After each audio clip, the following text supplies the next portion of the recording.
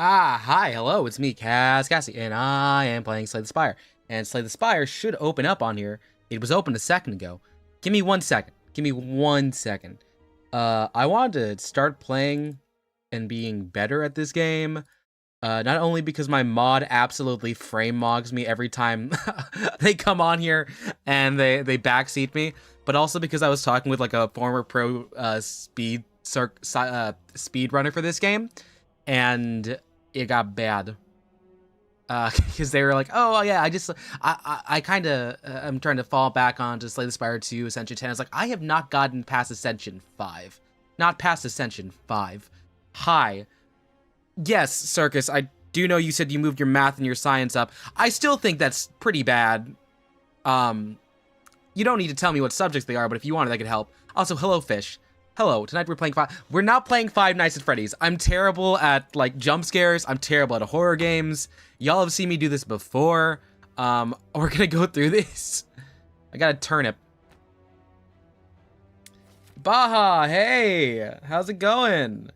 Happy to see you. I actually was just talking to Mozoo. The update on my end is the fact that I have paid for the hotel room. We are sharing a room, my dude. It is official. I have paid the legal tender. Yeah, it was pretty chill. Nice to see you. All right, you got a 55 in social studies and ELA? A 55?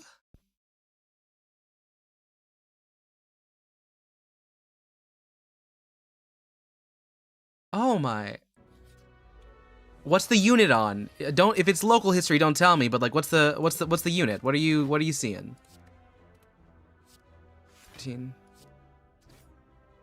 We can talk about stuff. I don't know if we can say some things that are not going to be your syllabus, but I have a pretty good knowledge of American social studies. That's one of the things I did in trivia all the time. And hello, Glenn. You can actually do more than one. You can do Ultimate Custom Night. I'm pretty sure you can get... What is it there? Oh, shoot. I should have gotten more. You can actually get more. Yes, it is time to slay that Spire. I did before, earlier today. I was just playing around and I got... what was it? I got Ascension 4 completed on the Silent. It's going to be a lot of the Silent today. A lot of the Silent. World War II currently. Okay. Okay, real question. How Eurocentric are we talking? Or is your unit primarily what's happening in the European front, the North African front, or are they talking a lot about the Pacific? Because, I mean, in terms of like what people talk about when they talk about World War II, not much happens on the Pacific, even though that was a large commitment of our Air Force. You'll hear things maybe about the Battle of Midway, Guadalcanal, and then eventually you do get the bombs. But other than that, a lot of it does get like put on like, oh, what is D-Day? June 4th, Operation Gold, Juno, Omaha Beach. We do kind of give Canada the short stick, but you know, we did storm the beach. We did liberate France. You dropped this. Wild euphemism to say, but yes, technically yes. And Glenn, I may be at a higher Ascension, but you've definitely gotten further in Balatro, which is cool. Let's see. I want to play a discard run. A discard and draw run is super fun. I'll need to get rid of something over there. D-Day was late. Yes, and that is also a movie that's coming out soon.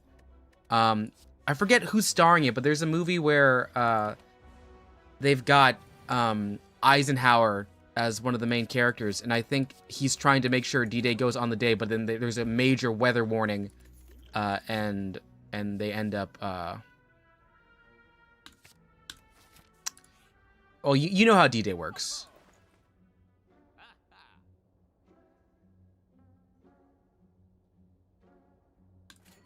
Okay, let's get some packs. Yes. Yes.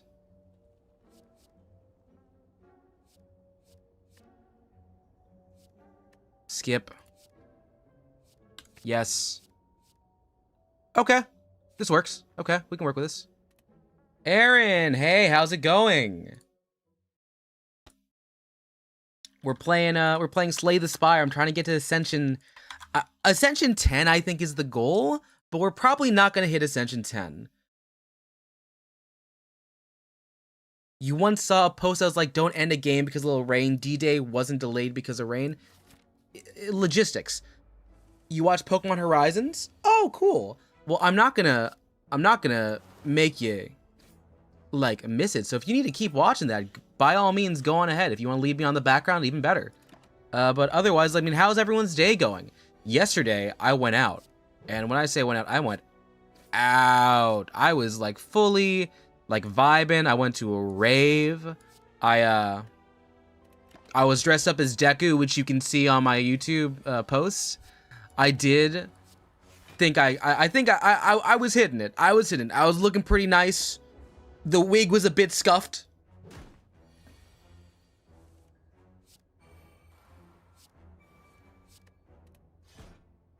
Ten. Yeah. Little bro, you keep bringing... Circus, I'm not putting your URL until you have content. You wiped your channel, remember? Also, don't little bro... Dude. You're failing high school classes. I teach adults software. Yeah. You walk around 2? I didn't actually get really moving until around 2. Because I was just kind of vibing out there. Yeah. And Glenn, probably going a little bit past what's on the on the syllabus there, but yes, correct. Spy work in the in the eastern, oh not the eastern front, in the European front was pretty insane.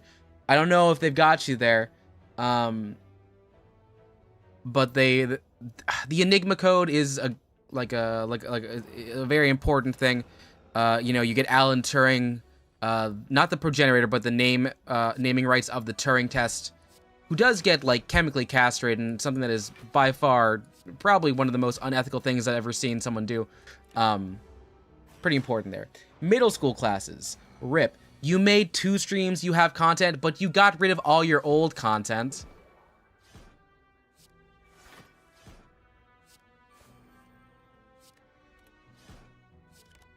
Ah, miss. Beans.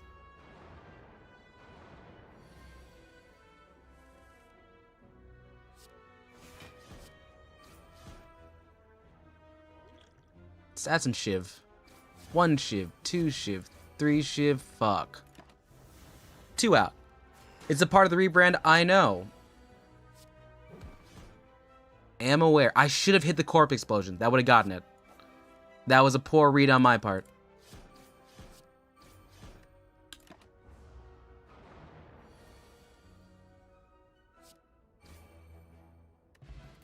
Ooh, a Snecko Skull.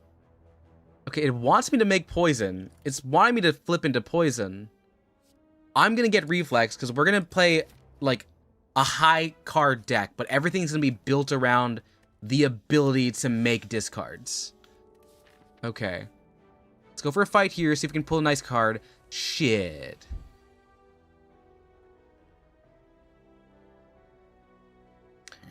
So if I can get Corpse Explosion onto the one that dies quickest. So you've got 7 poison. If I can get that down to a little bit more is the issue. Fudge. We're just gonna have to try it here. Hit. My first public... Yes! Wait, I'm sorry. What's the issue there? Because that's content that exists, and besides that, I made that 2 years ago, and besides that, Steven Universe is fucking sick as hell, bro. Sick as hell. I've got over 500 videos on this channel, and I like that. That one's a fun one. Ooh, dexterity build.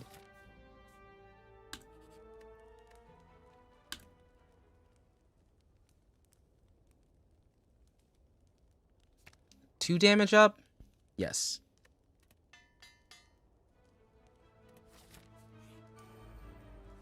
When people were making remixes stronger than you? Yeah, I was on Tumblr. I was there early. Let's see. 1 hit.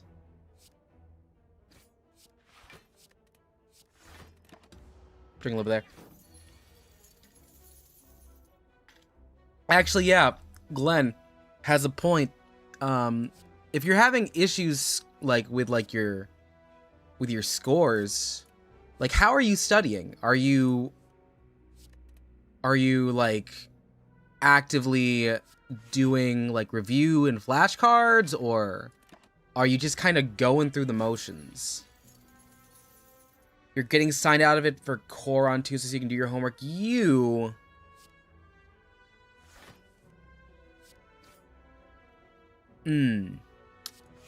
Huh. That says a lot. So it sounds like you're not doing your homework. Should you be launching a YouTube channel if you're failing classes? You've never needed to study until you... And okay, I also want to point again, I feel like I've been bullying a child here, and I don't want you to feel like that. But please be educated. Let's see, do 1 there. Raise dexterity up. You flew by the sea. Okay, so let's talk about some studying skills, because there's a lot of things you can do to help study. One of the big things I always suggest is you should probably work with friends. Work closely with friends. Do you have friends? I've learned that I have to ask that question because sometimes people don't.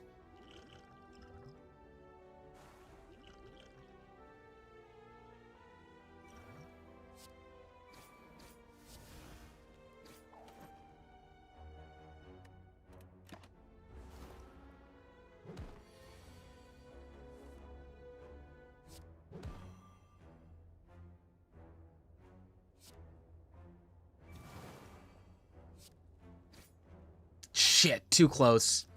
That's off. That's off. Rip. 1 damage out. Okay. Okay, cool. So, are your friends in the same classes, or are they in a different track? Have a study group. Stay like 30 minutes after class if you guys have like rides.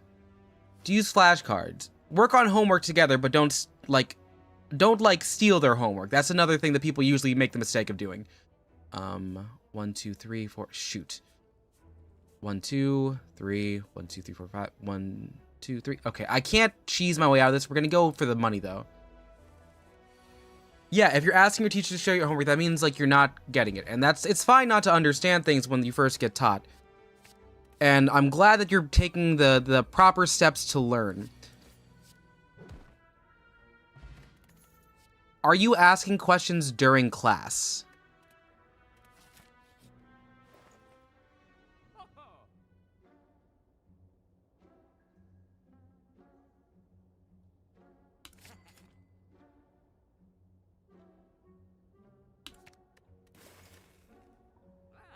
Yeah, the same class with some in the same class, 3 in your ELA with you. Okay, good. Good. Do they have Discord? Don't put their Discords in the chat, by the way. I know you're a child.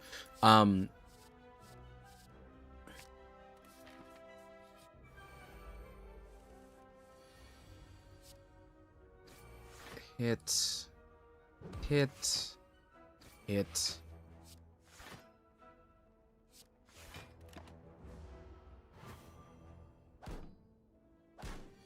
You're not asking questions during class. You don't know what you're not understanding. Okay, so here's the thing. It takes a lot to get down to a 55% in class. What do you have on your... Do you have your tests? Like, do you have them, like, saved up? Like, have they sent you, like, paper copies of that? Or is it all online on, like, what, Schoology, Canvas? I don't know what site they use right now.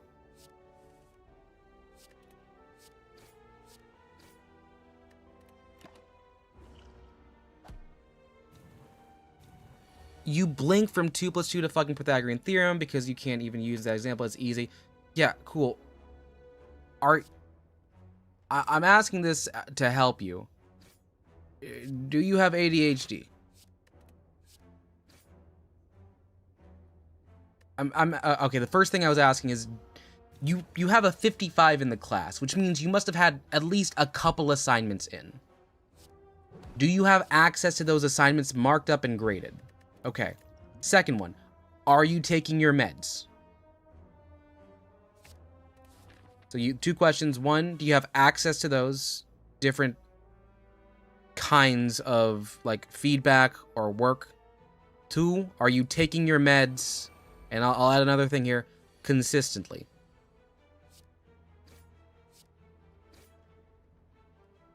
Okay, you're taking medication, fine. Good. So that's the start.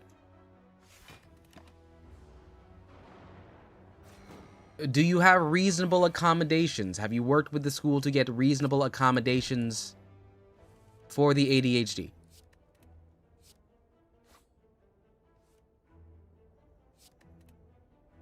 That's therapist isn't what I'm asking about. I'm asking about reasonable accommodations. Do you have reasonable accommodations right now or no?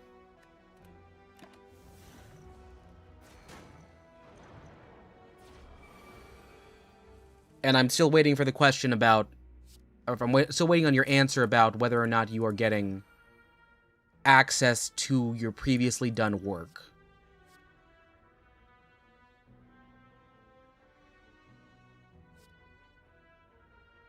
Need 2 damage, deal 15, 2 cards next turn. Okay, that's fine.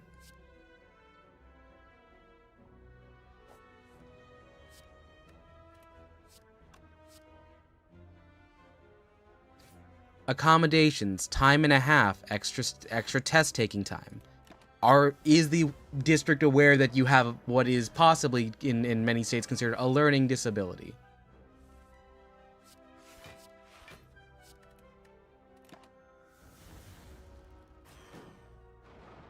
What Glenn has also said as well, yes. That is another way to say that.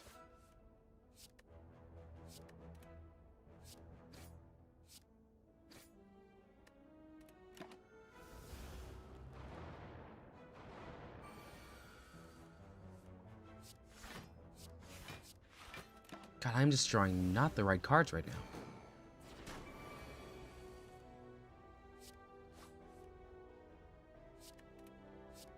They don't really treat you differently.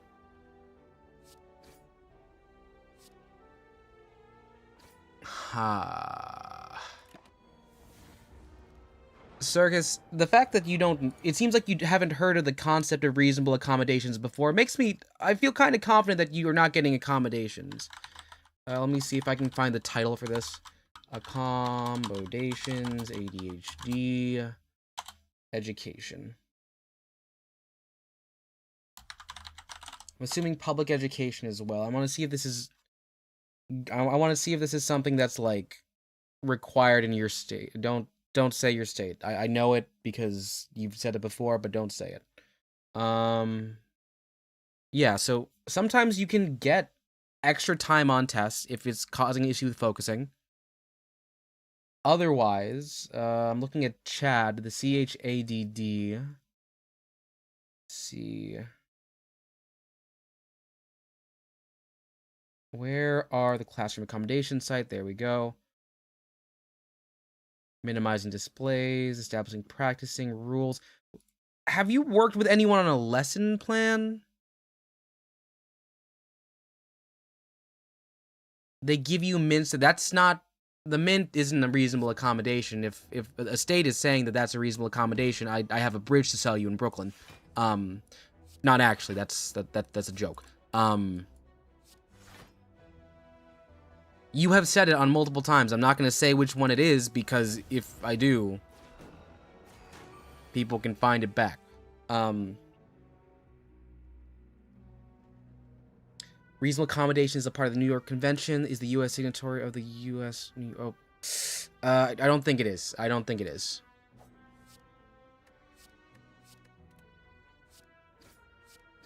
I'm gonna say no on that one, Glenn. But okay, so, gosh, I'm in teacher mode on a Sunday again. Circus, so you have a condition. You have made it clear that you have a condition to us. I believe, I'd assume you've made it clear to the people in your school. So they know you take meds. Odds are, if you take meds, you have to go to another room to get the meds taken or took. Usually that happens in a nurse's office, which you should probably get like some level of like note or doctor's note to say that you have ADHD, because it's not going to get easier when you get into high school. It's not. So you need to set yourself up for success early. And I don't want to say you need to not be making a YouTube channel, but that's probably not great for focus. Otherwise, you need to advocate and say, hey, you're struggling. If you can't pay attention in class and that's causing your scores to go down, or if you're unable to focus when taking a test or doing any sort of assessment, you gotta try and figure out what you can do there. That's not the thing. Circus, I need you to focus here for a second. Okay, so I was asking, do you have reasonable accommodations? Nothing of what you have said sounds like a reasonable accommodation to help you learn. Oh, the US? It is? Never mind. Glenn, thank you. So your school probably does have some level of reasonable accommodations. I don't know why your parent, if they've gotten you medicated and therapized, why they haven't talked to a school person about this, or if they're just not helping you out there, not your parents, the school. But you should be able to ask. Let's dig this back, because the only thing you've said so far is that you get mints during tests, which is how you train a dog, not how you help someone have the proper opportunity to succeed in standardized testing in the United States.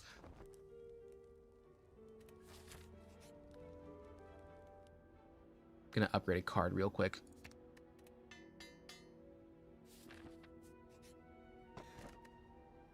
Let's start talking about how you are doing during the tests. Everyone gets some mints. Okay, so then it's not even that. That's not accommodations. That's not accommodations. So we're talking through this right now.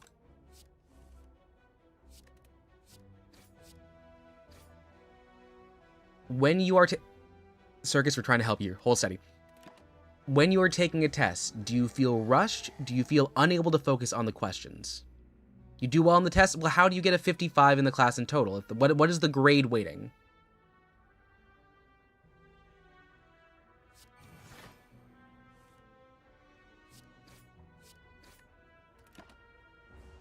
You almost get above average or average. That doesn't help me. What is the average in your class? Are most people in your class not scoring well? Because if you're saying, and I'm talking specifically about the 2 classes you have an F in, not the 2 you got out. Again, good job on getting out of the Fs on those.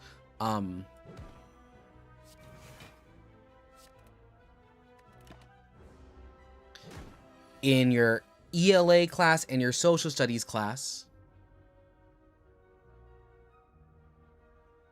what is the issue there?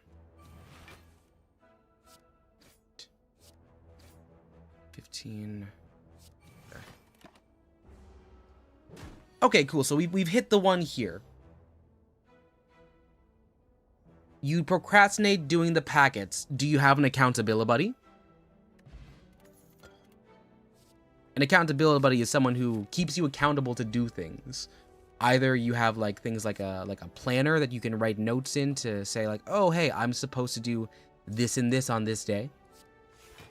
Do you have any sort of tracking system for what you end up doing during the week?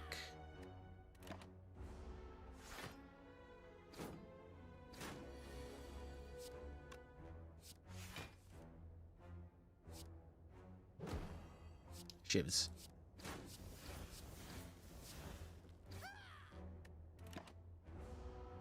And for ELA, you have, okay, so it's not a testing issue, so we can cross that out. Glenn, this is where Glenn might have more, but I'm not going to press on that, because the ones I'm most familiar with in terms of reasonable accommodations are based on testing and like what you do during testing time.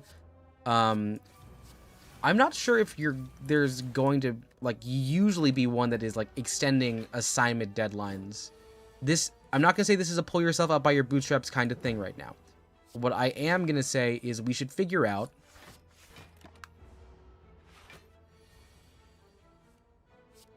What are the best ways to help you succeed in knowing that you have a deadline? You should be getting those done. And I understand, sometimes having, you know, ADHD can lead to you missing out on doing those things. There might be laws for more. I know, there are probably more. I definitely was more familiar back when I was in middle and high school because I was working with people as like a tutor. Actually, a tutor might actually be one. You might be able to get someone set up at the school for that. Falling back a bit on this though. Drop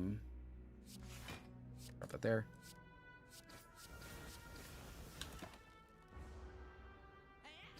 Circus, you want to talk about like when you decide to do the assignment, like when you are actively sitting down and doing the assignment, what would you describe your workspace like?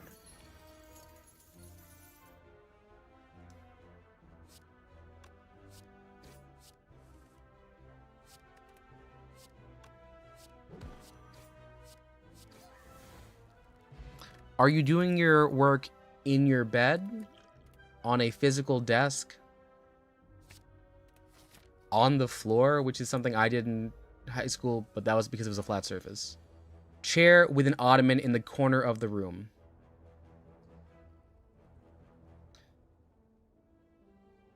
Not the best. Living room. Can you identify any distractors you may have when you're in that living room?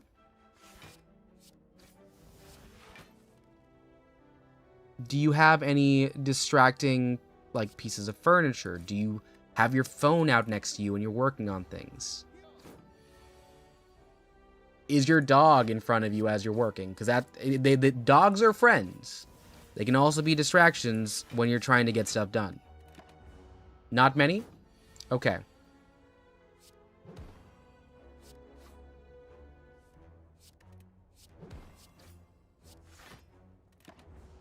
Your dog's in... Okay. We don't need to know about states. But... Cool. Backflip. Money? Money pit. Ooh, these are all pretty good.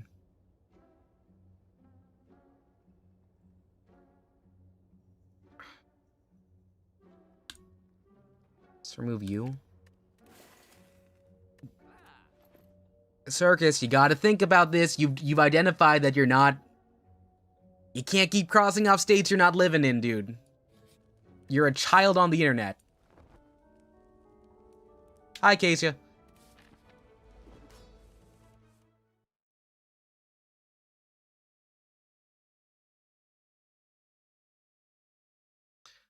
We're playing this silent right now. I got to Ascension 5, and I want to clear Ascension 5 today.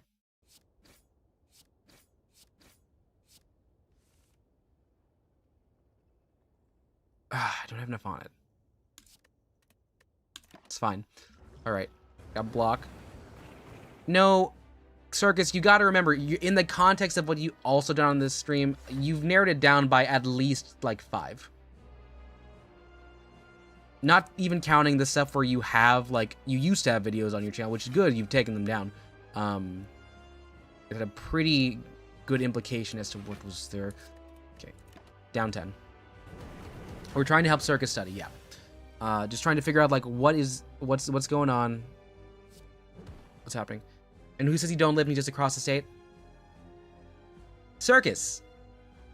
How about we just don't talk about any sort of demographics? No demographics whatsoever. I swear someone needs to be teaching the children internet safety. It should not be a streamer. Baha, considering playing these games after seeing some gameplay in Slay the Spire 2? Yes, you should. They're super fun. Take up a lot of your time, though. They do. It's a lot. But the gameplay loop is fun.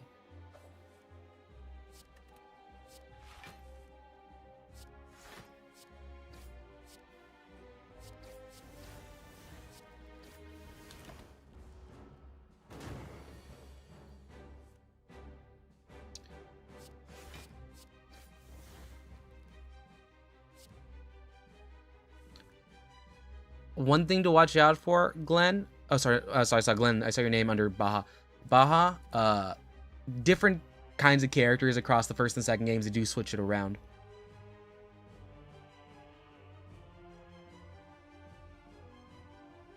Very nice, Acacia.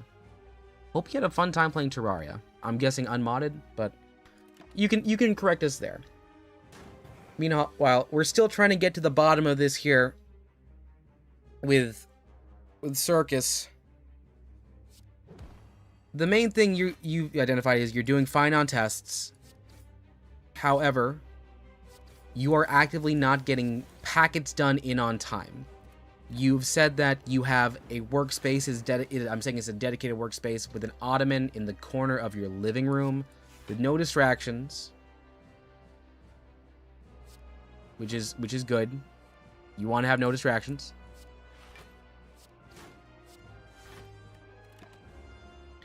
Is it just activation energy, or are you just having a hard time like actively starting these assignments? Like you just keep putting them off and you just never find the time to do them? Like if you could describe your thought process as it goes. Hi Flash, what's up? We're talking about education. You don't need to be in teacher mode. No, I don't need to be, but I am. It's just what I do now. No, I've made it very clear on my channel. I want to have a fan base that can read. And you've identified not only that you're failing, but one of those classes is ELA, so that hurts my soul a bit. So you just have a hard time starting it. Okay, that's fine. It's okay to have a hard time starting assignments. I'm a grown adult, and I don't like doing that at work sometimes. But my thing is like, do you have systems in place to keep you accountable to start them at all? Is there someone in your life that is I'm not saying in charge of you doing work, but someone in your life who is like going to say, hey, Circus, you have this thing due in 3 days. Have you started them? Like, is there someone that can do that for you?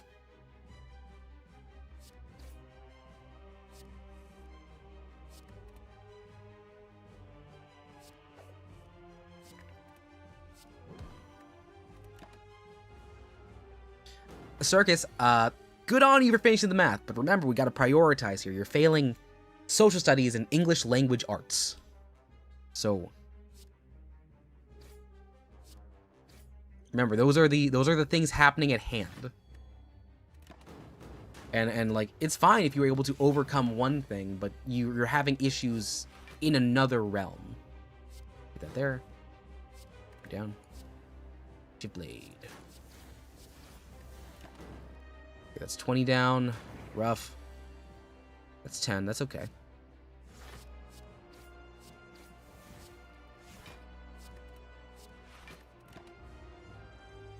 Alright. And Acacia, keep me posted as to how you're doing on Slay the Spire. 42 damage? What the fuck? Okay. Yep, and we lose on the draw on this one here. I didn't have enough engine for this. It's fine. We're gonna keep going. Yeah, Circus, I'm saying we need to focus on us. Oof, probably the wrong word to use there. It's good that you were able to complete an assignment. What's better is if we can identify what the issues are, because clearly you have the ability to complete work. It's hard for you to start it. And you've noted that it's the packets in social studies, and you're not getting them done. You're not anymore. You're still failing 2 classes. So we're going to keep talking through this.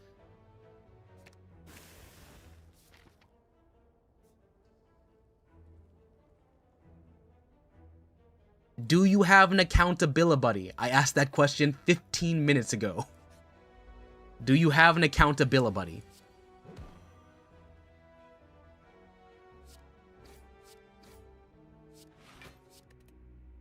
I would love to have a stenographer read back this transcript of conversation.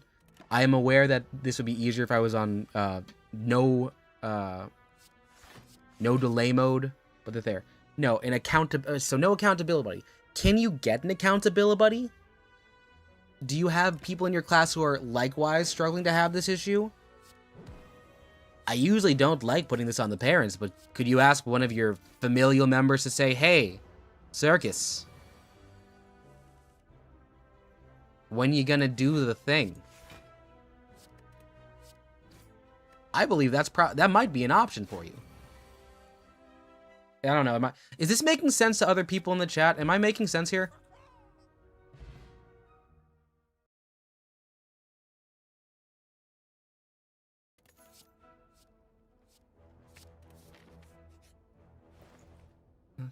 It's afternoon, sitting on the porch, drinking cinnamon beer with you.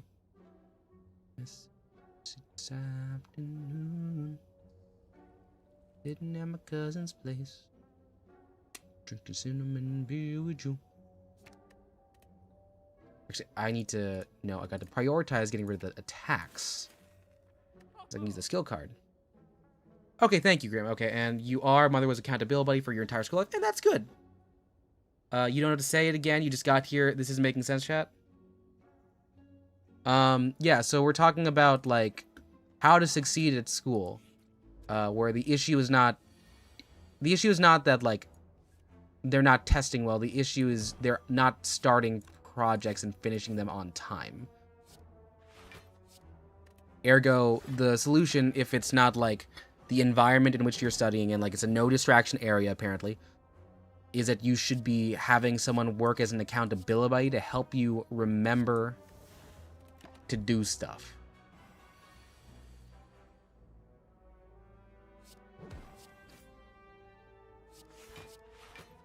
So yeah, also hello Ace, hi. And also hi Grim, I see you were here.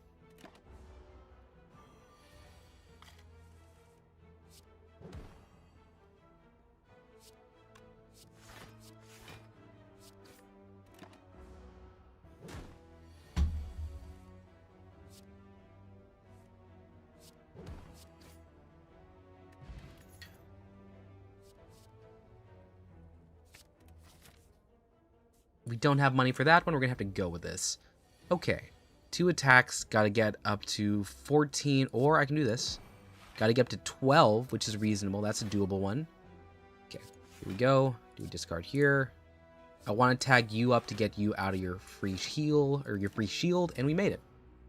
Got here 20 minutes ago. Been listening. Appreciate it. Okay, I can't get up to 14. I can get to 14 actually, so I'll get 5, and then we'll get... Yeah, we'll have like a little bit left over. Yep, single save. It's 4.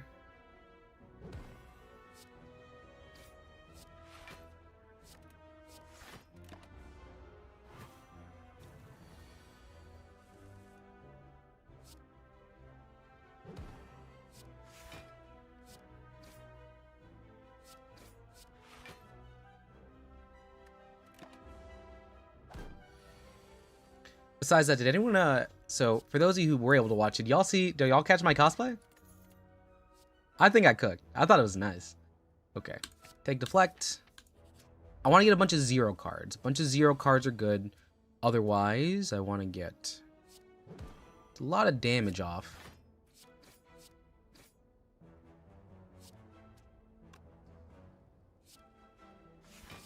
I'll get a good start for this next one. Even though, nope, it's just using lick to 18. Cool. That paid off exquisitely. There's a comment? Yeah. It was a rave, so it was like very, very dark in there. It was hard to see a lot of what I was doing. I did hit the mad squat.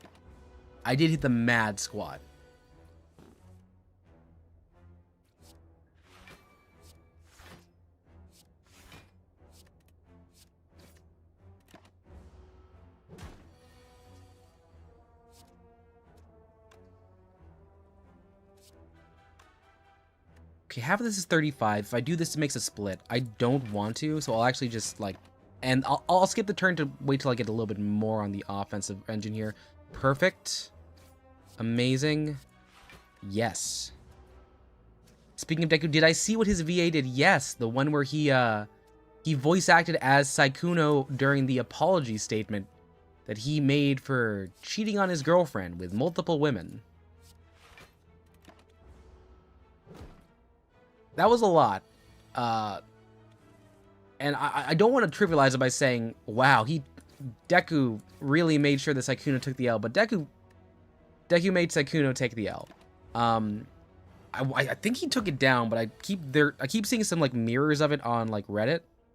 So maybe it's still up in certain places, but not where I'm usually seeing it. I don't know. I think it's important to just like really step back and think who here is like a victim. Girlfriend for certain.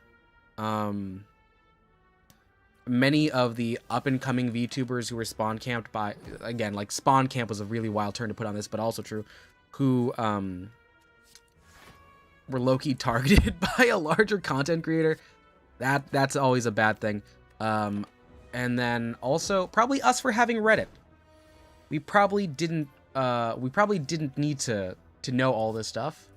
I think based on what was in the apology, the girlfriend did not want it to be public.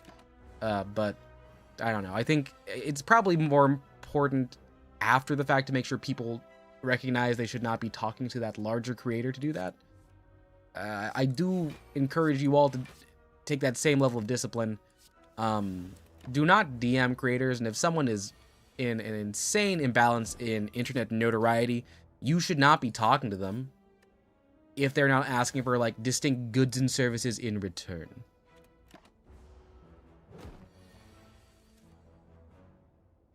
That too, Ace, you can say that out loud. I am saying in a very measured response because there are children here.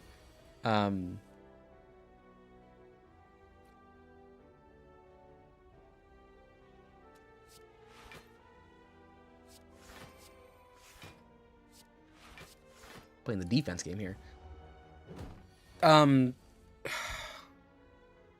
trying to see if I can remember all this stuff because there's definitely a lot where just like, oh, like these were consensual relationships where he would not leave his girlfriend, but I'm fairly certain he did raw dog someone without their consent.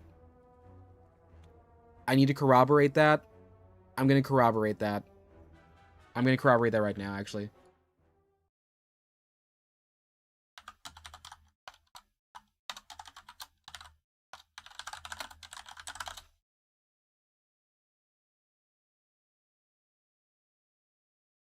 Hold the thought on that one. I saw something on Twitter.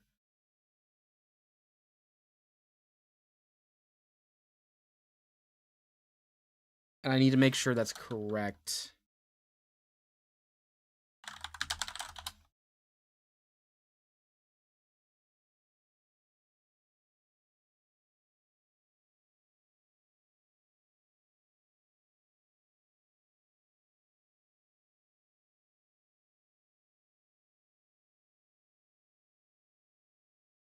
Scratch that from the record. Do not act as if that is a true statement. I need to be more responsible with that because it's important to get things right as well. Oh, God, did I save that?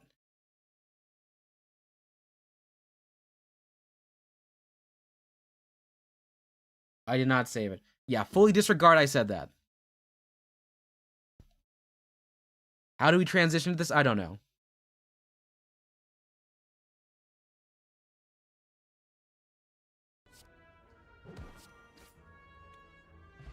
Sorry, and let me be fair. When I was reading of that accusation on Twitter, it wasn't that like they had sex without consent. They had non-protected sex without consent because layers to this shit, player tiramisu. Yes, yeah. Close friends not knowing you've had a long-term girlfriend for 5 years. I expect that of male roommates, just out of college, where you're just kind of coexisting in a space like what I've been doing with the two dudes in this house. But, yeah.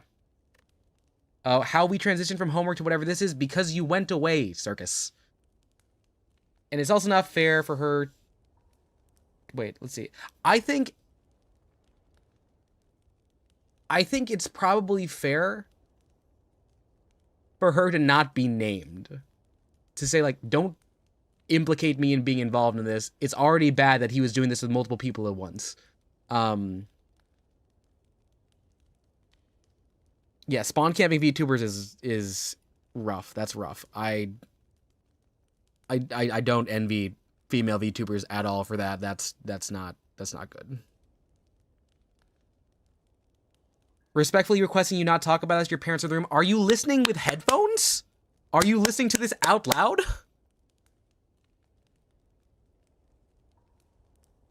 Yeah.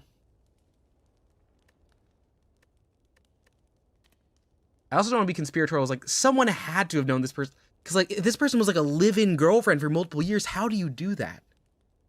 Like, this person, like, is a face person. Circus, put headphones in! You don't have headphones?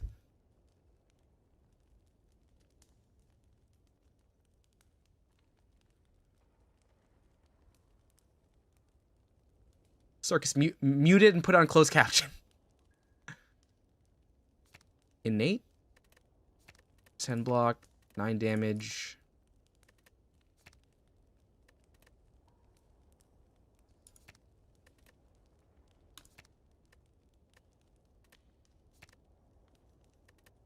Honestly, Blur Plus is good if I'm gonna run for like a big boosting defense kind of run here. Yeah.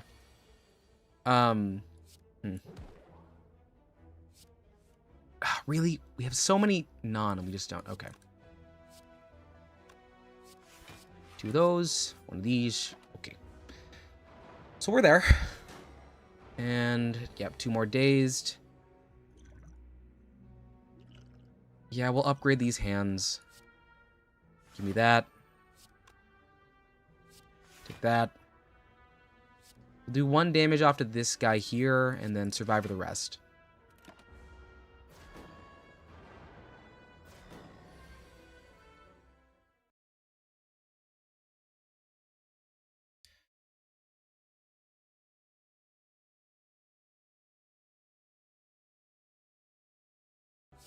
Blur again.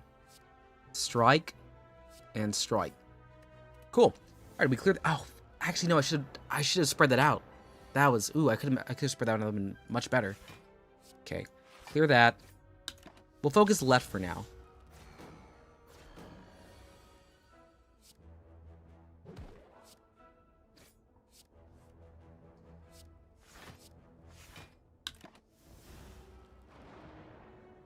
One thing I didn't do is I did not get through all of the Muujin video because I didn't want to do that to myself on a day when I had work, and I had work that day.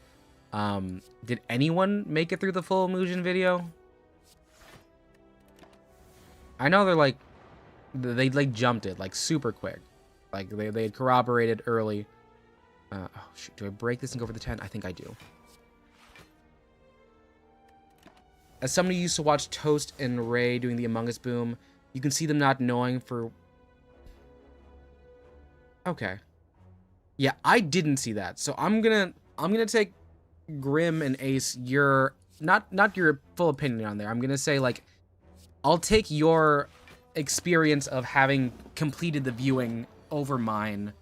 How do you describe the, like, how would you describe not even the rhetoric, the tact in which that video did, like, well?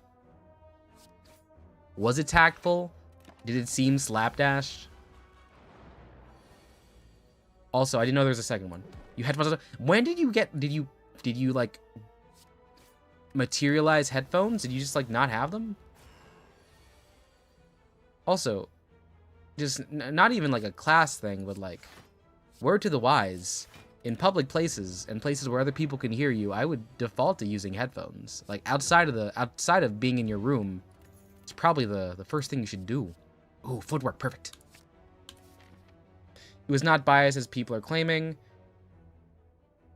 He doesn't have them on me. Okay. I'm gonna Schmidt this up.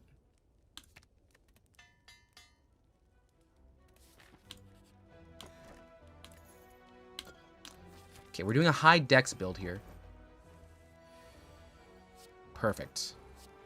8 block, we can just focus on fighting. And amazing. 20 block, holding on 14 after this.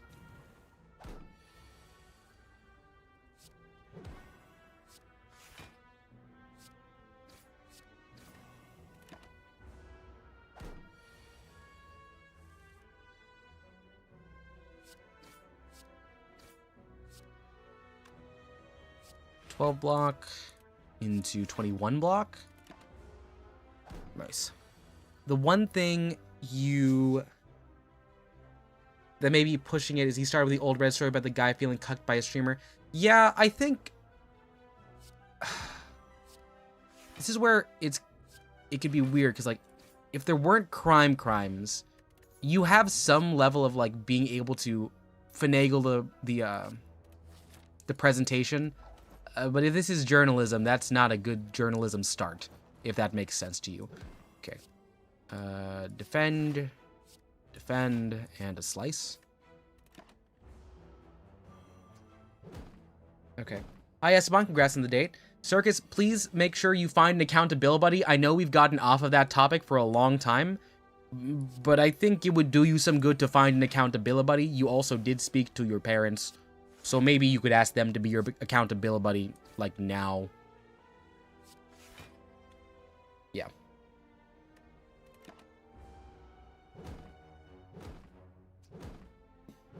I think the DramaTuber industrial complex is, like, I want to say it's dropped off considerably, but I guess not?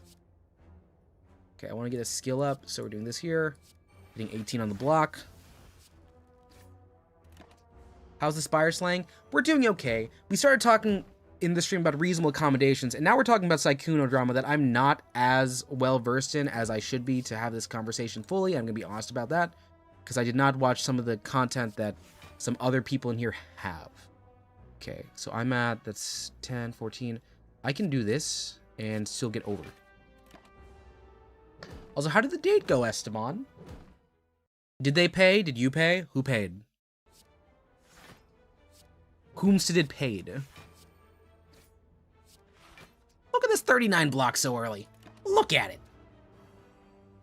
Nice and high. Let's see.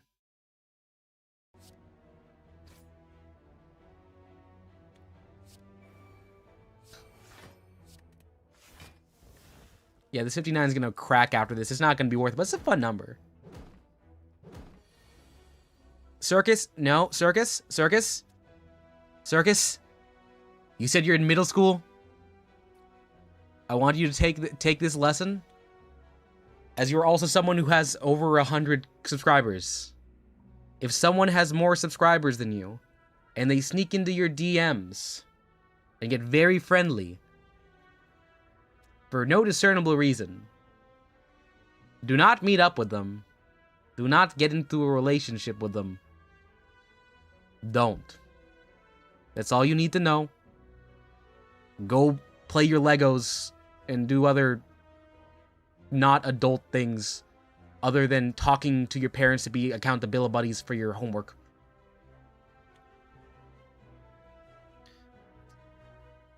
You went to Duck for the arcade claw games? Oh, nice! Did you get anything good? Did you get any cool prizes? Never met. Good, and keep it that. I should not. Okay, this is another one of those do as I say, not as I do, because I am in a long-term relationship with another streamer I met online. Fuck. But I'm an adult, so that's fine. Circus.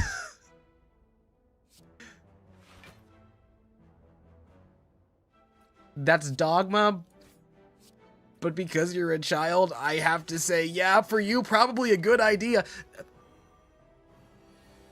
Look, I vetted it.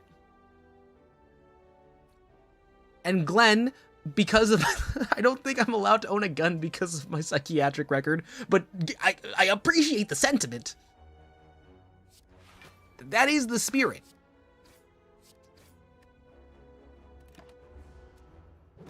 Can't believe look.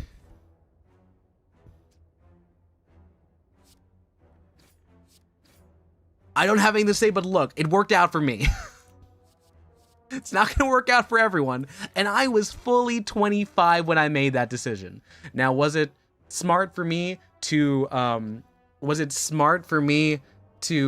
without having met or seen Dendo's face in person, fly to his state so we could go international to Japan for 2 weeks? No. That is male privilege on my part. I did not feel a constant state of fear. So, You gotta add that level of intersectionality also. Also, that's very good, Esteban. I'm happy he likes he likes Pokemon. Sleeping Piplups are also very cute. I've been to round 1 and that stuff is nice. Okay, what do we got here? Neutralize. Double backflip. Escape room. Sis. Here. And blur. So this will keep us posted for a bit. I took a calculated risk. Luckily, I'm good at math. No, I'm not good at math. Dendo could have murdered me. Like a murderer. But he didn't. So I got lucky. Being a white male past the age of 21 is good. I am Filipino. So not quite. Not quite.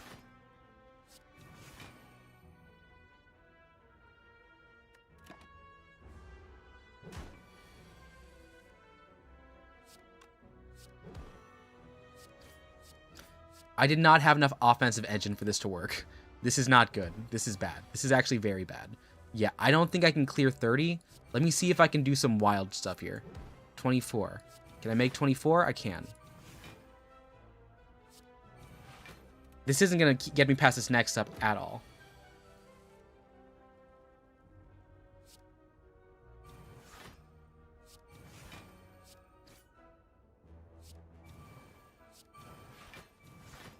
I'm staying alive, but it's not working. It's not happening here. I'm dead here. I did not have enough damage cards at all. Yeah, okay. Very unlucky that we ran into this dude. Yep. That's it. That's game. Unless... Not punished now, but will be next time. Yes, also, I should not be... Do your best to not get pulled over by cops, kids. This is the most I've tried to put put block on this guy, and it's not working. I'm dead right now, but look at how much I pushed him. I thought white man just meant you're a guy with white skin. Circus, when you said you were failing social studies, I really hope that you scored at least well on the chapters on like the Civil War. Were you dating? I'm dating Cecily. I feel like we made this very clear. Who did you think? Oh my god, there's a lot of people on this right now on Twitch side too. Hi, I'm Kaz if you're new here. We're talking a lot about things that you don't have prior context to. Glad to meet you. And Esteban, continue to flex your insane crane game skills. That will get you partners. They do like you for that. We haven't gone over the... Did you go over the Civil War beforehand? I think it's weird for your curriculum to not talk about that. Why is your curriculum having you learn about World War II beforehand?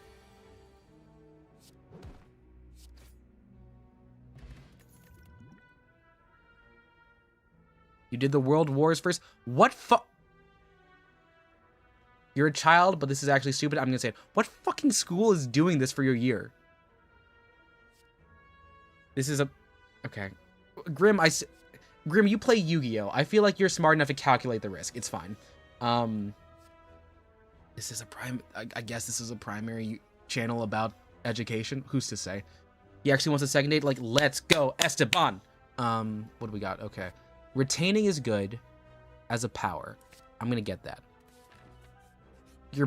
Don't talk about it like it's Persona 5. I mean, you can because it's your relationship, but it's really funny if you do.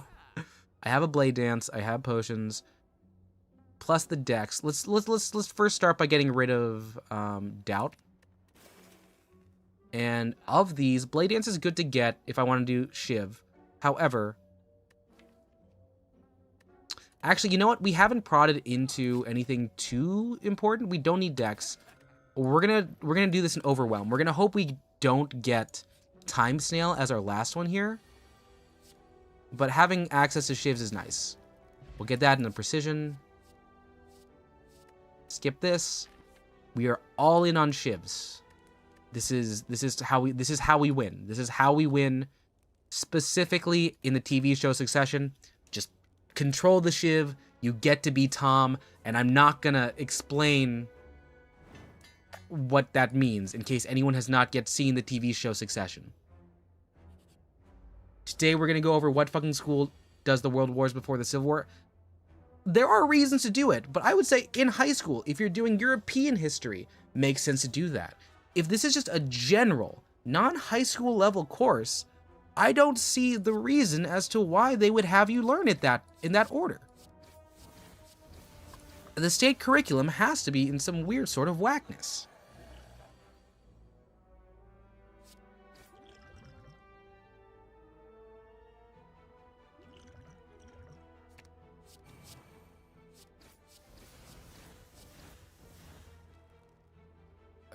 We just got, wait, no, we don't gotta tank it, we don't. Let's go.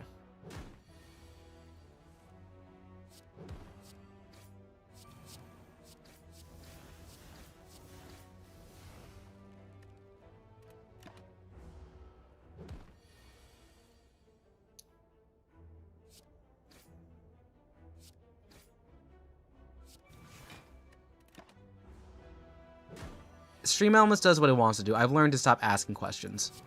There's our shivs. Shuriken. So, okay, 3 attacks add strength. We'll get prepared so we can play discards a bit, but not too much. Yes, please. We're low. I'm going to heal. You can think of one odious reason. Glenn, I am going to hope to God that whatever state that Circus is not going to say they live in, is a state that would allow the teaching of the Civil War and the plight of the American slave. I'm going to say specifically when I was in school, that general age period was when I first started, like, you know, our class was talking about that. Because it is important to get in early the idea that slavery is bad. Because I feel as though you've kind of alluded to, there are some people who will tell you that it was not bad. No, it's not the original sin. It is one of the most grievous sins that has happened in American, you know, history. And it continues to have ramifications that we have to acknowledge are happening. Okay, this is going to be not that one. Nope. We're not going to MILF Manor rant out of this. We're going to be very serious. Yes, Circus. And it's good that you say that, because there's a lot of people in the world that will tell you it wasn't. And you should not listen to them because they're stupid. So is racism even better. Good, you're learning. You're learning. And homophobia, yes. All of those bad. And transphobia, yes, that is bad.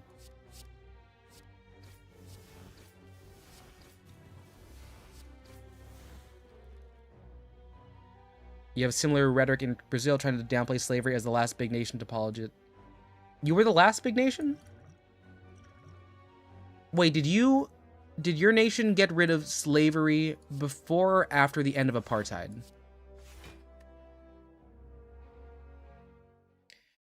I guess the way to put this is, the question is, did you beat South Africa? You didn't? Oh my god, Glenn, that's so wild. Okay, no, you did. Okay, sorry. I lost track of my own question. Awesome. Good to know. You crossed that bar.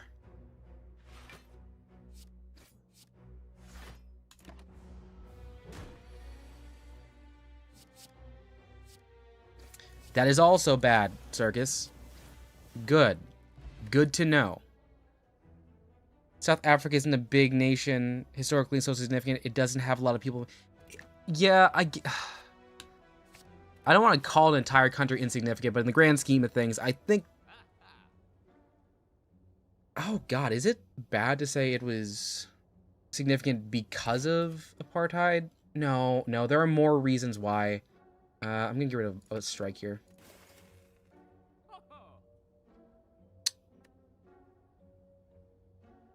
If any, Circus, let's not talk about that word right now in this chat. I will tell you, you need to be, oh, don't make me go to bat for this. don't dogma everything. I want you to look things with a critical lens. Good on you for saying dogs are good is something to disqualify as, like, agreement, meaning that. You need to use critical reading skills, though. Because, like, not everything is as dogmatic as those people are bad, which is agreed upon in like, history. But yes, those people are bad. You are correct to think that. No, don't apologize. I'm not telling you to apologize for that. I'm just saying, in the future, if you are brought up with a different moral quandary, where not many people know what X, Y, or Z is, you need to be able to read the room and the situations. On having a pet snake, perfectly ethical so long as you have the right materials. So you need to have a nice terrarium, you need to be able to get a nice sun lamp, you also need to be able to feed it. Ethically speaking, you should not be having a vegan snake.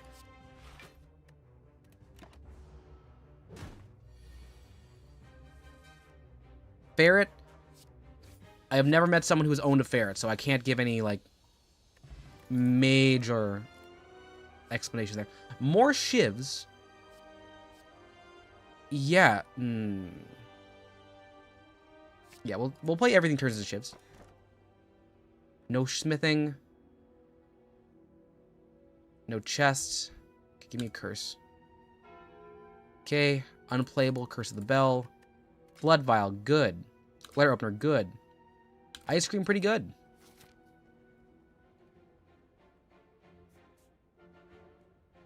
Okay. So, Glenn, good call out. Thank you for the historical context. South Africa is a major economy in Africa. It is important in the geopolitical stage. The size of Brazil is very large.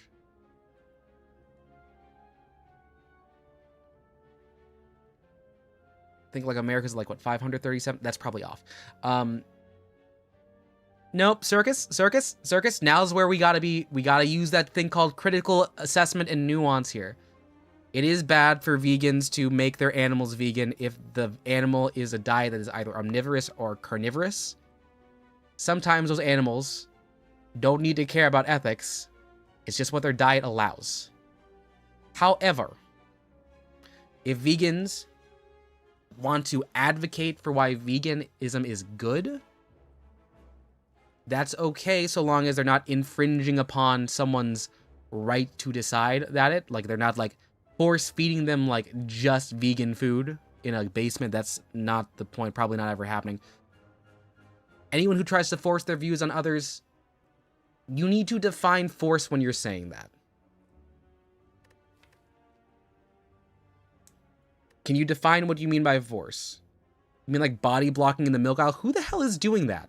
Are you seeing a video of that? Is someone doing that on Twitter? Is that like a TikTok trend where people are like body checking people as they try and get milk?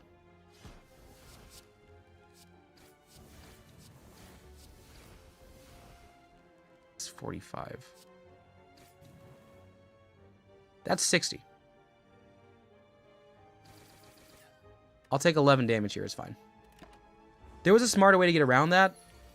Yumi would probably say something, but we still got out of there.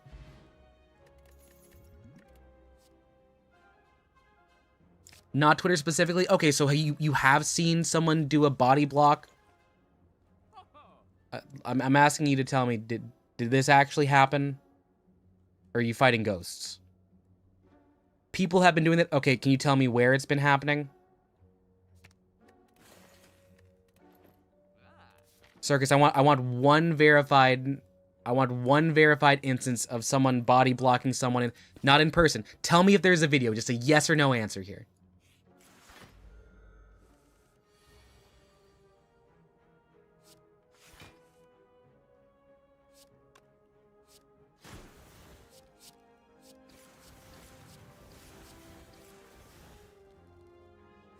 Let me find a link? Okay, that's fine. If you can find a link, that's cool. Shit, I should have drawn 3 cards.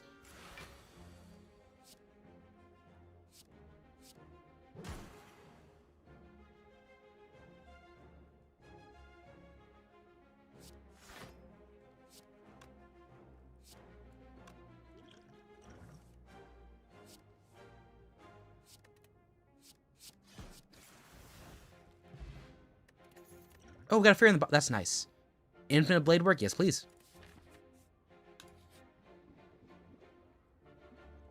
We are going to offer up. I want something that's going to give me something to work with here. Can we give you backflip? 5? I'll take that. I'll take that. Yeah, what Glenn's saying. There's a lot about rhetoric, and a lot of it has to do with dogmatism, so don't fall into dogma. Be able to explain your points is one of the things I try and get to all of you. I don't know if you can tell, but I'm a bit of a stickler when y'all try and, like, make broad claims, even if they're for the right reasons. You need to be able to back up why something is bad. Like, if you can't say why... a specific kind of person that we said that aligns with, like, that 4-letter word that starts with N is bad, you haven't done enough.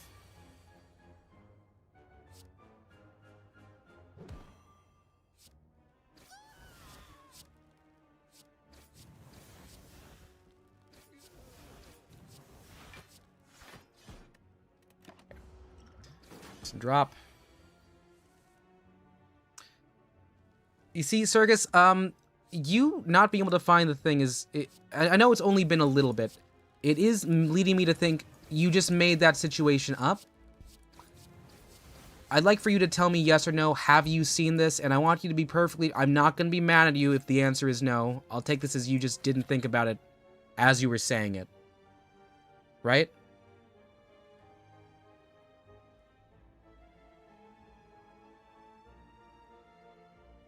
Not mad at you.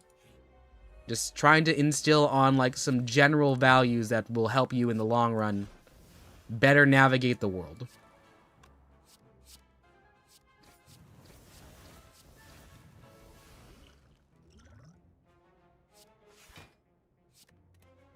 The link won't paste.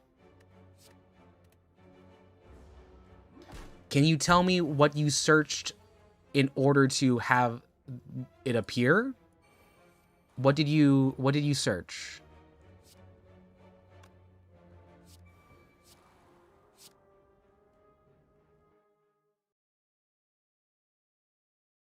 Give us the keywords, we can look it up. Do I need to search body blocking vegan in the milk aisle?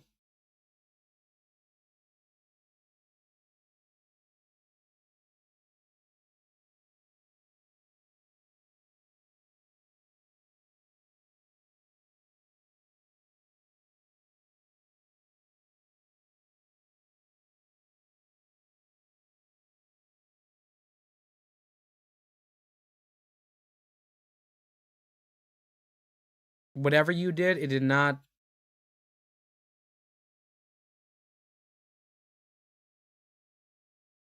No, see, that's the thing, Circus. Those weren't vegans, those were shit posters.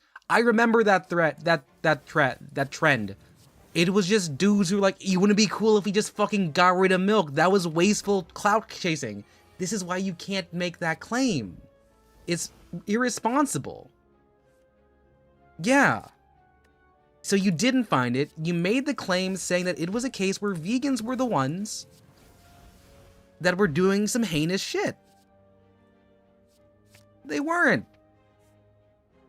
You were boxing ghosts, dude. Don't box ghosts. If you have an opinion, have an informed opinion. Who's told you that vegans do that? Like, seriously, who's telling you that that's something that vegans just do on their daily? It's one of those things I also want to, like, say, it's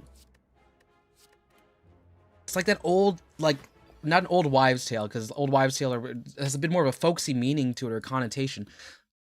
Did anyone ever remember, like, people saying, oh, don't take candy from strangers on Halloween, they're gonna put drugs in them? But then people would just be like, wait, why would they put drugs in the candy they give? Drugs are expensive. People buy drugs. Who the fuck is giving them away for free? For the bit? No, they're not. There's not a reason why people would do that. Also, Keisha, congrats. Nice. You seen the videos? Circus. You've seen the videos of what?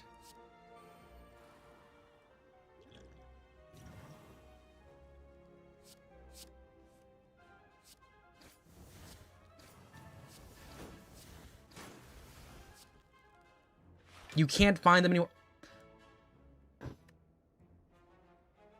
No, Circus. You can't try and get back on the good side by saying no one's putting expensive ass. No, because drugs can also be cheap. I'm not going to tell you why they're cheap because, again, you're a child. I used to work at a comedy club. I knew drug dealers. It's fine. But think through this. I want you to. You're saying you have heard this before.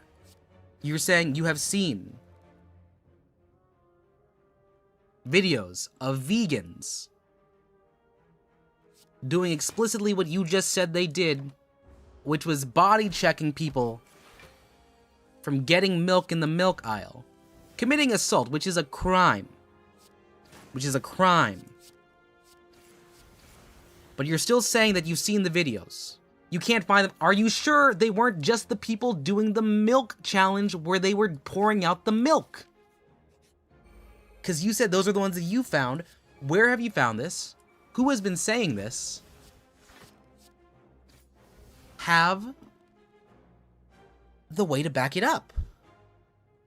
People are holding signs that they are they indicate they're vegan activists. They would actively sway people away who want milk away. Well, then find them. If you have... things don't get deleted on the internet. You were trying to find body checking. That didn't work. You're moving the goalpost to say that, yes, vegans are doing this. And I'm saying, no, vegans are not. A vegan wouldn't do this. Not because there's some moral power or they're like some moral superior group. I'm saying they're not doing it because there's no evidence that they are. Shoot, that actually moves stuff up. Crud. Infinite Blade Works. Also, hi, Richter. You're ranting, catch up some of the tea. Okay, so we're talking about being able to use verified information and why it's not good to, I'm not saying make things up, but why it's not good to make claims you cannot back up with evidence. You're actually familiar with this, Richter, because I get you on this every time we talk, and I appreciate you being able to sit through and listen to it. Right now, Circus is saying that there are videos of vegans body checking people in the milk aisle, of which I am saying, show me the video. I'm having a bit of an Anthony Edwards moment, if anyone knows Anthony Edwards and his propensity to have many children. That's another thing, that's a sports thing that if people are curious about that thing, I can explain in a different time. Shoot. We lost this one, by the way. The worst part is when you look up, you're saying it's very close. Circus, I want you to look back at your list of claims. Look back at your list of claims. You first started by saying you don't like vegans who force veganism on other people. And I said, what do you mean by force? Your choice of words was, who are body checking people in the milk aisle. We asked for you to find it, to find a source. And you couldn't find a source. Even though everything exists on the internet. Nothing gets wiped. Ever. Which is why I'm saying you need to delete all your stuff, because it at least makes it harder. You exist in a time where people can fake evidence, but in the time that you've been looking, while we've been asking you to do this, you have not found it. You have not. You have not come up with proof, you've not come up with a link, you've not come up with the search terms for us to use to find it. And when asked for why they would do this, you haven't been able to give proper rationale. This is why you're failing at ELA. Body blocking, not body checking. Okay, well then you didn't find either of those either. You didn't find either of those.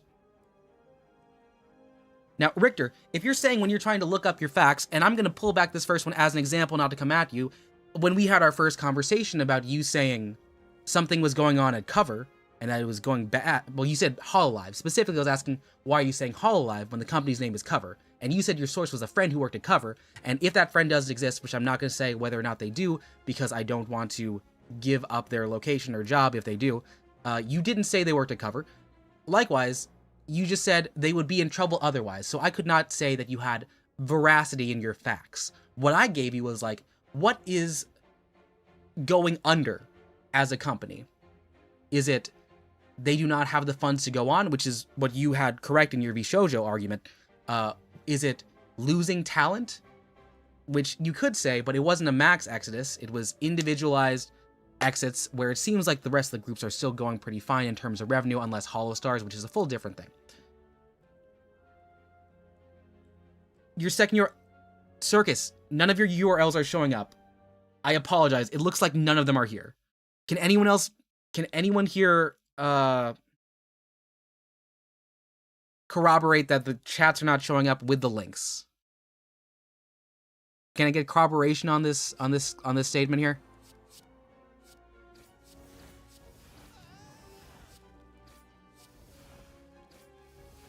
$60.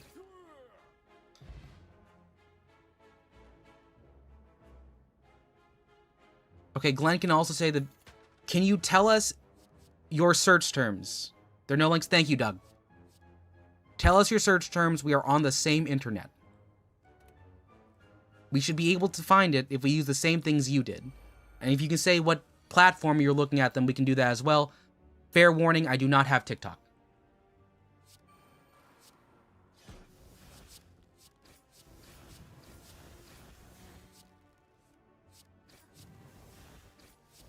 So I will not be able to do TikTok.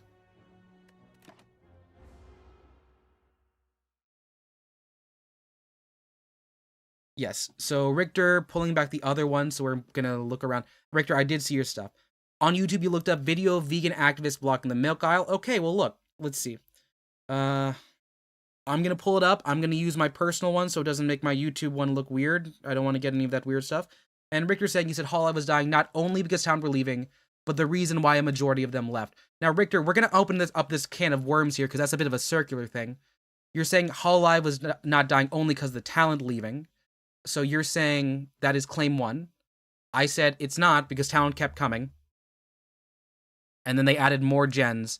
Hollow Stars might be dying, but that's because of verifiable like choices in management. So that is something you could argue for now. But are you saying the reason why a majority of the people who left was because the company was unable to do something specific? Yeah, that was months ago. So I'm working with the information that we had at the time. Fudge, we're one short. Come on, give me a shift. Give me a shift. Give me one shiv. Fuck.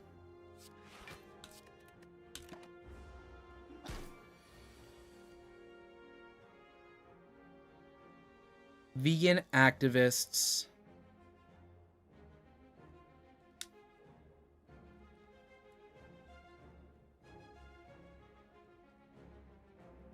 Blocking milk aisle.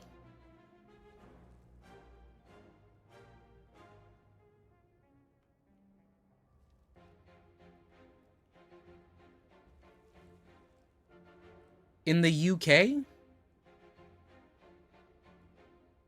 the meatless activist shutting down the meat aisle in Tesco.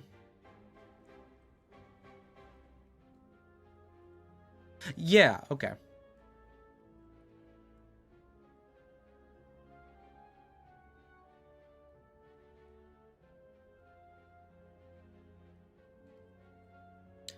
I'm seeing a bunch of this agitprop. I'm seeing a bunch of it on, like, a lot of the UK at Tesco. Also, hi, Mike. What's up?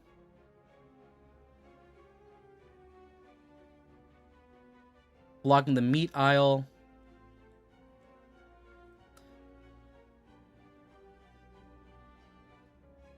Yeah, this seems to be more... Also, Mike, welcome back. This seems to be more of a UK thing.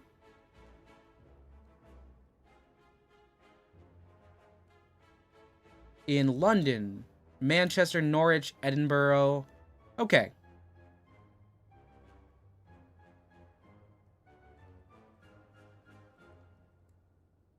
No, they're different things, and I want us to really work on this burden of proof here. Richter, I still haven't gotten to what you're saying here. You said you made the claim many left. You made the claim that it was dying because many left due to disagreement with management. So you made the claim it was dying because people left due to management. I said it's not dying, it's growing. The stock reports indicate this and other things as well. I don't think what you said was a verifiable claim. It was one that was debatable, but not with the evidence presented. So we were talking for 4 hours. And again, I need people to explain, what do you mean by forcing ideologies? Are you showing them in public? Is the forcing of an ideology when you make people aware that something has other implications, such as animal cruelty? PETA's a different beast that we don't need to get into right now, but we could if we wanted to. PETA is a forcing ideology in terms of actively stealing pets from shelters and then killing them. That is a claim I will make because that is verified on multiple occasions. So yes, I think PETA sucks. You're open to being wrong. Great. Be open to being right the first time. I'm sorry. That's mean. I'm in teacher mode.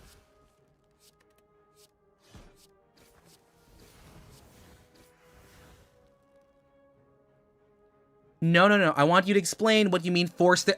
People, we need to explain what the word force means. Words we use matter. And if the word force is being used, are you saying this is being led with evidence or led with claims? There's a difference between proselytizing and indoctrination. That is what you mean? So you're saying people aren't allowed to make claims and provide debatable evidence? Is that the hill we're gonna die on here, Circus?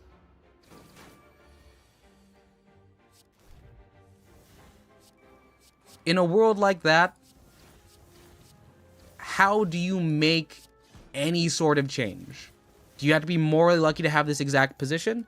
What you're saying, what are you saying then? Say what you mean in the chat. Formulate that. Otherwise, Richter, let's get in the Discord.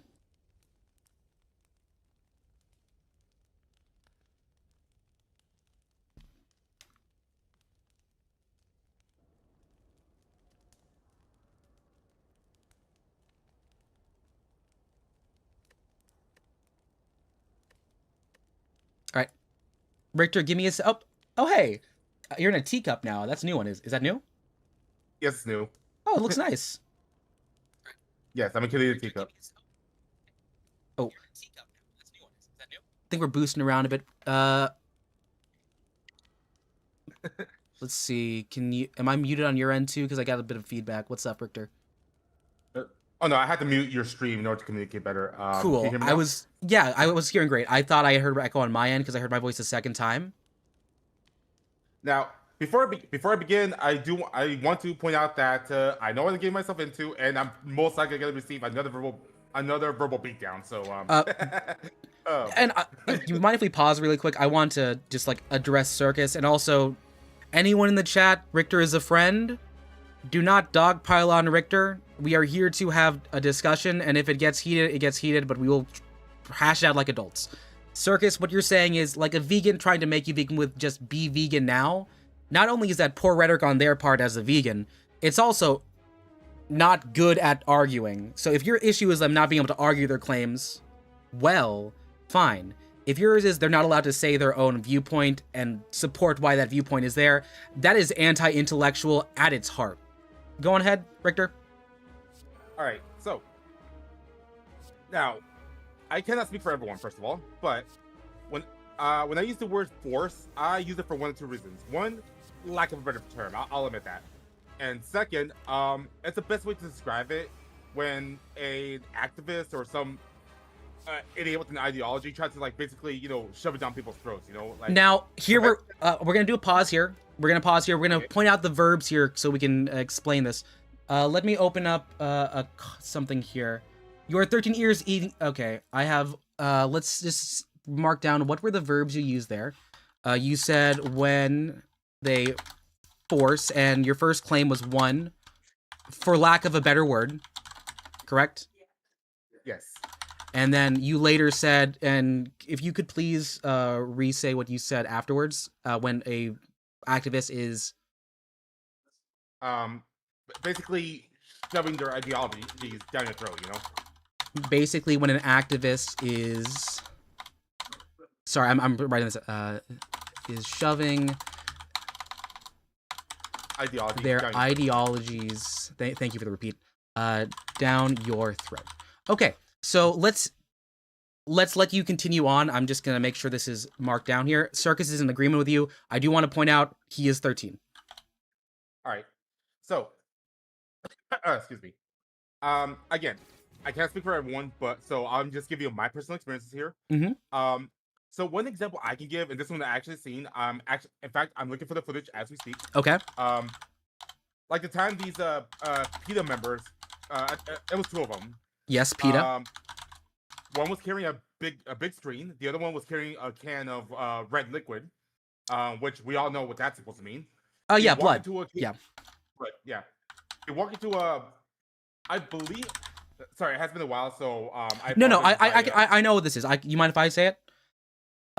So this is one of those campaigns that was a lot bigger in the 2000s. This is akin to the Fur is Murder, where what they would do is they would throw red paint onto something to signify that these are not bloodless transactions. Yeah, I believe this happened at a KFC, and again, the details are a little foggy because it has been a while since I've seen this video. Mm-hmm. And again, I'm looking for it to speak. Okay. And they basically walk in and just start spilling blood all over the restaurant to basically just protest it. You know, that's what they're doing. Yes, their protest is a visual indicator of them having blood on their hands. That is, yes, yeah. Yeah, but I could be wrong because like what they were showing on the screen was basically I don't know how much I'm allowed to say here, but so animal gore. Yeah, no, we can say what PETA did. We just can't show it. Okay, yeah. So yeah, on the screen they were showing basically pigs getting slaughtered, which makes no sense to me because KFC sells chicken, not pork. Okay, so which I could be saying, I'm saying I could be wrong as to what restaurant they walked into, but yeah. No. And again, this is PETA. These are things we can look up, and you don't need to show the footage. I've seen the footage as well. I know what you're talking about. Okay. Yeah, Circus, not relevant. Continue up for Circus. You used AI on your profile picture. You don't have the right to say anything at this point. Go on ahead, Richter. Ouch.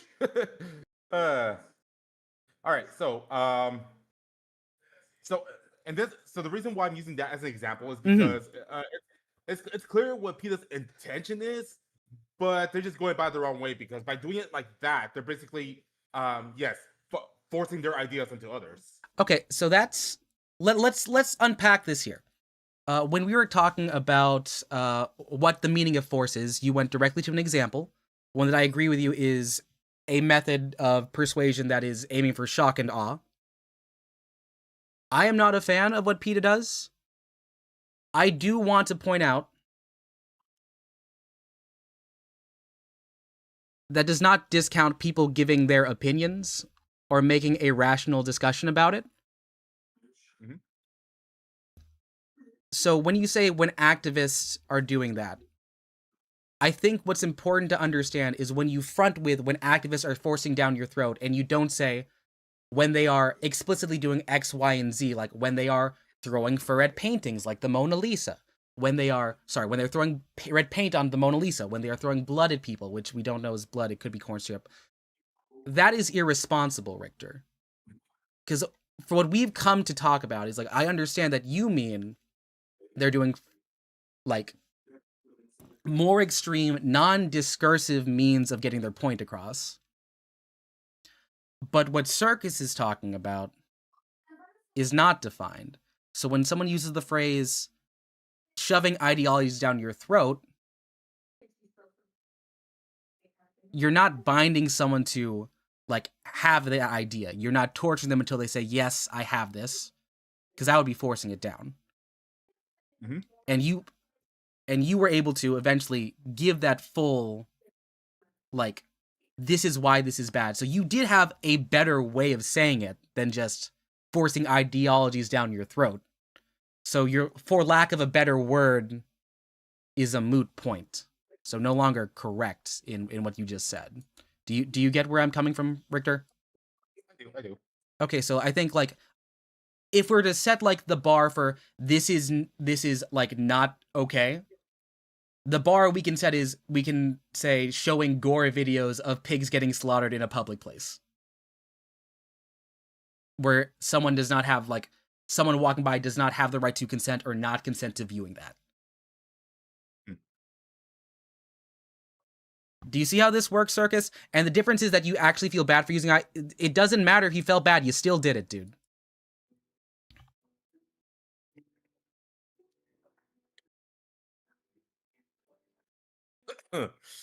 So Sounds like you're against AI, but that's a different topic. we could. I mean, like, Richter, do you want to say anything? I mean, I don't know. Can I get like a quick hand check or a spot check in the chat? How are we feeling? Does this conversation make sense here? I want to make sure we're all tracking here. Yeah, I think it makes sense, Richter. I'm checking the YouTube chat. Yeah, go ahead. I'm sorry. Oh, I was just gonna say I do have one opinion on AI though. I'm now you're most likely to disagree with me, but hear me out. Okay. Now, I'm neither for or against it because I believe the AI can be a useful tool in the right hands. Mm-hmm. I just like the way it's being used right now, if that makes sense. Yeah, okay. I think we're in a pretty similar place here. I work in tech. I work in medical tech specifically. So I am also in agreement that sometimes AI in the future could be very well used to help things like, I don't know, making more accurate calculations, being able to find and access more diagnoses lists. I think when we have these discussions about AI, it's really important that we define what kind of AI we're talking about. So when you're saying, oh, people aren't doing this correctly, we should figure out what is the problem here. Is it people are using generative AI to make things that did not happen in reality? Because that one is, I'm pretty sure we're on the same opinion, no. Are people using AI to make artwork? That is one where there is some level of, I think, like, discrepancy, where people can be like, oh, absolutely no, and some uses which are just like less bad. So I think we're in agreement that like there are proper uses for AI. And actually on the academic stage, which Glenn can probably also attest to, large language models in the linguistics field have been used for decades. And AI actually does help a lot, because a lot of what we do with linguistics is we do predictive linguistics to see what words co-occur with other ones. I think that's fine. So that is my generalized, nuanced take on AI. I do agree the ethics of it in place right now are not correct. If you want to read something about AI ethics, I would recommend Eliezer Yudkowsky. He has a couple books on it, but know that he is just a viral AI hater, but he is someone who has taken the time to write and publish a book on it. You know, that's in the position I'm in right now because yelling at AI has actually become a niche. And I could give tons of examples of AI being used the wrong way, and I can actually give one example on how AI can actually be dangerous. Yeah, go ahead. Go ahead. So, before I say, there is footage of this, so if you need me to send it to you, I will. So, I don't know if you've seen it already. So, this prankster, what he did was, and I'm saying the word prankster loosely, by the way. He takes a photo of people, and then he uses AI to generate a video from it, and then he tries to pass it on as something that actually happened, and just to get people's reactions, But yeah, that's unethical. That's deep faking. Yeah, and when he fails to understand that something like that could actually get someone killed. Yeah, and I think like we also need to like not assume that everyone's stupid doing this. We can say like some of them are, but like he might actually know someone could get killed. So you have to also assume, like, there is a claim like you cannot assume malintent when idiocy could also be the answer. Sometimes you got to run that gamut of a coin flip. But yeah, no, that's unethical. We're on that same page there. Yeah, it's pretty cut and dry. I have someone studying law in the chat, so they also are probably a bit more aware than some of us too. Mike says we're talking about Kane. Maybe I actually didn't get the French's name. You know. Oh no, not Kane. They're talking about, I think, what, The Amazing Digital Circus. Oh, okay. I haven't seen that series. I've seen one episode, so I'm not informed enough on that take. I just know Kane is like looks like a king with a big head. Yeah. And Glenn's talking about LLMs have their niche, very small, large-scale resale of LLMs are environmentally odious, legally dubious, and political tool to legitimize illegitimate positions. No, Glenn, you're good. You use those words, and we'll like unpack them for people who are younger than us, because it seems like we've got a pretty young base here right now. And again, actually, Richter, do you want me to add your Twitch or your YouTube on my YouTube chat? Because like you are here actively, and I want to make sure they know where to find you. Because I know you're primarily Twitch. Yeah, I actually multi-stream on YouTube as well, so okay. I really appreciate that. And for the record, I didn't come here to self-promote. I came because I wanted to have a proper discussion with you. Oh yeah, no, I'm putting your Twitch in the chat in case anyone wants to follow. By the way, yeah. Oh, thank you. So let's pull this apart here. So environmentally odious, I believe Glenn is referring to the cost of running these AI processing centers, AI data centers. Oftentimes they do have at least some bearing on water use. Sometimes it is overstated how much is being taken, like you'll find talks about, oh, it's using all the water. All the water is not a great claim, and some of it is recycled. However, at bare minimum, it is taking up a lot of like resources to build them and to heat them and cool them. Otherwise, I think the bigger issue is mostly like what it's doing to the jobs as opposed to the environmental aspect of it, which is fine to have that like discussion outside of that. The legally dubious creation of fake evidence is probably what we're looking at there.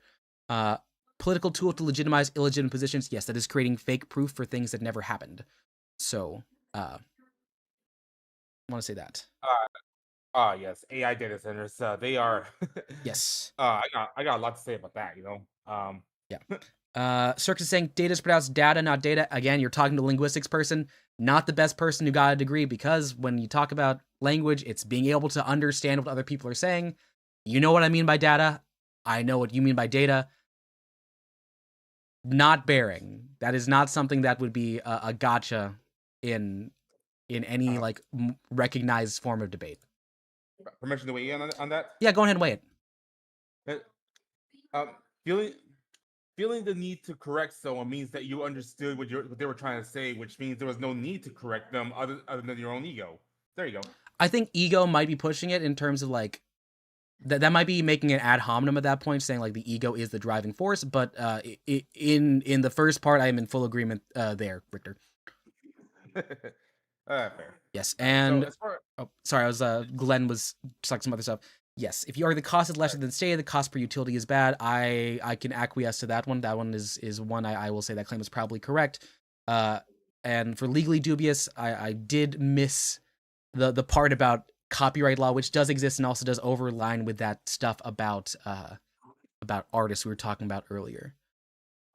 Yeah, I was about to comment on that. How there are actually like AI data centers that are using up so much electricity that nearby neighborhoods are actually left with the bill. Yeah, that's actually a lot of it, because you got to remember these are like being made to like do this processing, to actually get these things like running. You have to have like new utilities ran, and if it's not being like paid for by the companies that are actively using it, it's going to get fronted to whoever is like living there actually. So that's another issue. That is one.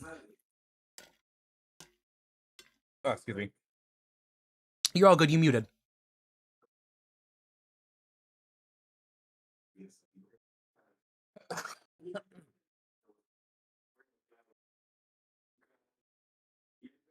And Circus, I don't think we can legally advise you to have a lawyer put a Sora watermark on real footage of you committing crimes. I think that is falsification of evidence. I don't think it's perjury. I think that means something else, but it's definitely not good. Okay, let's see what we got here. I mean, you can put the watermark on, but there are ways to tell when something's AI. Oh yeah, for certain. It's a joke. I know. I'm making it explicitly clear just so that like as we talk through it, it's understood.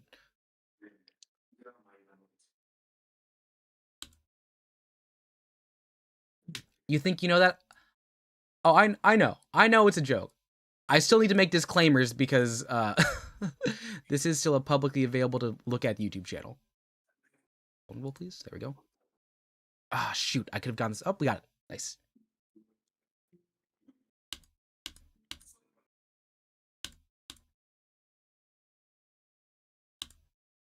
So, Richard, what have you been up to lately? What have you been playing? Well, I saw you were doing Champions. I was watching you play Champions a little bit ago.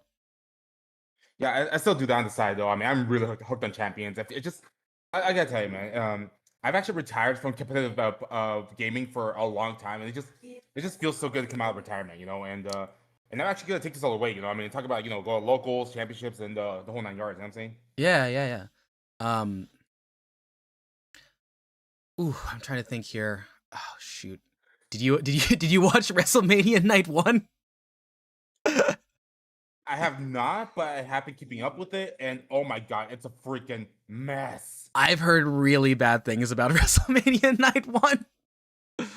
Oh god. IShowSpeed apparently showed out pretty well in their in their post-match spot, but I think that they gave they gave him like less than 10 minutes. I don't know if you saw what I posted on Twitter, but I did have an opinion on that. Yeah, tell me about it. I love talking about wrestling to people. And it's just sad, you know. It's just sad how things are right now because like just seeing IShowSpeed splash Logan Paul, that image right there just told me everything I need to know about current wrestling right now, and it's just not in a good state. And it's just sad. I would agree that if you were to put that to just WWE wrestling, I think the worst part about this is like over in I want to say CMLL is aligned with AEW because that's where they got Persephone. AAA is popping the heck off. Have you seen what like Ludwig Kaiser and like Chad Gable have been doing? I'm sorry. What they've been doing as El Grande Americano. No, I have been watching a lot of AEW much, but I did see the last event, which was Jonkling Titanis. That was actually a lot of fun to watch. Which you say it again? I'm sorry, I wasn't able to make out all those words. The event was called Jonkling Titanis from AAA. Yeah. And if you don't know, how's your Spanish? Like I've taken enough to be like conversational, but it's been a long time. Hold on. I got it wrong. It wasn't called that. I think it was called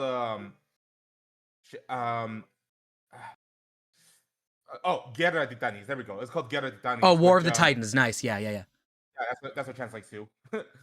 And it was a lot of fun to watch. Yeah. Yeah. Too bad Dominic got injured afterwards. It is rough. I do love Dominic Mysterio. I want him to.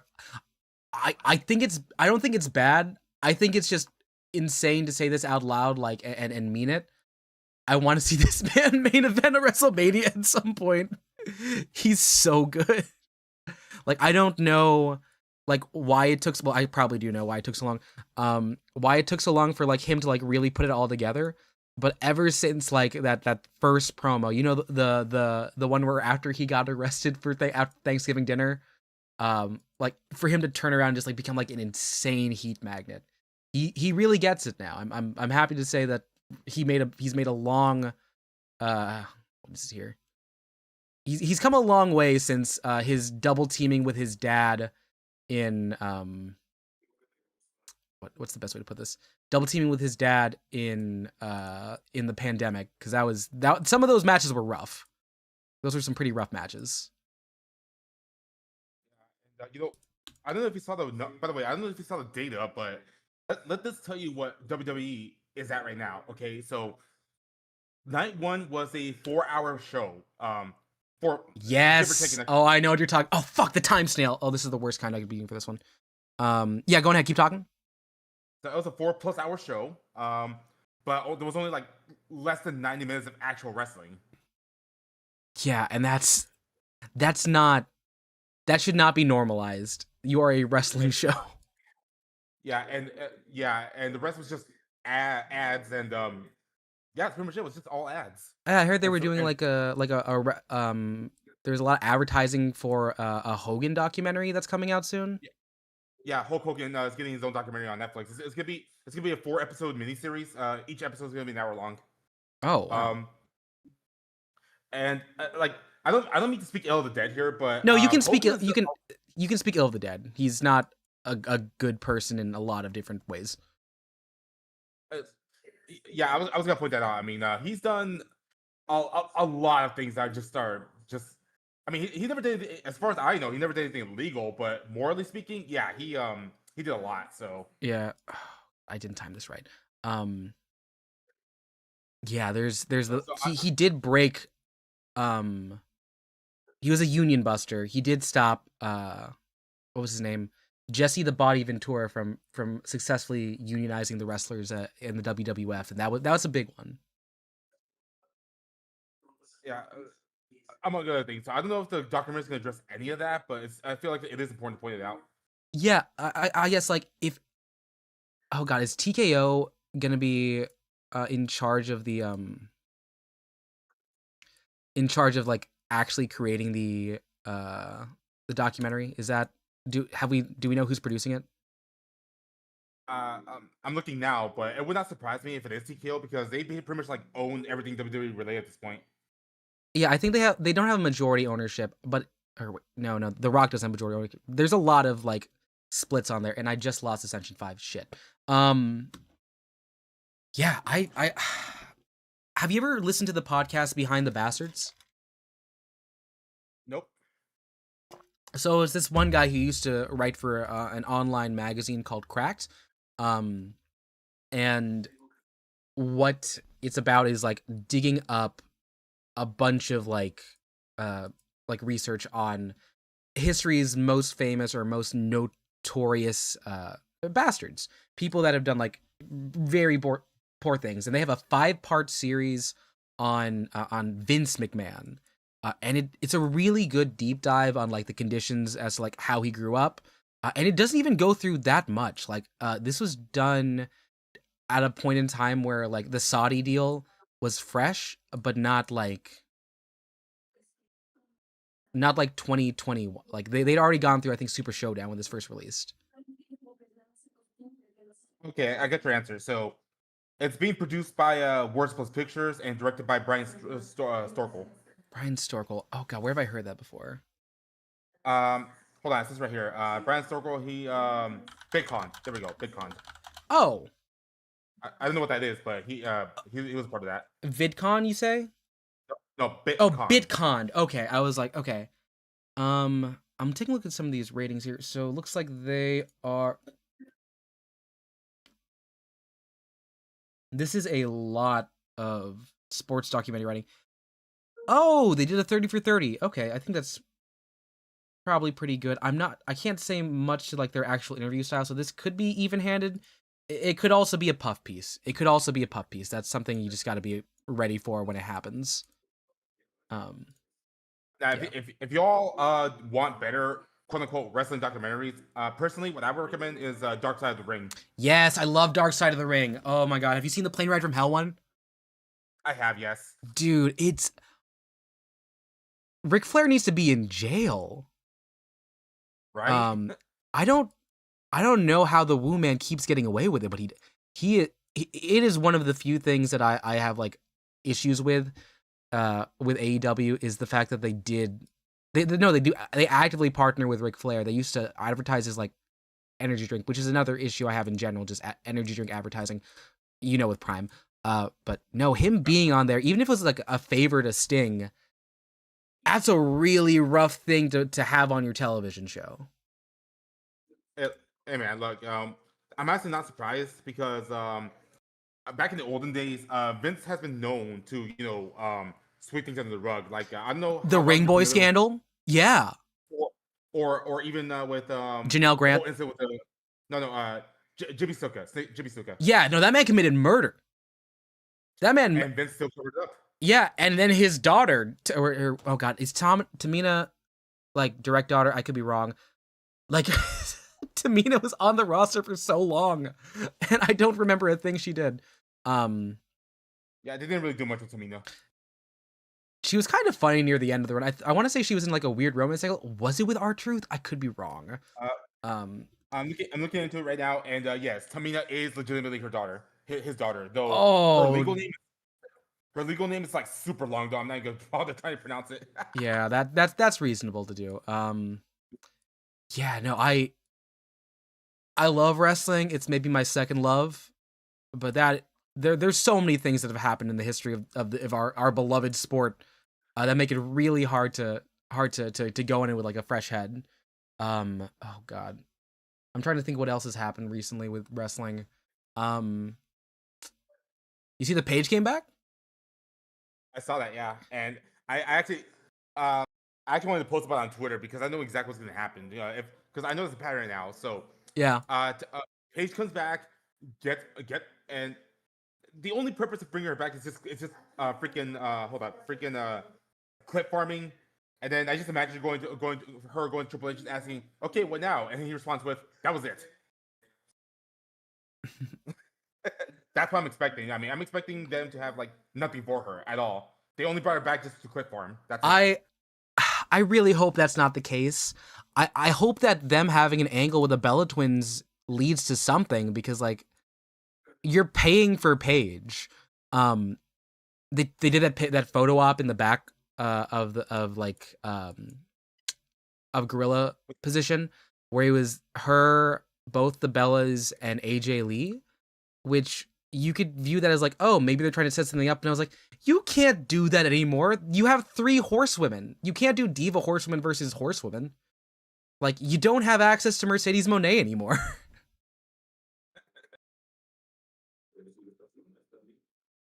Oh man. Yeah. That's Sasha Banks, right? Yeah, Sasha Banks. Sorry, she's been Mercedes for such a long time that I've just kind of like defaulted to that. She's actually lost all of her belts except for I think the Owen tournament belt that she won last year in AEW. She's about to come back and go absolutely batshit insane. I'm so ready for it. It sounds like she's doing a lot better on AEW than she was in WWE. She's doing a lot. She's being presented pretty well. She has not won the main title belt, but that's because she kind of was doing a Ultimo Dragon kind of thing. You know, the picture of Ultimo Dragon where he's got all of the championship belts draped around his body. She must have had over 7 at some point. But she took the TBS title, which is their women's mid-card belt. And she was going all over like the world. She had like a bunch of local European titles, and she went back to drop most, if not all of them. I think she missed like 1. So she was coming to the ring with like 7 belts at a pay-per-view. So she's been doing pretty well. Yeah, I think it just transitioned over to the AEW because like they're just doing a lot better than WWE right now, especially as I pointed out how WWE is just going downhill at this point. Yeah, ever since Triple H and TKO took over, it's just been rough. I think they were cooking a bit during the Bloodline. I enjoyed that, especially as a fan of Sami Zayn. But I think in this past like build, from what I've been seeing, and of note, I'm not watching this all the way through. I'm mostly consuming via clips and also via my friend who, and I will actually say who he works with. He works with Wade Keller from I think it's Pro Wrestling Torch as like a not ad hoc. He was freelancing and because he was out in LA working around at shows, and he was talking to Wade Keller about maybe being able to write some articles. I'll send you a link to it. He tells me a bit about it sometimes because he has to watch it as a job. Okay, let me get this here. PW Torch. I got receipts for this, but I feel like another. I know there's plenty of reasons here, but a major reason why WWE is going downhill is because of Triple H's massive ego. And again, I got receipts, so I can tell you. No, you can say that. I think this is a state where we're both intelligible on like what this is, because I know a lot about wrestling and you know a lot about wrestling. So we're on like an even ground in terms of knowing what the evidence here.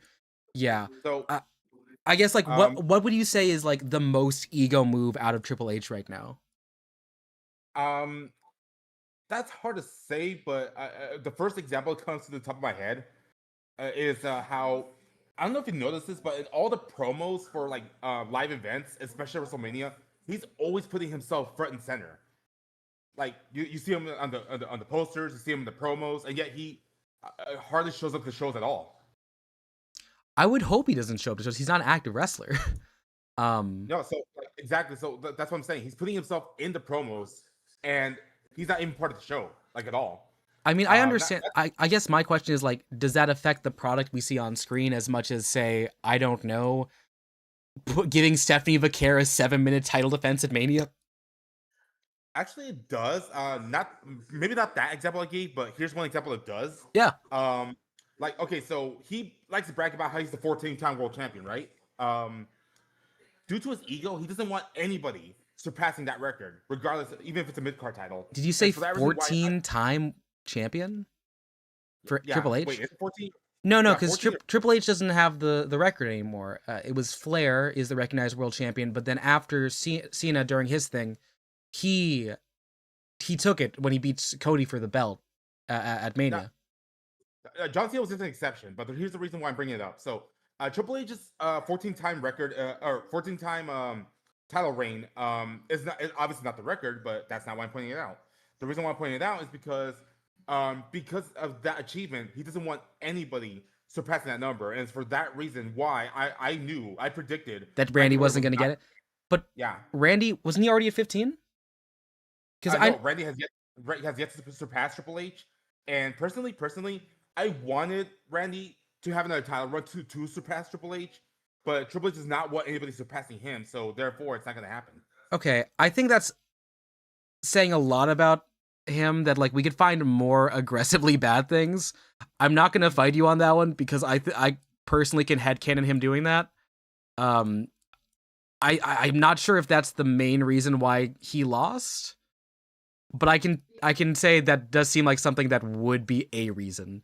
Um I guess in terms of like ego, do you think maybe it would be more correct to say he's sacrificing NXT storylines to bring up pops for people on the main roster? Perhaps because, as I mentioned before, a lot of the a lot of the moves that Triple H makes is just to clickbait people on YouTube. You know, like click farming, or if you will.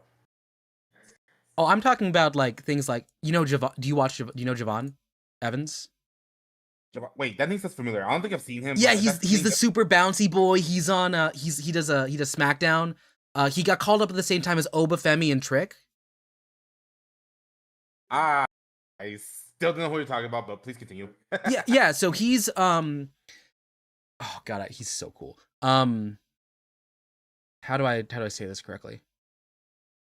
So uh in NXT, he was very well liked. He was a big face down there. Like he would get like some of the biggest pops consistently because he's like above 6 foot tall.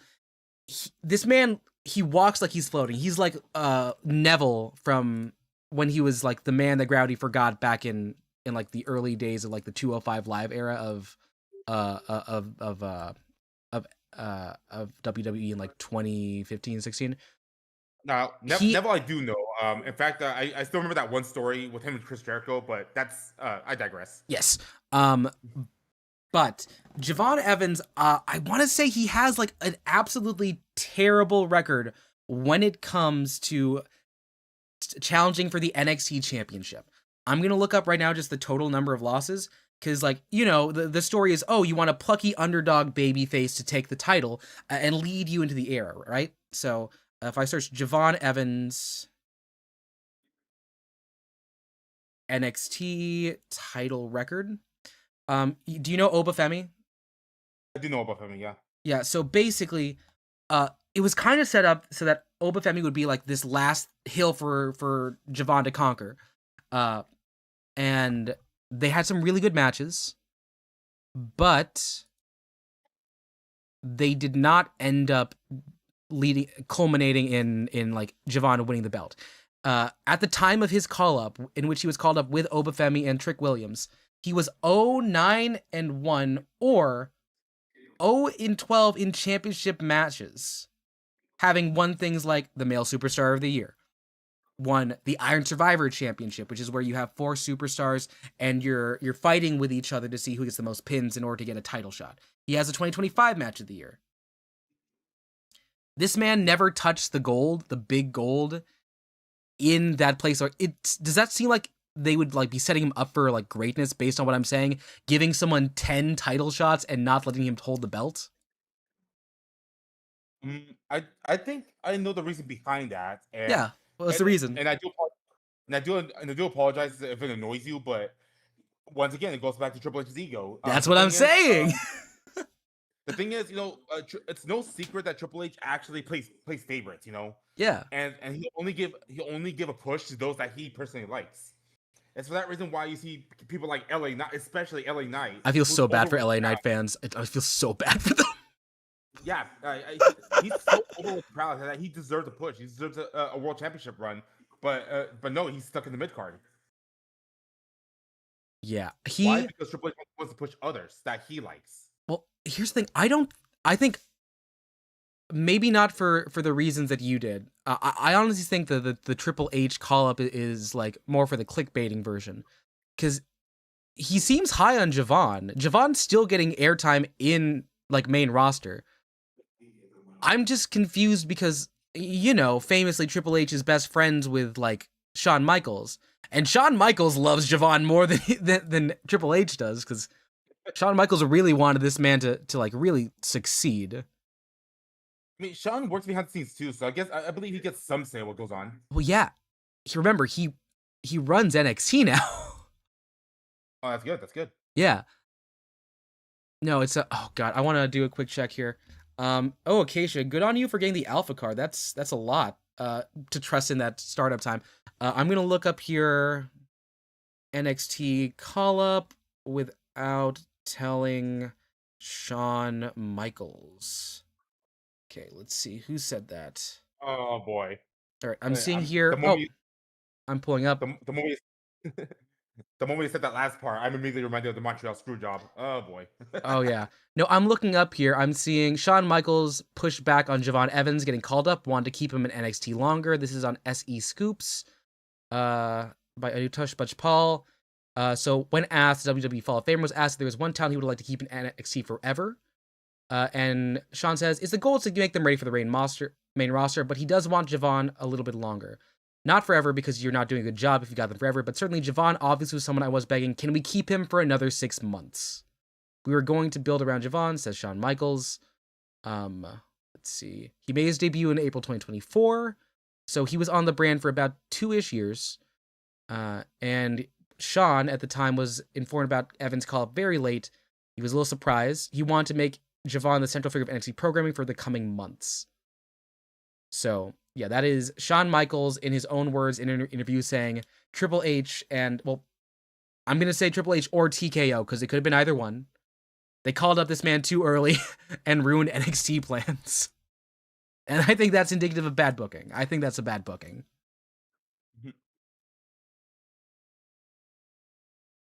And like that's verifiable, because like that's right out of the nature, not the nature boy, the sexy boy's mouth.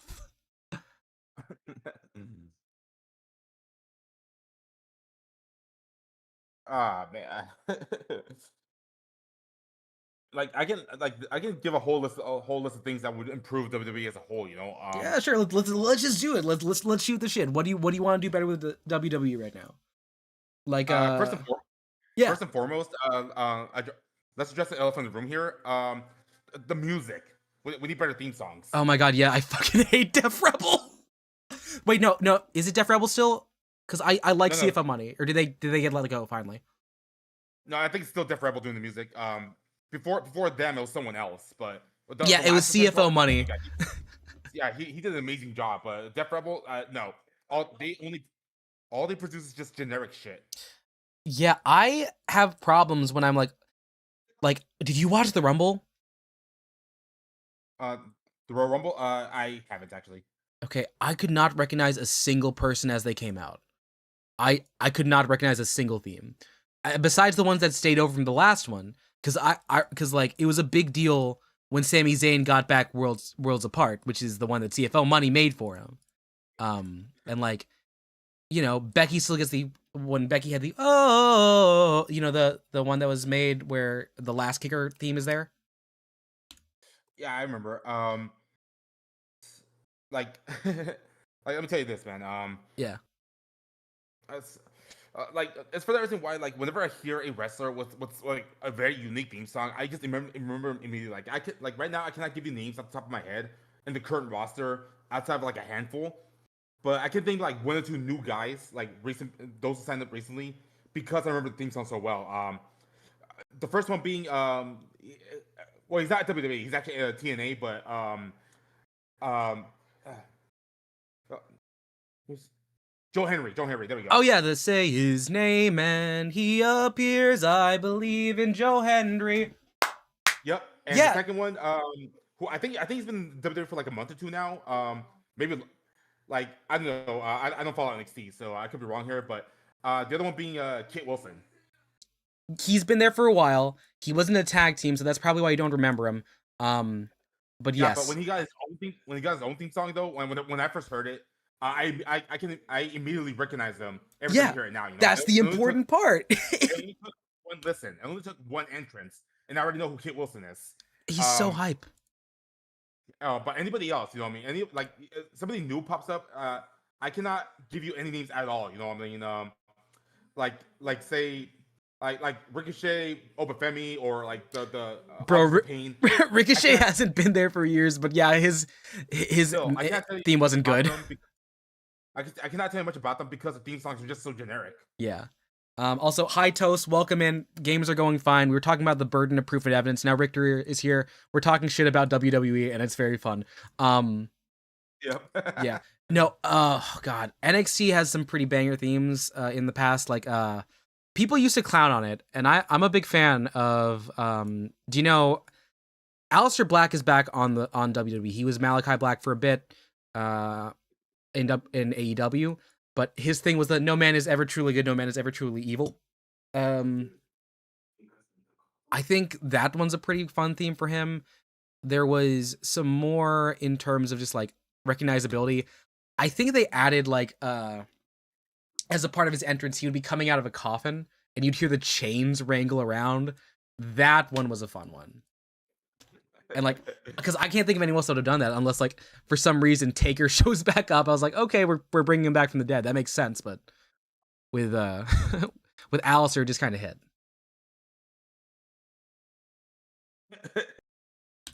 Oh man. Yeah. So yeah, themes need to get better. I think. Ooh.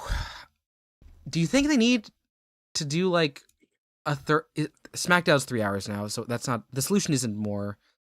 God, what division do you think is doing the worst right now? Like, what division like do you brand? think? You can start with like, brand if you can do it. I was more along the lines of like, women's mid card, men's world title. Like, what card do you think is like in the need of most refreshing? Yeah, thank you for elaborating because that's what I was asking. Yeah, like you're basically asking me what other areas like they can improve on, right? Yeah, like specifically, like if you were going to focus on one area, what division would be your first thing that you wanted to change things up on? Like the tag division, singles division, men's singles, women's mid card, women's tag. In that case, I have the perfect answer. Maybe not the best. Okay, maybe not the best answer, but it's the first one that comes to my mind. Yeah. Definitely the tag division. The tag division needs more attention.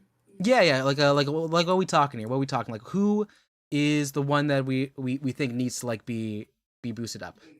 Men's. Actually, let's not do men's SmackDown or men's tag because I know for a long ass time it was MFTs versus the freaking Wyatt Six for like a year. I think like the tag team division as a whole because it gets so little attention that okay, I can't remember who was champion at the time when this happened, so forget my foggy memory. But I can say this. Okay, perhaps it was the Judgment Day. I don't know. Feel free to correct me later, but Mm-hmm. So they once stated that traditionally when you're champion, you have to carry the belt everywhere with you, you know, and that means everywhere. But there was a point where they just stopped carrying the belt altogether because they just have not defended it so long that they knew it wasn't going to happen anytime soon. So I guess my question there is like, is the issue like they need to defend more, or they need to be like more showing the belt off as a way to like advertise that it's important? That right there goes for every championship actually. Well, Because I no, feel no, like I'm asking like, is it like you need more matches and more focus time, or is it like it needs to be more visible like on the show? that's what I'm saying. Like, I mean, when you put it like that, hear me out, hear me out. When you put it like Okay. that, it doesn't just apply to the tag team championships. It applies to all the championships because how often do you see championships get defended, or better yet, how often do you see the champions actually perform outside of PLEs? You don't.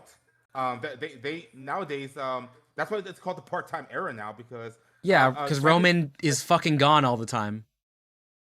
No, that and even when they're not, even when the champions are present, they don't actually perform. Most of the time, they're just out there either giving promos or just like not showing up to the ring at all. And Yeah. even when PLEs come up, they don't even defend it there. So, Yeah, no, I remember uh, because I that was peak my issue with the Bloodline one, because like, you know, the whole deal was, oh, it's fine. There'll be something to do in between Mania 40. Oh god, it was like 39 and 40 when Cody like lost the first time in WrestleMania main event against Roman. But then there was just like so much like dead air in between, and we had already had Sami Zayn like do his thing, so we couldn't like revive it a second time. Like that is like peak part-time issue era. I'm in agreement there.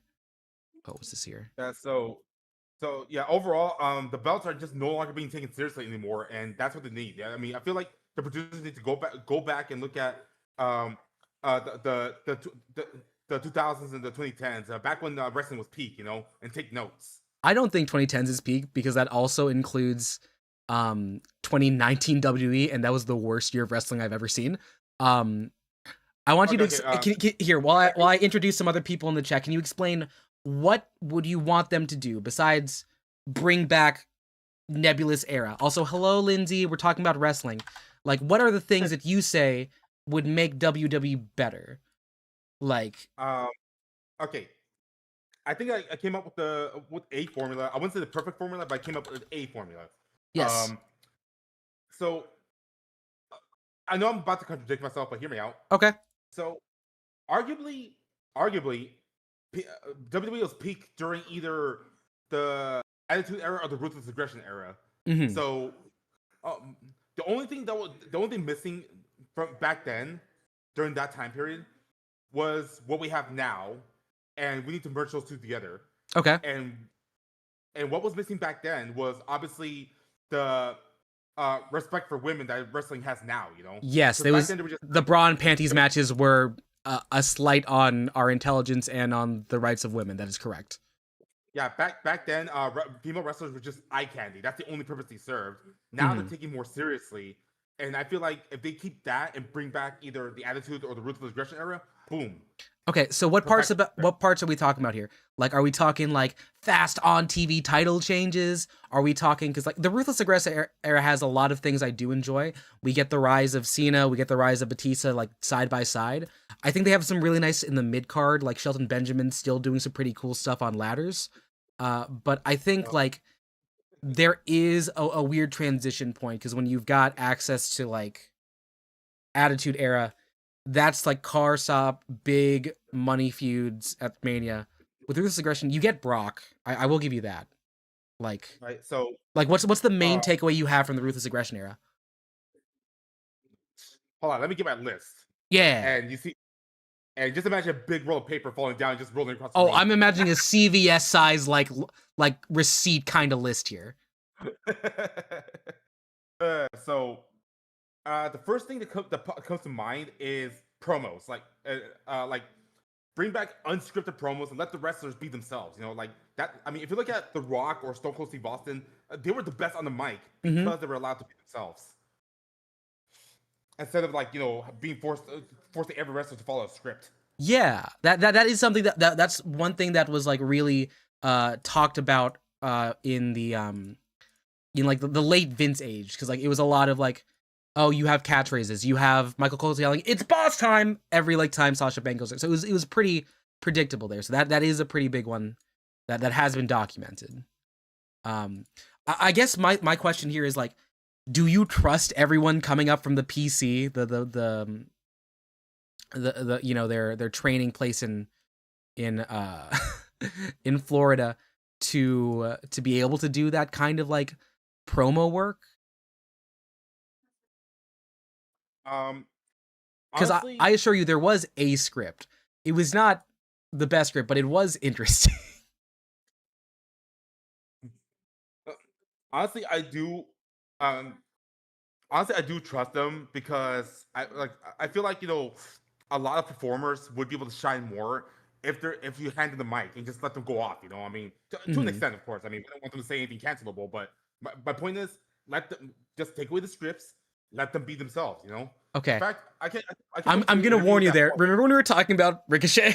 I don't want. Well, no. Here's the thing. Oh my god, I can't even say that now because he has good promos in AEW now. No, you're right. see You're right. Yeah, no, he's good now. Shit. the AEW doesn't do scripted promos. That's what makes them good. In fact, I would say a couple other things about AEW, but yes, that is one of the things. Yeah. yeah, Paul Heyman once said in an interview, like, okay, maybe perhaps you remember when Paul Heyman was in the ring with Vince McMahon. Um, Vince actually allowed Paul Heyman to just let loose, Yeah, he let him and shoot. He let him shoot. Paul actually before we went out there, and Paul Heyman himself confirmed this. Paul said, looked at Vince and said, "Are you sure you want me to do this?" And Vince was eating a protein bar, saying, "Go make me money." And one more time, Paul said, "You know I'm going to stay out there, right? Are you sure about this?" Vince responded, "Go make me money." And sure enough, Paul Heyman went out there. Vince went out there. Paul went off on him, and it was like one of the most memorable promos of its time, Yeah. of all time for that matter.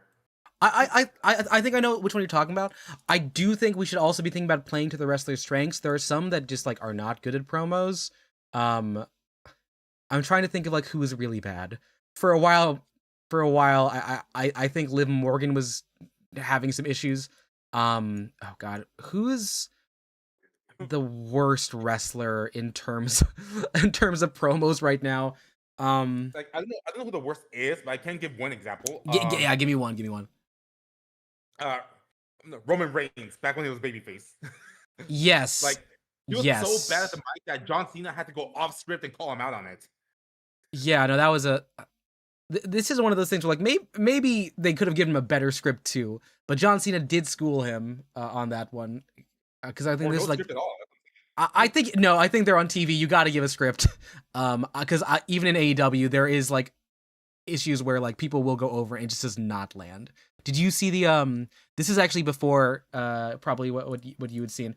Um, did you see the weigh-in between Cody Rhodes and Anthony Ogogo back in AEW? The idea was they were going to be doing like a wrestling weigh-in the same way you would have for boxing, and it just goes off the rails so poorly, and they need to improvise, and they're really bad at it. Okay, what's happening I here? did not see that. Like I don't watch AEW at all, even though I should. But my God, I'm missing. Sounds like I'm missing out. I feel that was like 5 years ago. That was like well, no, it's peak pandemic. It might have actually been earlier because this was like when Cody was still there, and he left a long time ago. It's been, oh god, how long has it been since Cody left? I think it's like 3 years now, four, give or take four. Actually, wait, no, shit, no. Cody Rhodes has had 5 WrestleManias. It's been like half a There you go. decade. So he had the Randy Orton this year. He had the Cena the year before. He's had 2 Roman Reigns, and he came back against Seth Rollins in a surprise match, right? That's five. Yeah, so You're correct. he's at 5. God, it's been so Uh, long since Cody was left. Okay. Ooh. let's see. But yeah, bringing back unscripted promos is one thing that would improve WWE. Having full time champions actually performing Yes, would please. improve it too. And just balancing everything out between singles and tag division as well, because the tag division is not being taken seriously right now. Yeah, And can you tell me who do you think is like the tag team to build around for the tag division? man, I lost track. So, Okay, so but like in terms of like you want to focus on them, but like who would you focus on? um, let's see here.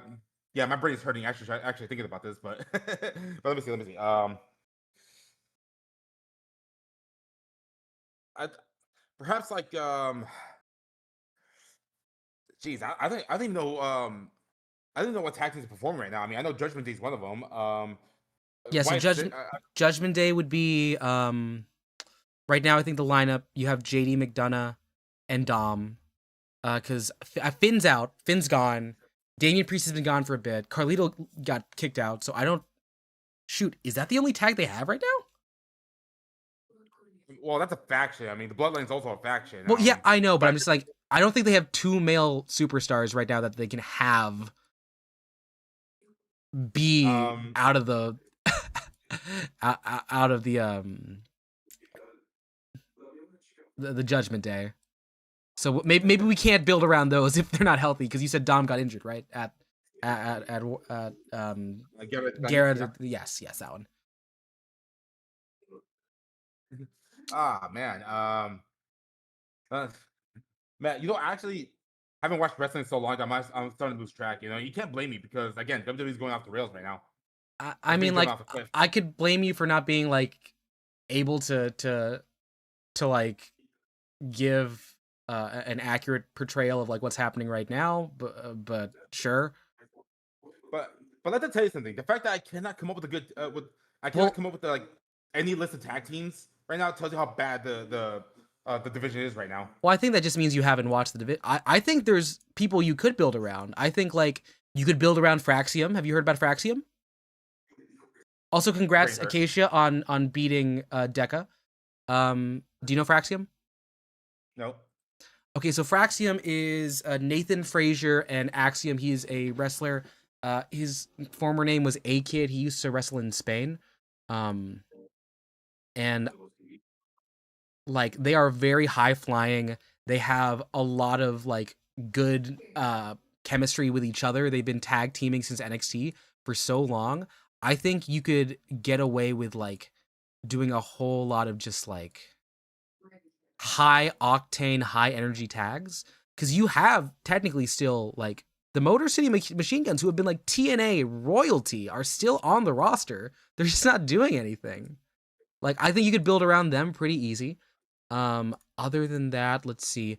I don't want the Wyatt Six to be the primary people on that. I don't want them to be the primary people to build around on the division, just because it's kind of been them holding the division hostage for a while. It's them in the feud with the MFTs. I don't think the MFTs should be able to do it. And that's mainly because of like who they have to use. I'm a Tama Tonga apologist. I like Tama Tonga.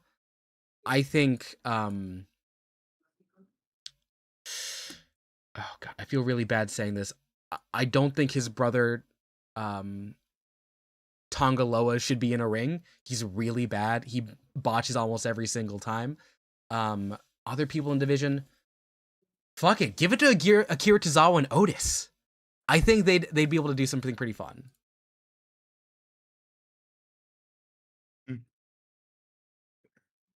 What? Oh, this is who? Otis and Akira Tozawa. Oh, I know them. I definitely know them. They have a what's her name? Chelsea Green with them or no? No. Chelsea Green's in the mid card division. For female division. They have Maxine Dupree. Yeah, LA Knight's former sister. Oh gosh, yeah. No, that was a weird week for them. Maxine's hot. There, I said it. No, you can say it. You can say it. She advertised herself as such. Yeah, I think like those are some teams you can build around. I forget if they're on. And apologies if I put a bunch of teams that were on the same show. That could be an issue in terms of like making things like actually make sense. Yeah, I think that is something you do to improve WWE. Just like letting a tag team that isn't the MFTs or the Wyatt Six hold the championship. That would be pretty nice for I think all of us. So yeah, that's something. Do you think like would you like a faster paced in ring kind of show to watch, or do you want to see like those like promo battles in the tag division? Like what do you like when you watch wrestling? You said you like Attitude Era, you like Ruthless Aggression. I've talked about some of the things that like are indicative of those two eras. What would you ideally want to see? Mm. Um, hard for me to explain, but honestly, like maybe like I'm like blinded by nostalgia here, but perhaps like like as to put it out, like like bring back that fast paced action, bring it back, just um, uh, just bring it back the unpredictability.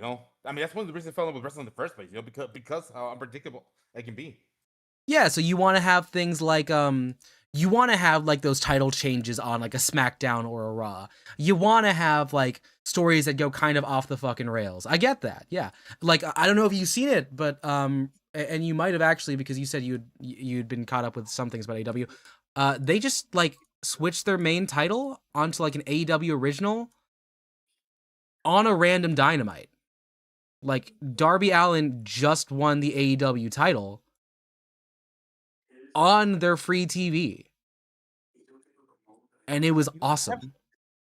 And I haven't seen that on WWE ever since Chris Jericho versus Batista in the steel cage match on SmackDown, I believe. I want to say Drew may have won something on Raw. I could be wrong, but also like, uh, Richter, I kind of want to just like figure out when you're criticizing WWE. When was the last time you watched WWE like all the way through? Like a month ago now. I lost access to Netflix, so that's why. Okay, but you didn't know anything about the tag division. I guess if they have, well, I guess the Wyatt one there isn't doing much. Yeah, I tried to keep myself caught up through other sources like certain YouTube channels, but they often don't talk about the tag division. And not to tell you something. Well, okay, but like, so what YouTube channels are you? Richter, I really don't want to like make this be like me grilling you on this, like it keeps happening. But I'm just wanting to figure out like, are you an informed hater? Because I want to know that there. Well, I'm not afraid to tell you my sources. So Well, informed, but like in this past bit, you haven't been able to name a tag team. You're saying the tag team's bad though. You wanted to build around the NFT, but the NFTs have been like running the tag division on like SmackDown for like a full year. Like, yeah, are like, you an even when informed hater and watching what you don't like? like even when I was like watching Monday Okay, Night Raw, that was the only show I had access to, by the way. yeah, because Even when I was Netflix, yeah. Yeah, 'cause I can't speak for SmackDown sadly because I don't have access to SmackDown, so I just been keeping up with Raw. When I was watching it weekly, and you've been to some of those watch parties, by the way. Oh yeah, no, I Um, have. yeah. Even then, the tag division wasn't getting much attention. Oh yeah, no, it for certain was, and like I will tell you, he's not doing hot, but like you understand what I'm, because like we were just having this conversation about like burden of proof, and I'm just trying to like bring up this idea like we should be informed haters. Like we should be able to like explain why things are bad, and like you're explaining things and you're hitting right, but I want to know like what you want what would bring you back to wrestling, and you're just saying things that I think would lead you to say you should probably be watching AEW, and I think you'd enjoy AEW a bit more. I honestly would. Yeah, I'll Yeah, agree with you there. yeah, and then unfortunately they're on HBO, so probably a little bit harder actually to get. Wait, they're not on Hulu anymore?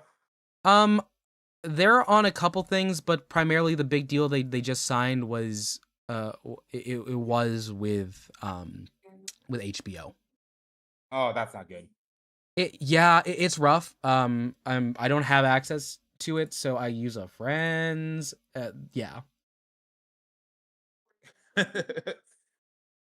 Oh man. Oh yeah. Because I do agree with you on one thing. I mean, it is important to keep our facts straight. Yeah, So I don't just want to hate something for the sake of hating it. I think so, and I think when we come out of these conversations, it seems like we're on the same page. I think one of the things I'm concerned about though is like we always walk into this, and I'm like feel like I'm needling you for some of this opinion and information from you. Does that make sense? It makes sense. Yeah, I don't blame you for doing that. Yeah. And And trust me, I'm not like one of those type of people, and I'm sure you met many of these. I'm not one of those type of people who gets cornered and just starts throwing insults. No, you're not, and I appreciate that. And I feel kind of bad sometimes because as we talk through this, I always have to like dig down to get the full sentence here. Oh, is this person gonna die? Okay, let's see. Let's see what we got here. Oh man.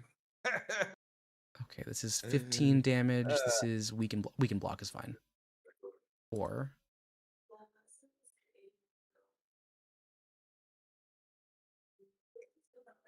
this will do.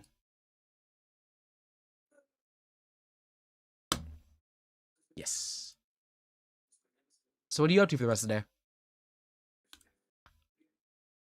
In about in about a few minutes, we're gonna head out to my aunt's. We're gonna head out to see my aunt. She actually opened up a new business, and we're gonna go support her. Oh heck yeah, dude! Congrats. Hope it goes well. Yeah, I'm really happy for her. Yes. She opened up like a Mexican restaurant.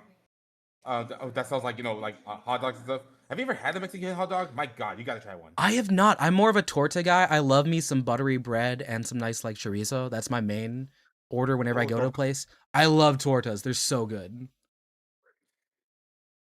Great. Now you're making me hungry. Thanks a lot. I'm sorry, man. Hey! They opened up a business explicitly for that. I think that's great for you. Yep. Let's see. Oh, what is this? Kaz, I gotta get you on my talk show. Yeah, sure. At some point, I was a bit concerned because sometimes in your server I see the questions that I'm like, wow, because you had that one person on there who had their pronouns like in their first part. I was like, wow, that was a really aggressive thing that someone said immediately when they saw pronouns in the bio. I believe that was I believe that was I think it was yeah, I know who you're talking about. Yeah.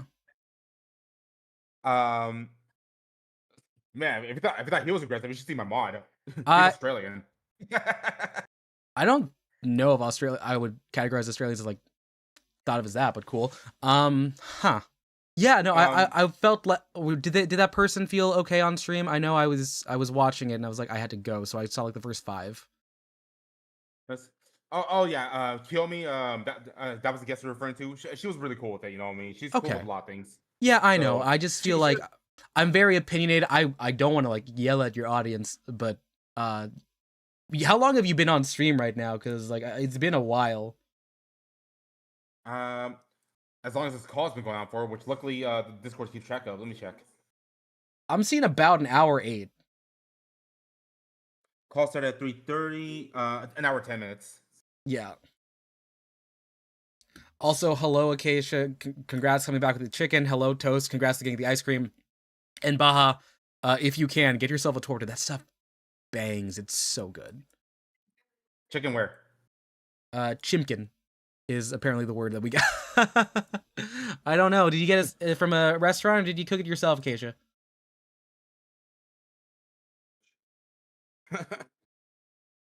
I want to leave. I want to go already. Jeez. Yeah, I think your family's gotta look. Your family's gotta support you. You gotta beat the dinner rush. I mean, do you have favorite food? Mine is seafood. Favorite food. Ooh, okay, so oh god. I want a torta now, says Baja. Yeah, no, Baja loves that. What kind of torta, by the way? Like ham, steak. Torta jamon is my favorite. I like jamon too.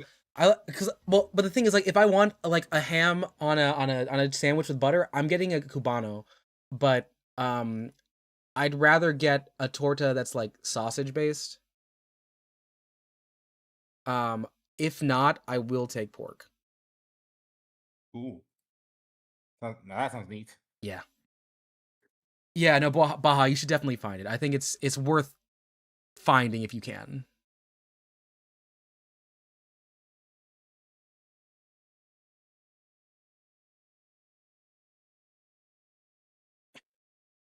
What am I doing here? Good thing it's a Mexican place close to where I live, so I probably got a torta there. Ooh, yeah. We got a fan of ham and steak in the back in the chat. That is fun. That's a good one. I like. Okay, come on, push through. Harmonica Nasada. Oh yeah. Mm-hmm. Have you? When was the last time you had a cubano though? A Cubano? Yeah. Cubano. I don't think it's been a lot. I don't think I ever had one, to be honest. Wait, let me make sure I'm not stupid here, because I might just be talking about a Cuban, and I was talking because like my friend used to call them cubanos. No, cubano sandwich. You can say either one, Cuban sandwich or cubano. Pressed toasted sandwich with Cuban bread, roasted pork, glazed ham, Swiss cheese, dill pickles, and yellow mustard. I really like the mustard on it. That's one of the only places I will tolerate mustard in my sandwich. Um, you were talking about Mexican hot dogs. Do Mexican hot dogs have what's the sauce they use? What's the condiment?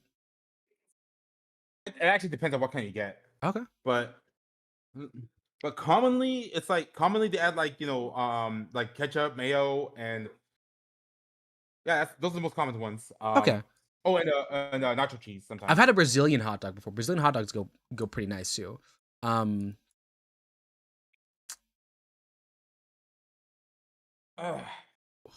I? Yeah, because I'll take a mayo on it, because I like mayo and like any sort of like ketchup usually goes a lot better than otherwise. Let's see here. Do I want to get rid of these? I do.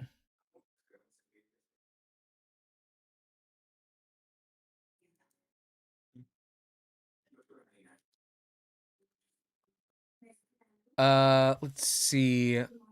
Toes is saying you've been sick, decided to get some ice cream. Good on you. Treat yourself. And Baja is saying, do you know a good place to get a torta while on our trip? Oh God, no. I've never had issues when I go to LA to just find good Mexican food. It's just kind of there. Yeah, I think we'll be fine. We'll be able to find, and if not, if I can't find something, I have faith that Mozo will be able to find a good outlet for that kind of food. Do note, Baja, that I am going to be there for like the later part of the trip, so y'all will be with yourselves for a bit while me and my friend are still at work. Nacho cheese on yeah, nacho cheese is good too. I like having if I'm having nacho cheese, I want to have like fried onions on it too. That's my ideal. Okay, let's see. 9 times 3, if I can get. We'll stop on a low roll. 16. Still on 16. 27. 12. We're gonna hold on 12. Yes, we do come on the 1st of July. Oh, actually, yeah. Richter, you didn't hear about this, but I am going to go to LA for Anime Expo. Do you have any cons planned this year?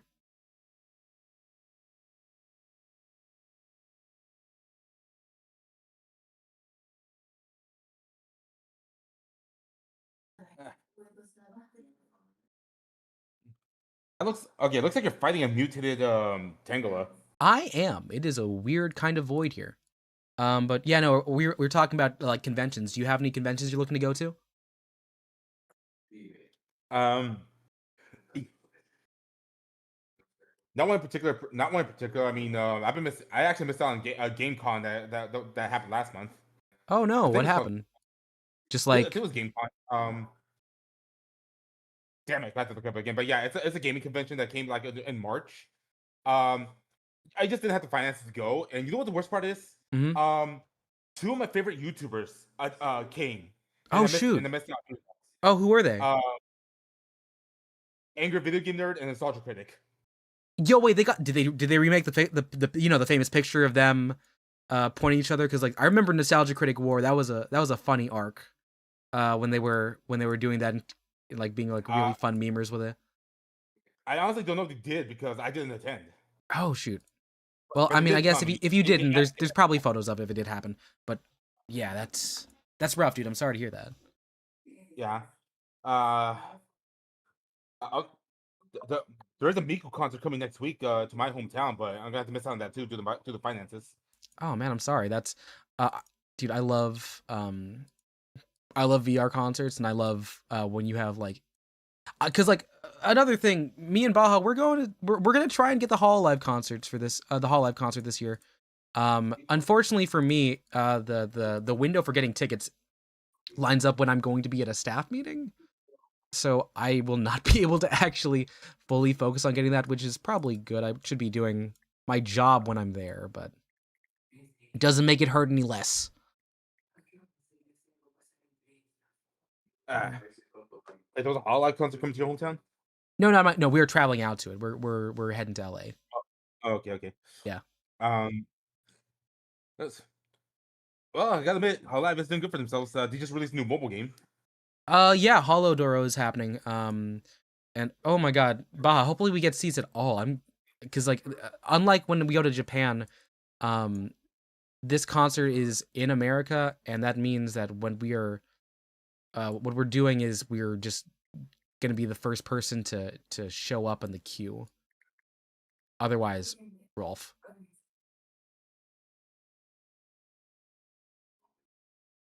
Have you tried to do you know what happens when you have to get concert tickets from Japan?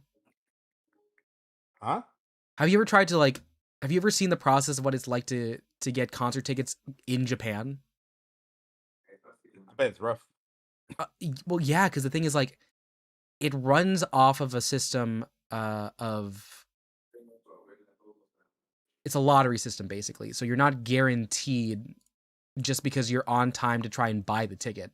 You got to get lucky. Which is why there's always an absolute like mad dash to get so many different kinds of browsers open when you're trying to buy tickets for Hololive concerts, because you have to get as many entries as possible, but you can't guarantee being there first is going to do it. So having Ethernet doesn't help as much as you think. Yeah. And Baja, me and my friend are also trying to get towards the back, so we might be with you. I know Mozoo really wants to go for he really wants to go for those tickets with with a front seat for it to be like super cool, and I wish them the best, but I do not think that's going to happen for me. Ah, man. Yeah. So sounds to me like it's not guaranteed you guys are gonna go at all. Huh? Sounds to me like it's not guaranteed you guys are going to attend at all. Oh, yeah, it's not guaranteed, but you know, it's still it's still being in LA for like a summer vacation, and you know, we have access to the convention, so uh Anime Expo is one of the biggest conventions in the world, and sometimes they premiere new anime and stuff, so whatever happens, I'm happy with that. It'll be a fun experience traveling, and I think it'll be good. It'll be nice to have. Yeah. That is the sound of me coping. I will be very honest with you on that, because I really want to see it, because I haven't been to a Hololive concert since Breaking Dimensions Day 2, and that was a couple years back, because that was the last concert with Ame. Um, I did go see the Nimi Nightmare one with her and Doobie, which is almost the same, for other reasons, but I'm gonna see if I can attend my anime convention that comes here annually. It's not until November though, but it's called the Uwukon. UwuCon? Yep. Dang. Yeah, I yeah. don't. I guess I don't know ball because I've never heard of that one before. Is it like? Is it known for anything in particular? Is it famous for like an event or like some people who usually come back to panel? It's actually fairly recent. Actually, I think it's like 4 years old now. Really? But the first time they came here.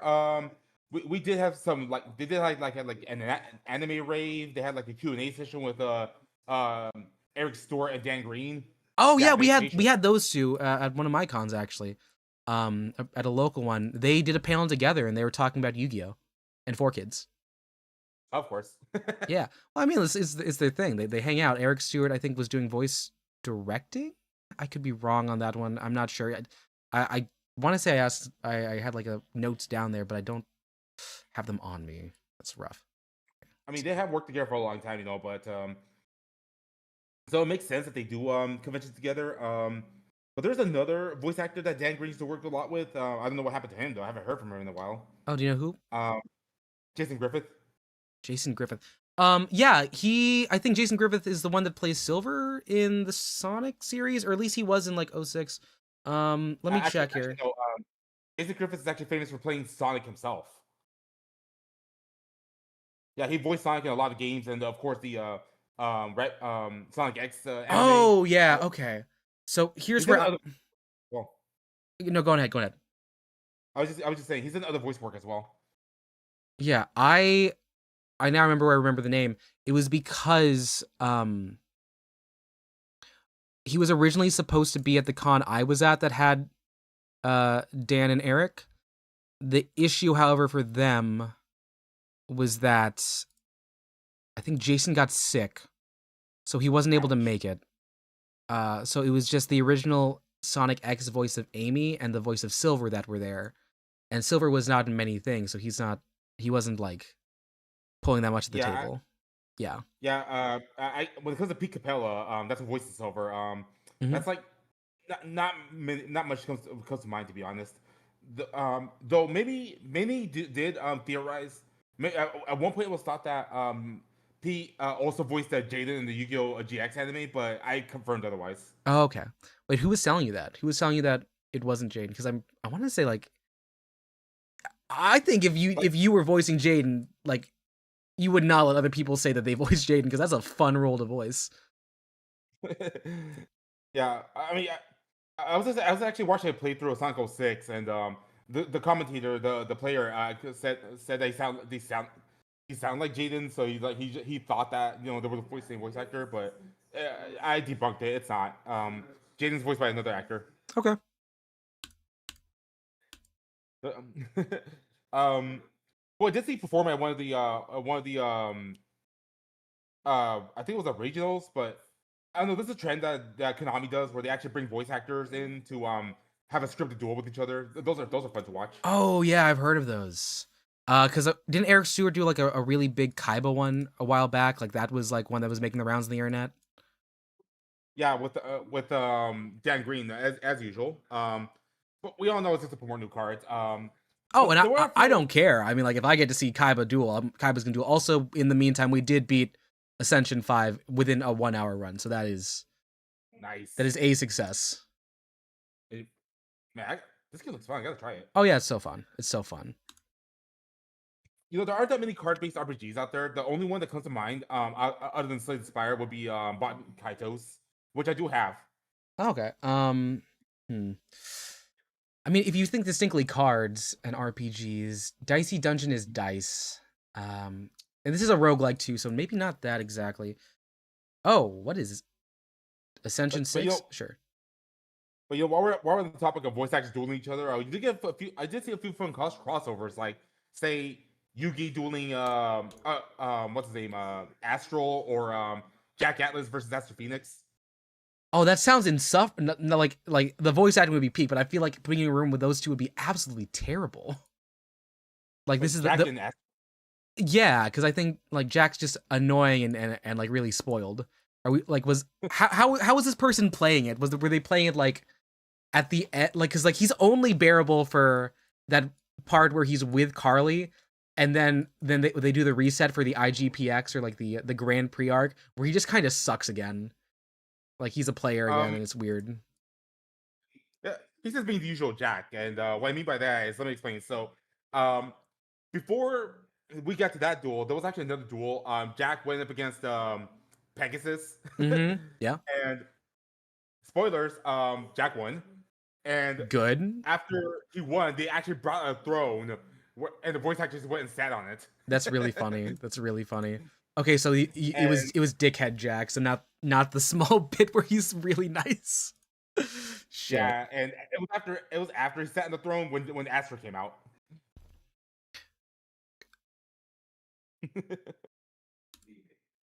Did you ever play Destiny? Yeah, sure, if you can. Did you ever play Destiny Heroes as an archetype? I tried to run something with Dogma when I was a kid, and I just couldn't get it. I didn't have the full set. I didn't have the cards either, but I did. But ironically, though, as I was collecting cards back then, I did manage to put together the entire Crystal Beast set. Oh, nice. At the time. Like I bought the tin with the Rainbow Dragon. I bought another tin with the Sapphire Pegasus, and all the packages gave not only gave me all the Crystal Beasts, but also like some good support for it. Oh, that's nice. That's not gonna be it right there. Cool. I had a Rainbow Dragon, like the Luna card from the series. But I did lose it when I went to like a locals, and I never figured out where it went. So that was just sad. Cause like that, cause like you could used to be able to run a lot with like just that dragon. That's Oh, 22. give me a sec, buddy. ¿Qué pasó, ma?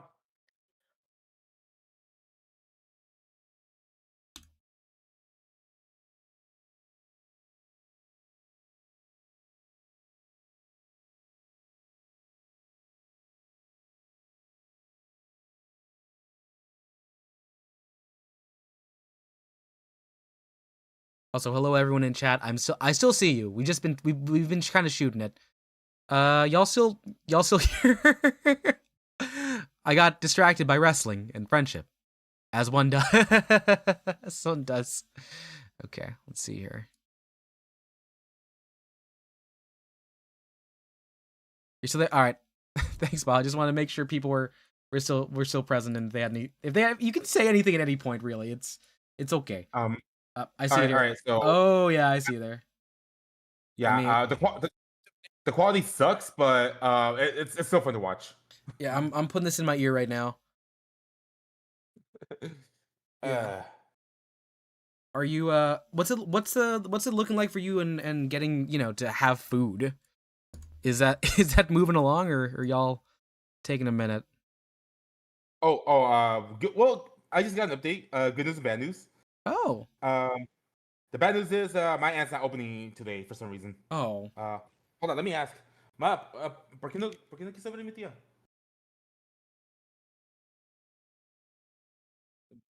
Ciática. Como tiene problemas con su espalda. Oh, con eso yo puedo ayudar. Okay. Pues cuando tenga la oportunidad yo le ayudo con eso. Okay, so the reason why she's not opening today is because sciatica. Oh yeah, it's acting up right now. Yeah, and believe it or not, before COVID happened, I was a licensed body worker, so I could help her with that.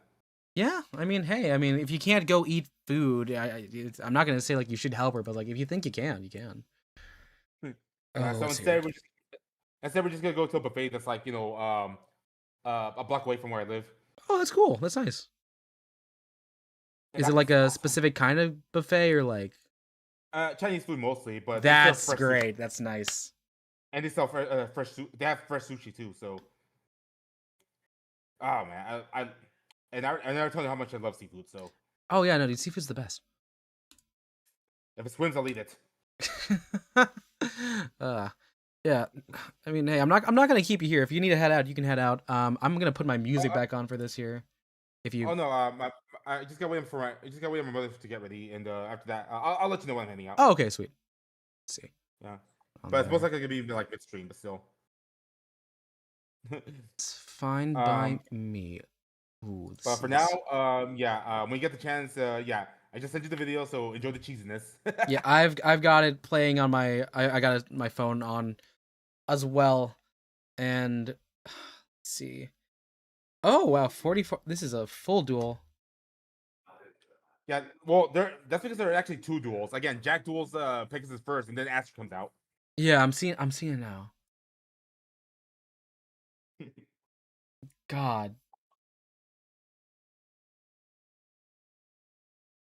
Jack is making some choices with his acting. Okay, 18. How are you able to pay attention? Oh, I've got it in my left ear. I've got the game in front of me. And I have subtitles on. So I'm just hearing the tone mostly, but I'm also like looking at the mannerisms on Jack's VA. So I mean, like I work off of 3 monitors at work, so I have a phone monitor, I have a side monitor, I have my game monitor, so it's not that far off. Well, while we're on that subject, though, there's a card I need to look up, and there's a reason why I'm looking it up. Yep. Let's see. You probably heard that Toon's got new support. Yeah, I heard that. I heard that. Yeah, they're not out yet, but it's been announced. They're gonna release new support soon. Are you looking to run a deck? I mean, I already run one the Master Duel, but if they can release the Master Duel, I'm still gonna add them though. So there's a particular card I'm looking up because I saw an image of it, but I don't know if it's legit. But so at one point, the VAs for Pegasus and Merrick actually had a duel, and at one point, Pegasus used the Comic Hand to take control of Wing Dragon the Raw and turn it into a Toon, and that's what I'm looking at. I've seen images of Toon Wing Dragon the Raw out there, so I don't know if it's legit, but that'd be really cool to see if they actually turn that into an actual card. I think it'd be pretty cool. I think it kind of prints money to make chibi versions of whatever card you want. I think that's a really great archetype, if anything, for like giving you access to design choices. So, have you seen the new support cards? I have not. All right, I'll run them by you. Because I know you don't follow modern Yu-Gi-Oh, so I get that. So hey, that's why you got me. Mm-hmm. Let's see. Let's see here. Let's see. Wait. What? Why am I struggling? I mean, I actually have it on my server. Like I actually posted the bind on my server. Let me see. Oh, here we go. Well, for starters, Toon World's getting a retrain. Oh. Yeah. Nice. So, but as of right now, though, there's no official translation. So the names and wording is subject to change. So keep that in mind. Mm-hmm. But we got a new spell called Toon World: The Perfect World. And it's a field spell. And I'll read out the effect to you, but I'll tell you this: if you've ever seen Pegasus Duel and during the Duelist Kingdom arc, the new support is meant to recreate those duels. Really? And they're okay with that? Yeah. Like huh? Wait, so is it relinquish based? It's not. Toons and Relinquish are their own separate archetypes. So, okay, I was gonna say, because I remember watching the finale for him, and I was like, oh, Relinquish like bothered the hell out of me because I just could not get around it. Okay, so what I mean is, like during those duels, I mean, in Duelist Kingdom, I think Pegasus only dueled twice, and that was against Kaiba and Yugi, respectively. Mm-hmm. In both those cases, when Pegasus played Toon World, the monster would just retreat into the book, and all of a sudden they're immune and to everything. They get Toon converted, and yeah. And that's what these cards are meant to do, So let me read out. You're in my server, so you can just look at my Yu-Gi-Oh channel and see these. But let me read out the effect of the field spell. So the first effect is that obviously it's treated as Toon World. No shit. Yeah. Yep. The second is once per turn you can add one Toon card or one card that mentions Toon in its card name from your deck to your hand. So it searches, and that's a hard once per turn, by the way. And the third effect, this is gonna have you foaming. Before resolving another activated card or effect, you can banish one Toon monster you control until immediately after that card effect resolves. Also, you cannot banish monsters with that same original name with this effect of this card's name for the rest of this turn. So it's like a free dodge, like a free dodge to keep it on there afterwards? That's exactly what it is. It's a free dodge to avoid card effects. Just like in the anime. Does that scale? Does that scale with the speed? Also, hi Circus, hi Baja. Yes, I have had meatloaf with cheese. What kind of cheese? How bustin' are we talking here? I mean, if we're talking about the spell speed rule, I think it's spell speed 2. Okay. Yeah, I remember I was talking with a friend here. Yeah, go ahead. Yeah, because you gotta remember, spell speed 2 is reaction effects. Like you can responsive effects. Like these are effects you can use to respond to others, and that's what this is. This starts a chain. Mm-hmm. So essentially, in response to another card effect, you can banish one of your Toon monsters to have it dodge the effect. Yeah, just like in the anime. Yeah. All right, if you remember Dark Rabbit, that one, that vanilla monster that Pegasus uses, that one also got a retrain. I don't believe it. See, the thing is, like, I was a 5Ds kid, so the one I remember most is Mecha Bunny, the one where it's a flip card into the graveyard, 500 damage, pull up another one. You know, those ones that just kind of like chain to themselves as like really weak block guards that are probably way outsped, but probably saw some life as like a 2-star Xyz monster or like as Xyz material probably. So I'm not Right. familiar with that Dark Rabbit there. But here's one you really gonna like, though. I mean, I'll tell you about the others, but I'm gonna highlight this one in particular because we do get a new tune conversion, Oh, okay. as in, a monster being turned into a tune. You know how it is. Mm-hmm. Blue Eyes Ultimate Dragon. Blue Eyes Ultimate Dragon. Yep, it's a tune now. How many heads does it have? Is it still just the one? 3. 3 heads. Okay.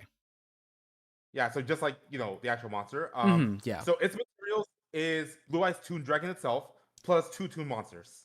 Oh, so it's just like it's not 3 dragons in one. Okay, that's. I mean, it can be 3 dragons, but it has to be 3 Toon monsters, and one of them has to be Blue Eyes Toon Dragon. Which makes Yeah, sense. no, I get that, but like it's just like the restriction of them being all 3 the same blue-eyed dragon, because like the original one was the fusion with the 3. Wow, yeah, I get that's a move. That's a move. All right, so it does have an effect, and here's what it does. Well, for starters, it does have an alternate summoning condition, so you don't need to use polymerization. Mm-hmm. You can summon it by shuffling the materials from your hand, field, or graveyard back into the deck. That sounds like it chains it. Is this boss monster material to you? Do you think? Would you say this is like based on what you're seeing? This is it like reliable enough to be your boss monster? Like this is your condition? It is boss. It does have potential to be a boss monster, especially after read out the effects, Yeah. Because for starters, I mean, it's really easy to summon. Yeah. It's got a 4,500 body, so it's a 45. Yeah, I guess that is the number. Was that okay? Yep. Yeah, it has the same stats as the original Blue Eyes Ultimate, so keep that in mind. But it does have an effect, 3, in fact. Okay, I wish when they translate these cards, they would keep the method of writing these effects that the Japanese do, because it's just much easier to read, Yeah. Okay, so the first effect is that all your 2 monsters can attack directly, so you don't need Toon Whirl on the field to pull it off anymore. Like, direct attacks has always been a Toon staple, but you always needed Toon World to make it work. Yeah. But with Blue Eyes Toon Ultimate Dragon, you don't need it. So once it hits the field, all your 2 monsters can attack directly. The second effect is that once per turn, you can add 1 Toon card or 1 card that mentions Toon card's name, mentions a Toon card, and it's a searcher. That's what I'm trying to say. Yeah. Yeah. Actually, no. It doesn't search from the deck. It searches from the graveyard. That's still something. I mean, that's cool. Even though like you don't need the Blue Eyes doesn't need to be in, or the Blue Eyes and or Toon material doesn't have to be out of the graveyard, but like still cool to search. Yeah, so yeah, you can get some resources back in the graveyard with this card. And finally, is this: if your 2 monsters attacked during damage calculation, you can banish it until the end of the damage step. So it has attack protection for it and other 2 monsters. And that last effect is not once per turn. It's not.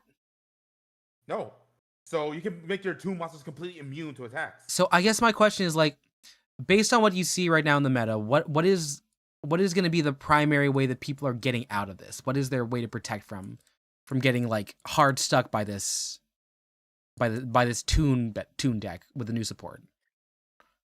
Well, even in the current meta, and I'm speaking from experience because I do run a Toon deck on Master Duel. The goal of the deck is always to get your Toons out and just go straight for the direct attacks for the win. But they've always been restricted by 2 things. One, it's dependency on Toon World. Yeah.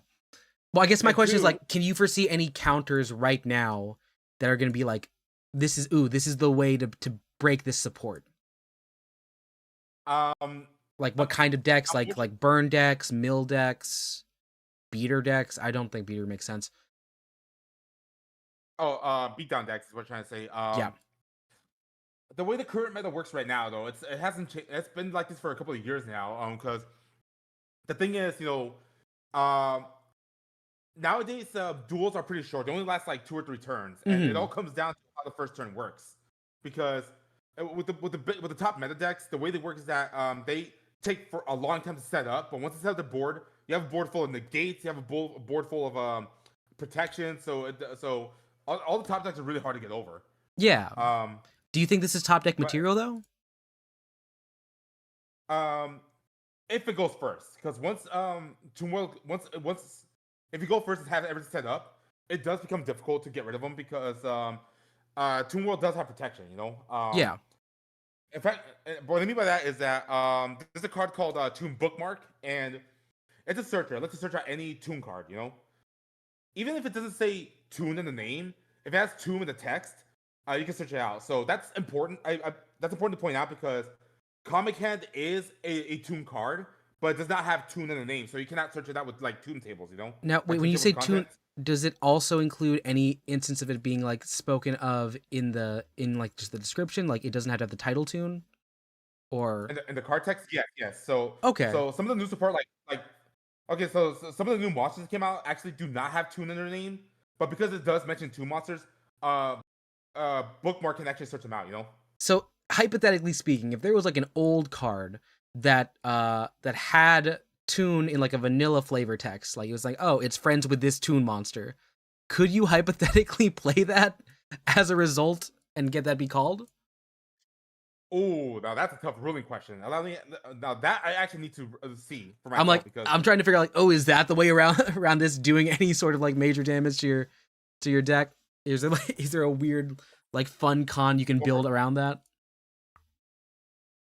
well, for starters, I need to look at Toon Bookmark again Hmm. and just look at its effect, just to be 100% sure that I'm getting anything right. And I know it's saying something because I do run this deck. Let's Yeah, see. Let's see. Add one Toon World or one card that specifically lists the card Toon World in its card text. So actually, it has no. to be Toon The World. card has to be Toon World. Yeah. So, Okay. um, good, good thing good thing I double checked because I needed that correction. Yeah. Let me look at the.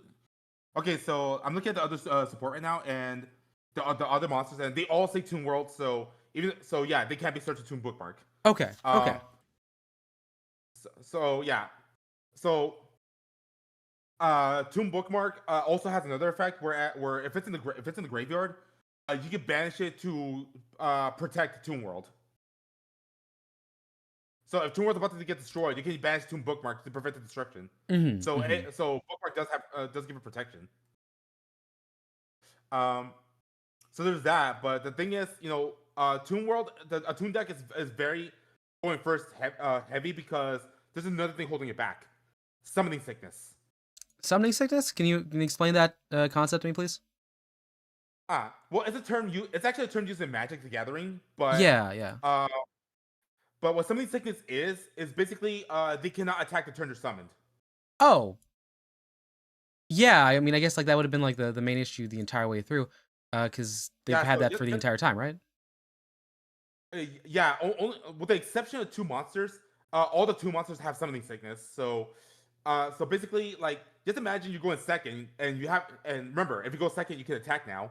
You have your board set up. You can finish off your opponent right then and there with all those direct attacks because you have enough attack power to do so. But they can't because summoning sickness. They cannot attack. You have to wait another turn. So Hmm. now your Yeah. opponent has a chance to fight back. Um, so, oh, actually, no, make that three because Blue Eyes Toon Ultimate Dragon does not have summoning sickness. It doesn't. Nope. And the other two exceptions I mentioned are Toon Blacklisted Soldier and Toon Dark Magician Girl. They don't have summoning sickness either. Oh, so you would just build around. Okay. Yeah. And yeah. No. This sounds like it's very well laid out what you're supposed to do with this.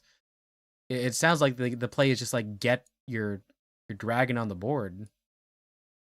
Yeah, yeah.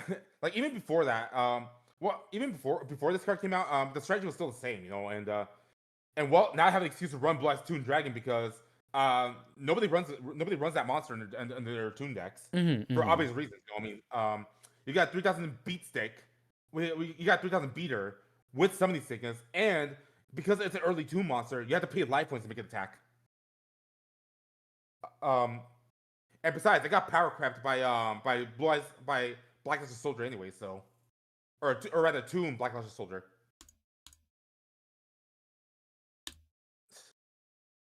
Because Blackluster Soldier has the same stats, but with no summoning sickness.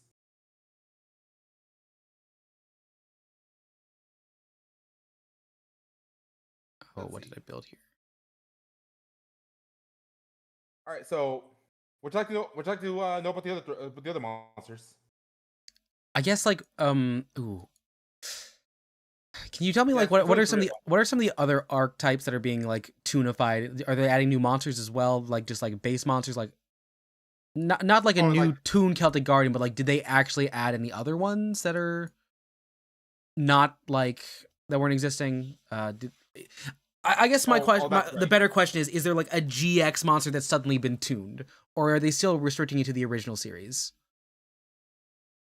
Oh, that's right. I keep forgetting how far behind you are. Well, right now I'm booting up Master Duel, so I can look up all the current two monsters, so I can tell you about it. Mm-hmm. Yeah. If you want, like, if you're curious about the GX error cards, I can focus on those first. Yeah, that'd be great actually. Hold on. You can probably hear my game in the background.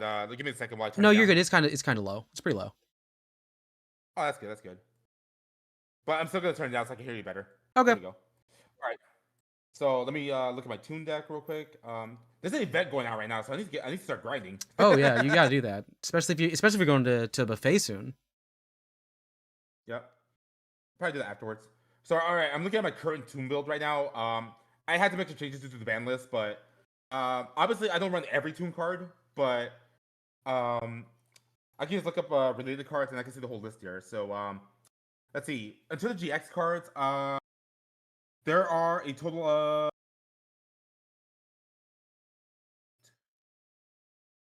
two cards that two GX monsters that got tunified. Huh. uh, wait, is that should that be the proper term? Tunified?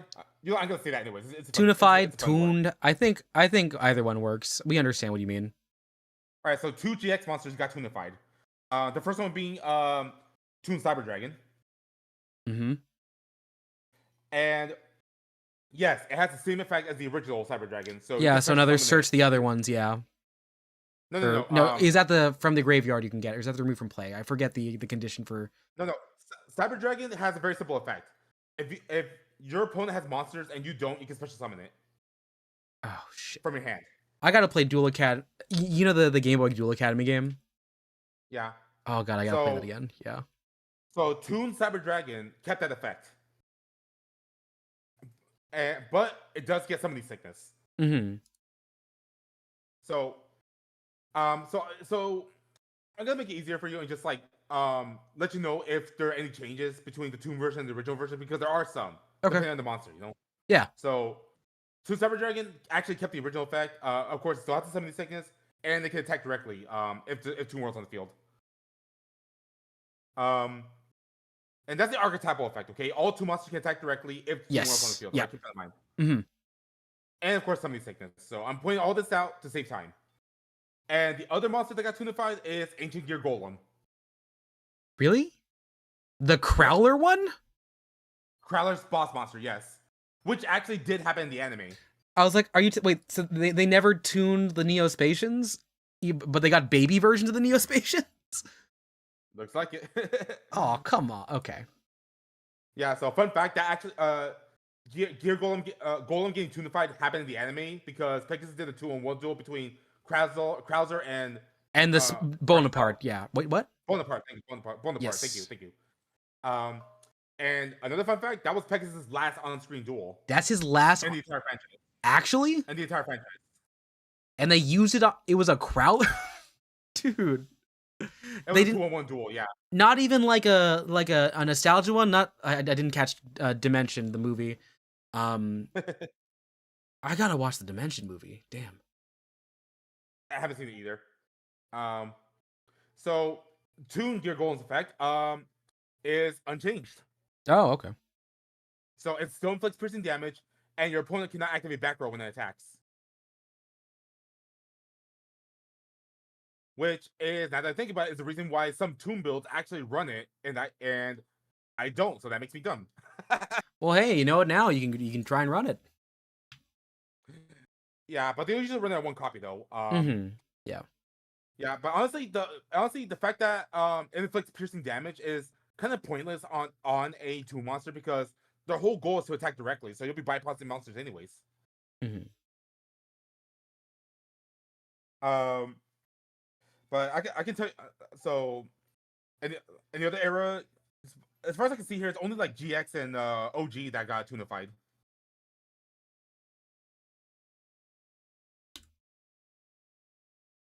I'm just trying to imagine like the design, like a Toon Blackwing. What does a Toon Blackwing look like? In my head, I'm like, you've already got Kalut the Moonshadow that's kind of like just a child. Because their eye, like the eyes on some of those things are just weird. Oh my god! You know what? Konami should. I mean, even if these cards are not competitive, they should print out like Toon versions of other monsters. I think. Because. Well, do you know like the plushies for like the Ditto ones where they have the like other Pokemon but their faces are kind of wonky? Like I think they're missing out. Like they could get some like some really good merchandise out of it if they really wanted to. So they did release chibi versions of certain monsters. Oh yeah, but like no, but if everything is tuned, that's a lot of money on the table. They printed chibi cards for some monsters. Oh yeah, cool. Like but it was mostly like 5D's cards, like Stardust, Black Rose. They got chibied. But I do see some odd choices on here, like Buster Blader got Toonified. Dark Magician got Toonified. Actually, Dark Magician is actually pretty good. Ooh, nice. Yeah, Red Eyes got Toonified. Wait, you already know about Red Eyes, right? Oh yeah, I know Red Eyes. Yeah, Red Eyes and Dark Magician are actually good in the Toon forms. So, real quick, I'll break it down for you. Dark Magician is a searcher. All you gotta do is discard one card, and you can search out any Toon monster, or like you can search out any Toon spell attack card, or you can special summon a Toon monster directly from your deck. And as for Red Eyes Toon Dragon, it can special summon 2 monsters from the hand. So these are really good.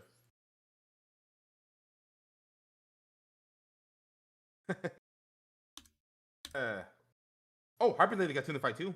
Oh, yeah, no, that makes sense. They're same generation. Oh god, I'm trying to remember like what's the card that I used to hate the most on that one. Oh, I am not doing my math right here. Shoot.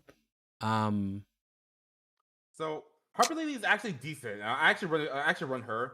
What she does is that you can special summon her from your hand if you have Toon World, and if there's another Toon monster, you can blow up a back row card. Yeah. So she's alright. God, I'm trying to remember. There's this one card. It's like just a bunch of blue and like some different shades. It's not Dimension Wall. It's something else that used to like bother me a bunch with them. Crud, what was it? Shoot. It's gonna bother me. I'm not gonna remember what it is. Well, what I'm about to tell you next is also gonna bother you, because this one monster also got Toonified, and it actually surprised me too when I saw it. Okay, who? Pop quiz. Bandit Keith. Do you remember his boss monster? The fucking slot machine? No, before that. Oh, the other one. Oh god, no, what was it? Barrel Dragon. Twin Barrel Dragon or just Barrel Dragon? Barrel Dragon. Oh. Yeah, it got Toonified. Fine, I guess. And it kept the fact where you can blow up a card if you flip 3 coins. Was Bandit Keith that relevant to give him a full tuning? Actually, he was so relevant that his duel with Joey got turned into an archetype. That's, I mean, it's a funny cosplay to see in the wild, but really, that feels weird. Yeah, if you remember the card Metal Morph, it got its own archetype. Oh, I didn't misread on that one. Okay. Yes. So yeah, I'm looking at the card right now.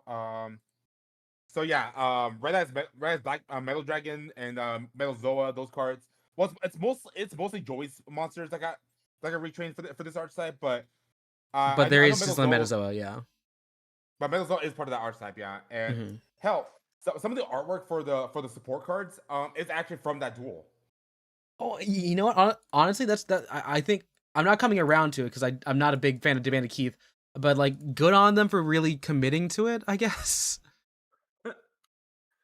Yeah, it's just nostalgia bait at this point. Like a lot of the cards are printing is just like based off, quote unquote iconic moments.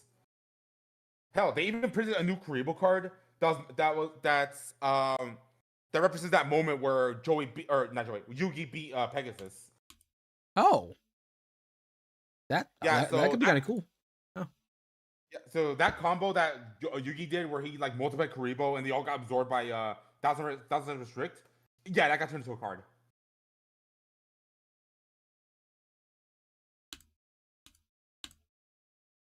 Let's see, what's the way You seem around this? surprised. No, I'm not. I'm trying to math out this next part. My mod, who's currently not here, is actually really good at this game, and they're probably like, if they're watching in silence, they are pulling their hair out because I've not been playing this specific run very well. Been playing it really fast and loose. I took some like non-orthodox setup here, and I don't think it's really paying off very well. Okay, so that gives me 14. Yeah, here we go. So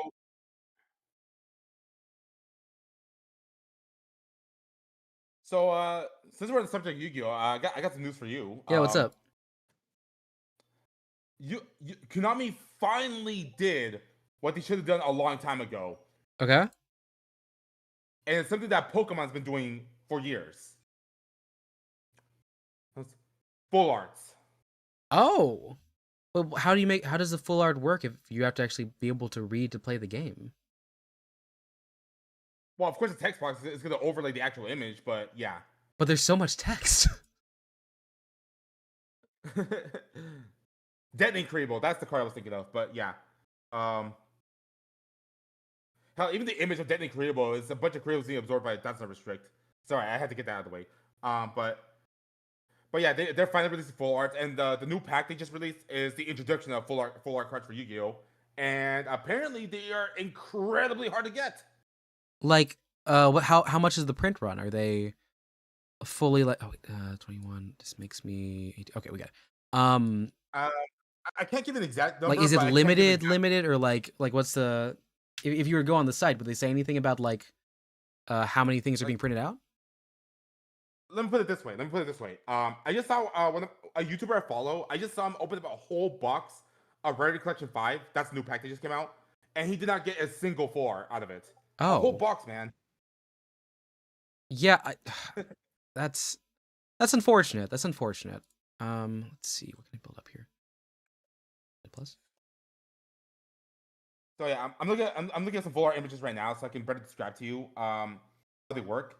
But yeah, the text box itself does overlay the image, so reading is not going to be a problem. Well, that's good. Because what's this here? That's gonna hurt. I'm gonna leave.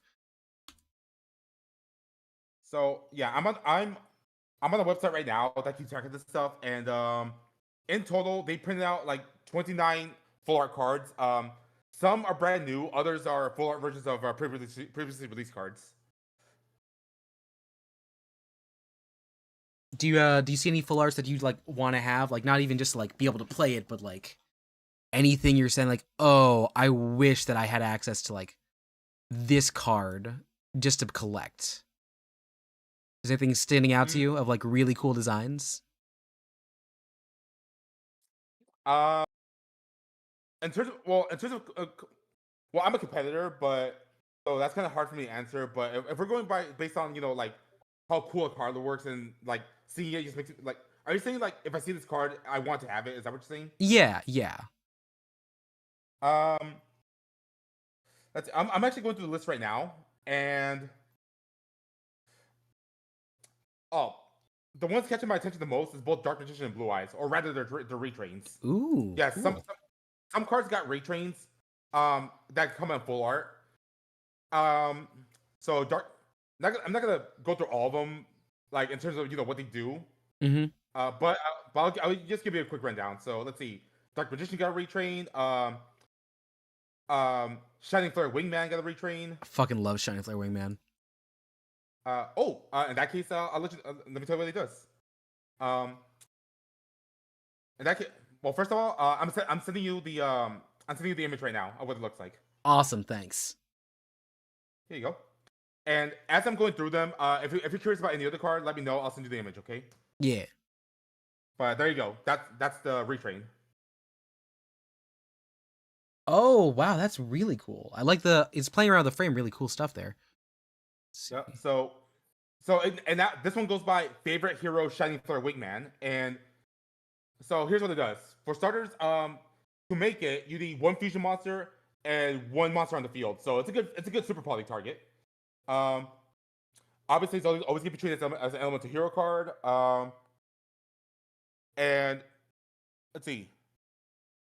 Its first effect is a soft once per turn. If this card is special summoned from the extra deck, you can shuffle 5 monsters from your graveyard into the deck, then draw 2 cards. And if you do, this card gains 1,000 attack points. So, wow, it's basically part of Everrise. Nice. Cool. Its second effect is that if this card destroys a monster by battle, inflict damage to your opponent equal to that destroys monster's ritual attack. So, it kept that effect from its previous installment. Alrighty. So let's see what we got. Yeah. Stardust Dragon got a retrain. Also very nice. I'm a big fan of 5Ds, so I've got to support Stardust. Here you go. All right. Oh wow. Yeah. No, he is out the bounds on all of it. All right. So this one goes by Stardust Dragon Victim Sanctuary, which is the name of his effect. You know how it is. Mm-hmm. Yeah. Same summoning conditions. One tuner, one non-tuner. Oh, actually no. One. Yeah. Okay. Never mind. Anyways. Its first effect is that when your opponent activates an effect in response to your effect activation, you contribute this card, negate that effect, and if you do, destroy it. So, based Stardust Dragon can only respond to destruction effects, but this one looks like an Omni Negate. Yeah, it's an Omni Negate, so it can negate anything by tributing itself. Oh, cool. Well, I'm fucking dead. Okay. All right. Oh, nice. So its other effect is that if it's in the graveyard after you tributed it, as a quick effect, you can banish it from the graveyard to bring back any Stardust monster from the graveyard. So like let's see here.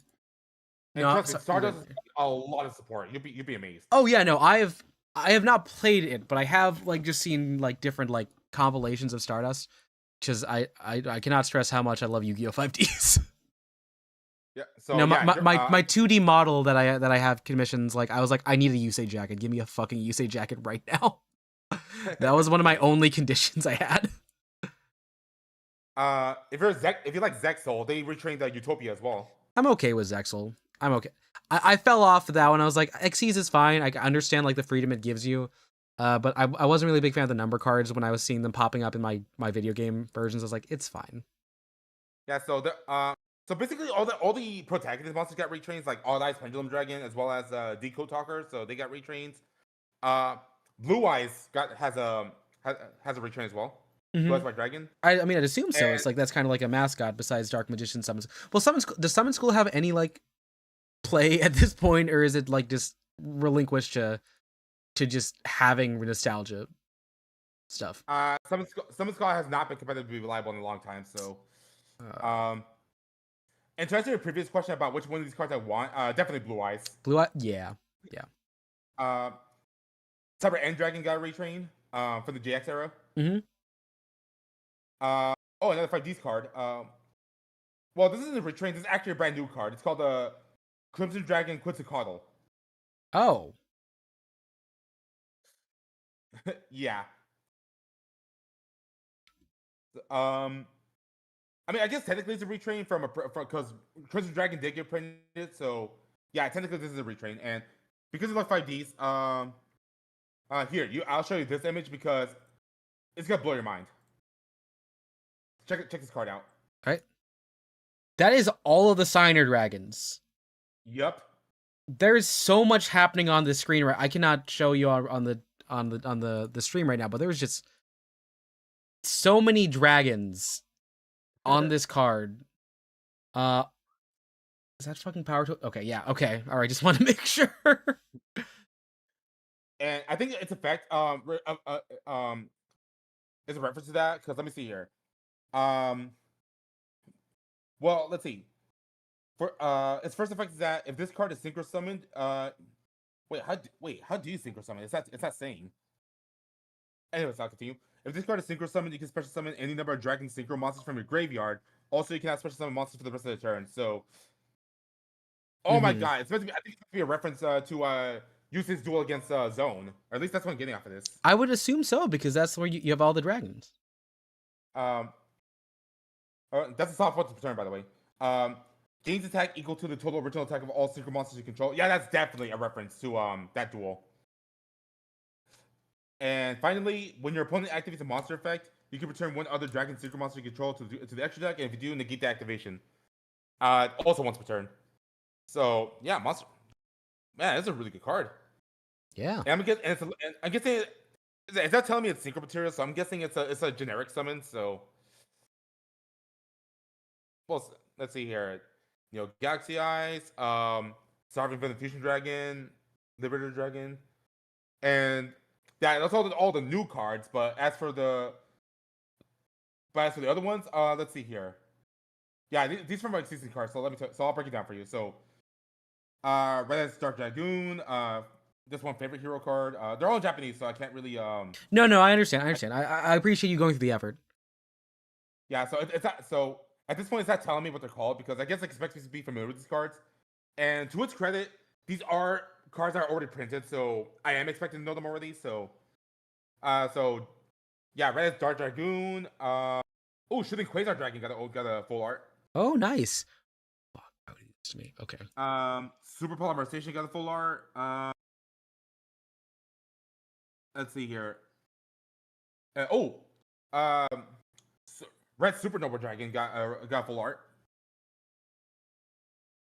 Yes, there's a Supernova Dragon now. Mm-hmm. Yeah, no.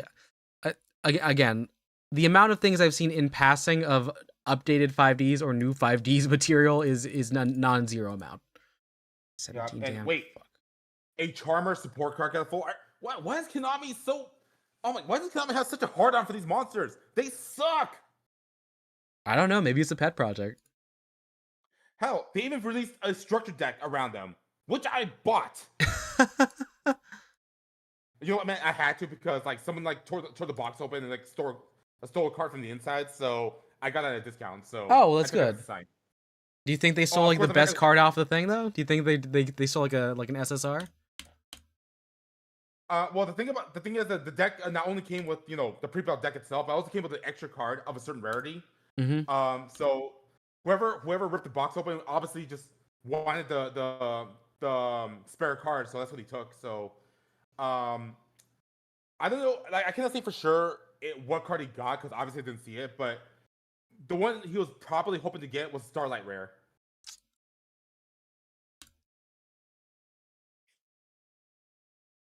He probably didn't get it. I'm calling it now. We can hope. We can hope they didn't get it. We can hope they didn't get rewarded for trying to steal the deck. Well, like I say, he only took the card. The deck itself is still intact, so that's why I bought it. Mm-hmm. And oh right, there's one more thing they're doing. Now, again, this goes back to the question you asked me because there is one thing that Konami decided to do, and I fear for the game because a move like this is gonna cause the game to be scalped just like Pokemon. Yeah. Okay. So, are they doing signature cards now? Oh god, are they doing signature cards? It's something called Grandmaster Rare, and these cards, unlike the rest, are actually graded. What that means is that they printed a limited amount, and the card will tell you which one you got, like how many out of 100. You know, like say you got, like this is card 60 out of 100 or card 50 out of 100. Yeah, etc. So naturally, they only printed 100 of these cards, so it's gonna be very sought after. I hope one of these days it's just a small child who doesn't understand rarity gets it, because the way it used to be in the olden days. That'd be fun. Just have like kid be like, okay, all right, I'll just chuck it. I said to you now. That's Grandmaster Rare, and what makes it different is the border.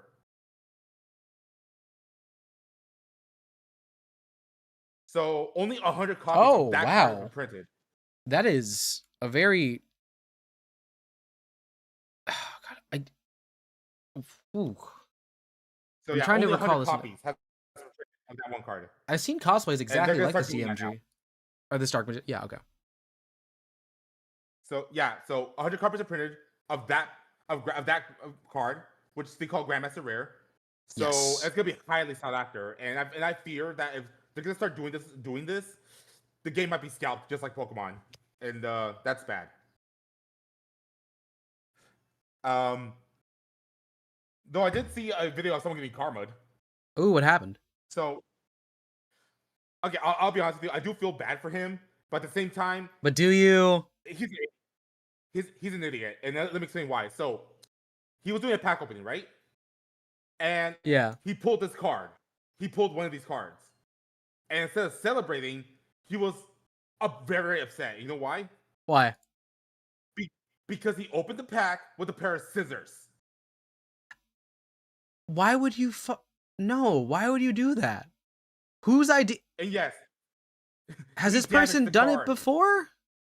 Like, even I know not to do that, and I haven't, bought cards in the while. It's a trade. You're supposed to be able to trade it. Yeah, I mean he barely nicked it. It wasn't that bad of a damage, but Yeah, but you can't grade 10 it. You damage lose is like too that's much value. Yeah, so he completely destroyed the value of the card simply because he decided to use scissors. I mean, it's still got to be some. It's still like one of like however many you said. That's still something, but it's not good. Oh no, it was it was he got so yeah, he got extremely lucky and he blew it. I wonder how much that goes for in market still, because it's not going to be like, oh, it's not a misprint. You did just fuck up, but like, it's still one of that like max number you talked about. That's got to count for something. Yep. I mean, I personally I'm not that lucky. I'll tell you that right now. So if I were to go get Rarity Collection 5, which I will, for, so I can do a pack opening on stream, there's no way I'm gonna pull that card. There's just no way I'm gonna pull that card. And actually, the pack did just release. So let me look at its value. Yeah, on TCG Player, or what are you looking at? Just in general. I mean, I'll check TCG Player too because that's my preference. But I'll check others. Okay. Because I want to see the overall average value. Let's see. Is Grandmaster one word or two? What do you think? I want to say it's probably one. Okay, Grandmaster Rare Dark Magician. Shut up, AI! I'm not talking to you. Do you have an AI voice chat open on the other side? No, it's just that when you Google something, the first thing you get is an AI response. Yeah. So, I don't see any listings. Okay, so I'm guessing no one's tried to go for a trade yet. No auctions on Yahoo JP. Not that I can see, unless although I only just looked at the card though. Maybe if I look up like value or price. There we go. Let's see here.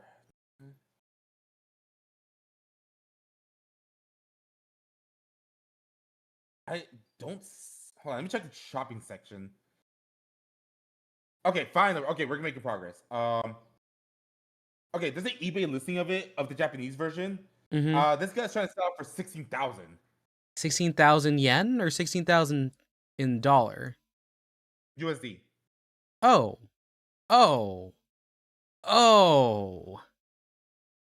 And that's just the Japanese version. That's rough. That's real rough. I don't see any English printings yet. But again, it's gonna be there are only 100 copies available, so the odds of me coming across one are gonna be really slim right now. I mean, I hope you get it. I mean, good luck, but Jesus, that's a lot. That's a lot. I mean, it got released in Japan first, so obviously it's in Japanese. So yeah. If you include the American release that we've gotten recently, that's another 100. So I guess it just I don't know. I mean, Konami's not making it clear if it's gonna be like 100 overall or 100 per pack or Like, per. okay, so when You know? when you're saying not making clear, have they like? Do you think maybe they've done like some sort of Do you think there's like a is there like a press release you can confirm against or what? Because like I'd assume like with a new set they would have given like, oh hey, do you see this? Be excited about it. Like if they were trying to hype it up, I would think Konami would do that. Like I'll try to look where was the into it, announcement? but I think I think can't say for sure. I'm gonna have to like really dig into that. But I'm just like my only sources right now are quote unquote Yugi tubers. Oh well, then do you think maybe like underneath their thing they might have like just said like, oh, where they saw this? Or like are you saying like Yeah, do they you think like like maybe they posted? cited the thing under on their like YouTube description, be like, oh yeah, I saw this tweet, or like I was like, Oh, oh oh, god, so what you're was it? saying if you share the sources in the description, Yeah, I was like you maybe you could dig in a bit. yeah, that I Here, don't know because I wasn't specifically looking for that, but I can always go back and check. You know.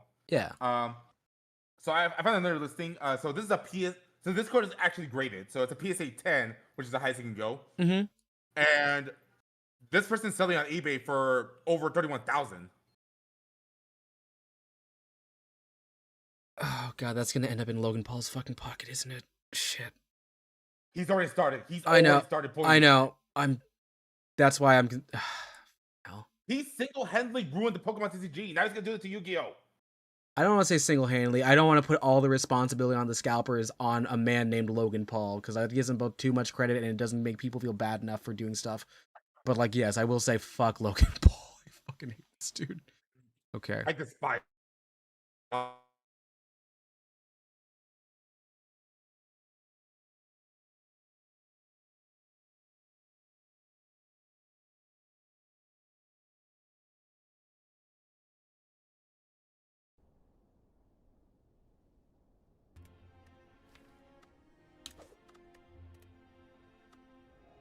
I'm doing another rerun of Ascension 6.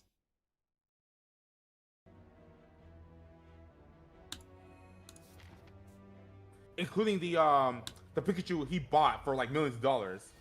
And maybe you're right. Maybe he's not the sole reason why this started happening, but he's definitely, knocked over the first domino. Yeah. I don't remember like it being like that big outside of collector circles and at cons, but then like I don't know. When I saw that man walk out with the Charizard on his neck during Mania, I thought it was cool. I guess the kids liked it a lot, and that makes me feel sad. Yep.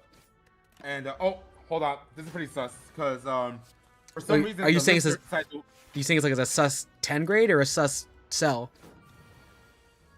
maybe both because like he for some reason decided to black out the number like because the card says this out of 100, and he decided to black it out for some reason. Okay. That's why I'm saying it's sus. Oh my god, Logan Paul! I swear.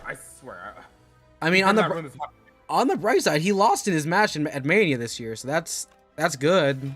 At least some.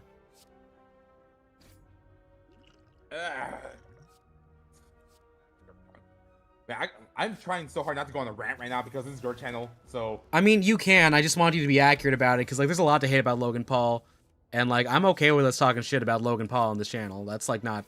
What's he gonna do? Cease and desist to YouTubers? You think he watches VTubers?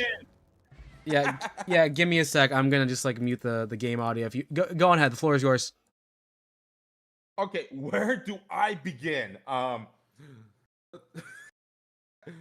Oh man, there's plenty of evidence to back this up, so I can really say this. Logan Paul is nothing more than a clout chasing scammer who'll do anything for attention, clout, and to sell his shitty drink. In fact, he is ruining wrestling just by his mere presence because he's only there. He doesn't care about the sport. He's only there to promote his prime, get wrestlers on his shitty podcast, and of course the clout, more attention for him, and of course the money. That money's getting paid for it. I think that's a lot of things there. He has no respect for the sport. He has no respect for the hobby of Pokemon card collecting because he ruined that too. He is constantly scamming people, and yet he still has a freaking career. Because he's good at scamming. He's good at it.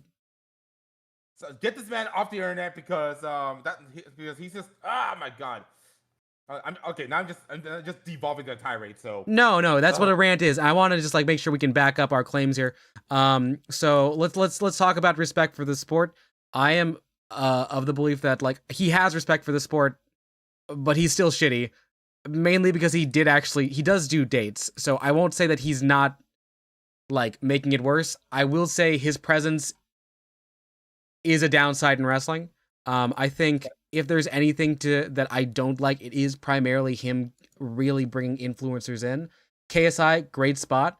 I don't like the fact that we've had access to a lot of manias where we've got. Let's see, who are our big run-ins there? Jelly Roll, fine. You do 2 manias, that's okay. Pat McAfee, I know he actually has more respect because he did do training, but I think we've gotten too used to podcast bros having access to Mania like main feuds. buddy, yeah. buddy, the first thing he did when he won the United States champion was try to pawn it. In storyline? No, like he on his YouTube channel, he released a video or rather a YouTube short of him trying to pawn the United States championship. Can I see it? I kind of want to know if this was because like let's not like buy fully into kayfabe here. Where the year is 2027. If that's heel work, it's heel work. It wasn't kayfabe. Did he get it graded by some guy from fucking Pawn Stars? I'm looking at it right now. No, I think he just went to a random pawn shop.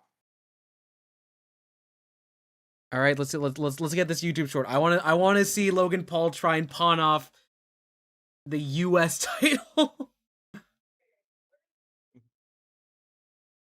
Yeah, right here. All right. It literally reads, Logan Paul took the WWE US title to a pawn shop. Let's see, Logan Paul U.S. title pawn shop. Yeah, I'm sharing the video with you now.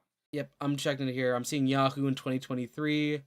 I'm looking on Squared Circle right now to see.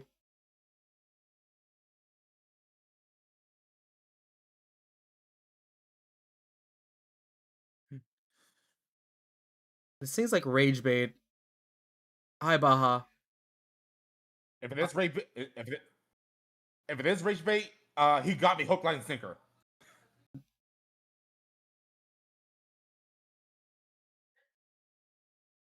But whether it's rage bait or legit, one thing's for sure: the fact that he even attempted this is just disrespectful. It's disrespectful. But you got to remember, he's a heel. I'm looking at this. He's saying it was taken off of Rey Mysterio. Well, yeah, he won off of Rey Mysterio. Well, yeah, so that's what I'm saying. Like this seems like storyline. Not to mention, ever since he came to WWE, and feel free to prove me wrong, but it will be difficult. Everything was just handed to him. Everything. When you say handed to him, I want us to talk through here. Are we saying he gets main event time? Because like there's levels to handing. Like David Arquette getting the WCW championship title, he was handed that because he was on a movie. That's handing. I think Logan Paul at least is in matches that are vaguely competitive. Let's see here. He was on his first year, literally his first year. He was already given a WrestleMania main event spot. I think he was given. Can you explain? Wait. Also explain to my audience when you say main event. Was he in the end of night 1 main event spot? Was he in night 2? What is the main event version of Logan Paul at this show? Well, first of all, let's be clear. Main event does not always mean like the last. I know, but that's why I'm trying to ask you to explain that, because people don't understand. WrestleMania usually has 3 main events on one night, and they have 2 nights. So people who aren't familiar with wrestling aren't going to understand that this is not the headlining main event. Because like if you're thinking about like WrestleMania 35, the main event there is Becky, Ronda. And like the main event, colloquially, like people are going to think the main event is like, oh, it's your Cody Roman, your Cody Cena. But there are like 13 other matches on there. So like, all right, so make it clear, like what event is this here? Is this Mania 41? And what was his match? I'm about to look it up right now, but I need to make sure it's the right WrestleMania. So it was definitely after the pandemic, so it wasn't 36, it wasn't 37. Yep, so we're past the boat. We're past the boat. So his debut was either 38 or 39. So please correct me here. Yep. Well, I mean, you're making the claim. Hey, Okay, Kruka, we're talking about Logan Paul and wrestling here. Again, I want to make sure I don't like Logan Paul. We're here to be informed haters, okay? Informed haters. All right, so I'm looking at the WrestleMania 38 match card. I am ready. Let's see here. Oh, it's a tag team match. Wait, I remember his debut match was a singles match. I'm looking at his WrestleMania match was a tag match with The Miz versus the Mysterios. So he was talking with Logan Paul. This is before, I think this was before he had the Jackass match with Johnny Knoxville. Night one of WrestleMania, Paul makes his in-ring debut with The Miz to defeat the Mysterios, but then The Miz attacked Logan Paul, making Logan Paul face. And then 2 months later, he signs a multi-event contract, but not a full-time one. He wants to fight The Miz. He did beat The Miz in SummerSlam. He challenges what? Yeah, 38. So like that's not. Let me. I'm gonna look at the card on 38 here because it was not a singles match like you're saying. It was a duos match with. Let me make sure I want to see if these two were at the time the champions or if they were just talking shit to Rey Mysterio and them. So I'm looking at this tag team match. It was not for it was not for a belt. And the matches that were there that I would say are the main event match. There was the advertised Flair Ronda. There was the Becky Bianca, which was a singles for Raw. So those are the two women's I would say are main event matches because I remember those feuds. The Bianca Becky was good. Flair and Ronda had Ronda, so she was giving marquee name. Then you had the secret main event, which was Stone Cold Steve Austin versus Kevin Owens, which is insane. But even before that, you have Cody Rhodes, Seth Rollins. So there are 4 of the 7 events that I would say are more important than The Miz and Logan Paul versus Dominic and Rey Mysterio. Okay, you got me there. But let's back up here and just point out like this is why informed hate is important. It's why I get to hate about Rent a Girlfriend, but I need people to know why they hate Rent a Girlfriend to say it.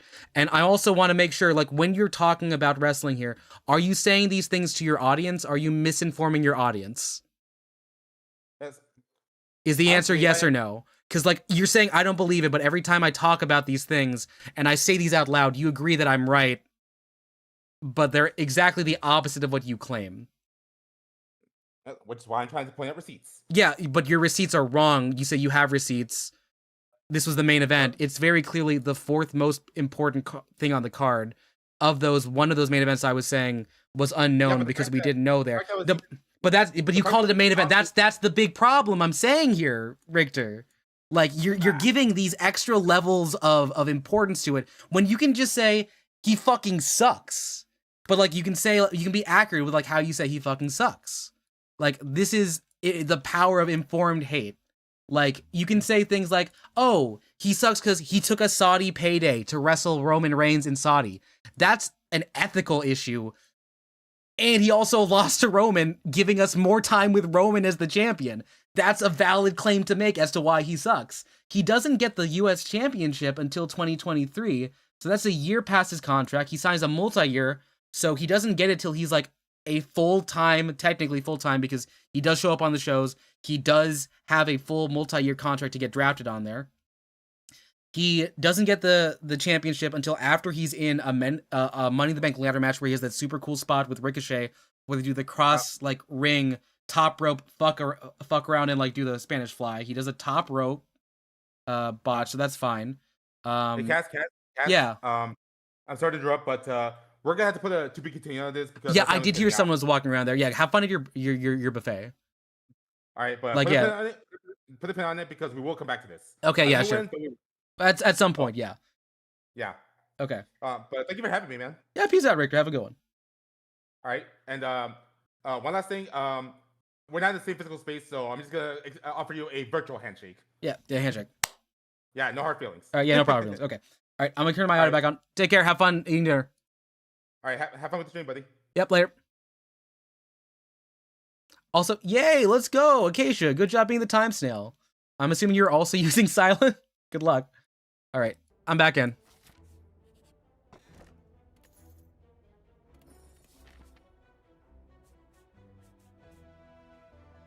see. I've got a bunch of question marks here. I don't have access to any... There's no more bosses on this level here. I'm just gonna fight. You're using Watcher? Oh, cool. I was like, is the Silent jealous? I know you love her shivs. It's 10.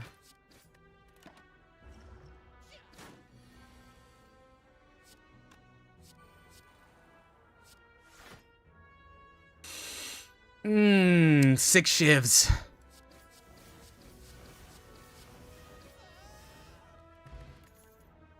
I love the smell of 6 shivs in the morning. Makes it go so easy.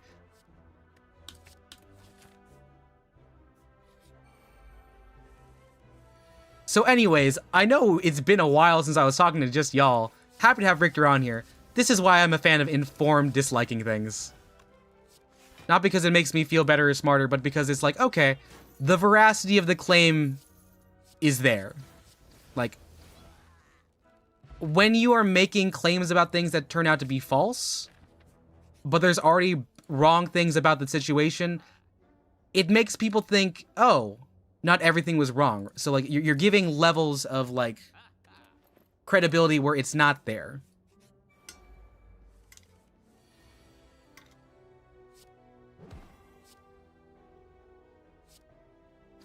Shiv, shiv, shiv.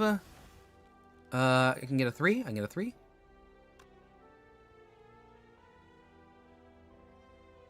Gives me 24. We're not gonna go for the big damage. We're gonna be smart about this. Let's take 1 damage off of this, and we won't get to hit the finisher on it, which is sad. It's sad.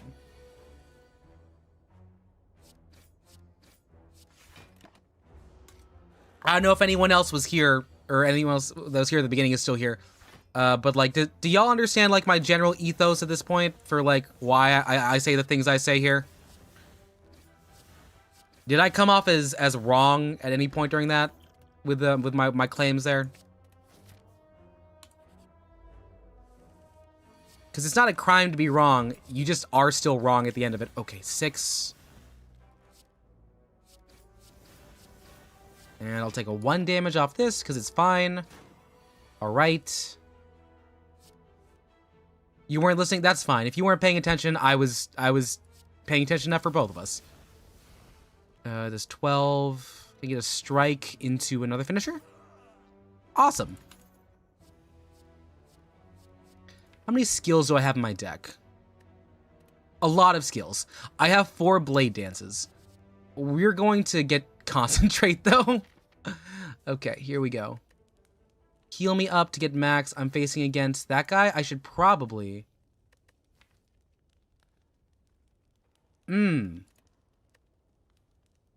Yeah, let's get healed up for this one. Let's punch this out.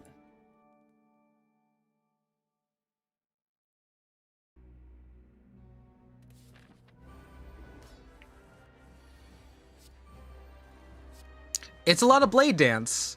I like shivs. I like shivs a lot.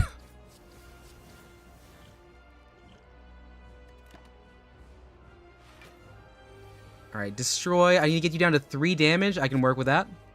Fudge.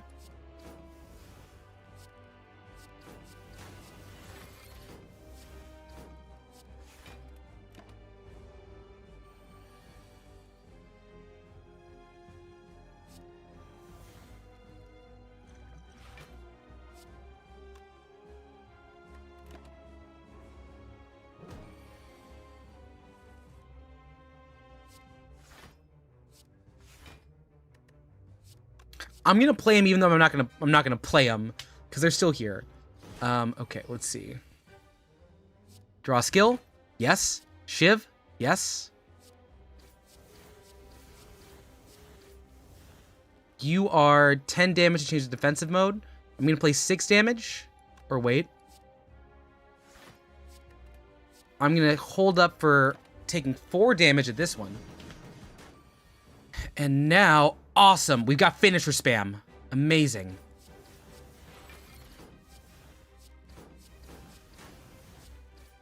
That's 42 damage off the top. Good. You imagine a card for a diff character where you play an attack card, it puts a replica. Only way to get cards that cause 0 is by obtaining other color cards. That might be a lot to work with, but I like the thought. I like the thought. Keep thinking that stuff up.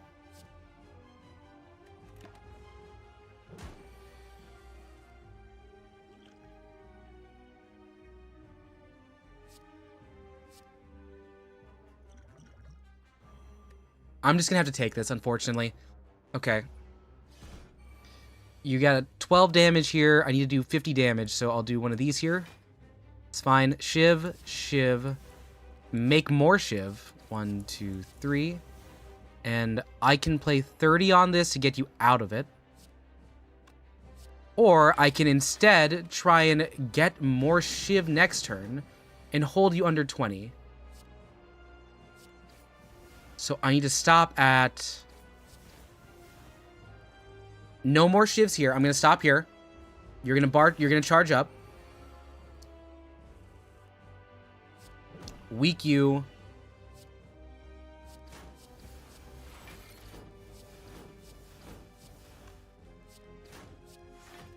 We didn't get all the way down, but it is good. It has a sharp height of 10. It's going to do damage on us. Does 3 damage back, but we're at the end of it. 1, 2, 3, 4, 5, 6, 7. That's 7 times 4. That's 28. It doesn't actually kill. We'll take this one straight. We'll take this one straight.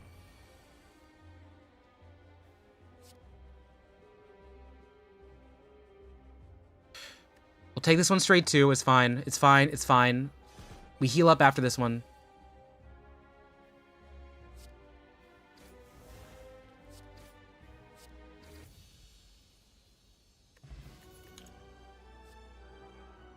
Am I doing much with discard?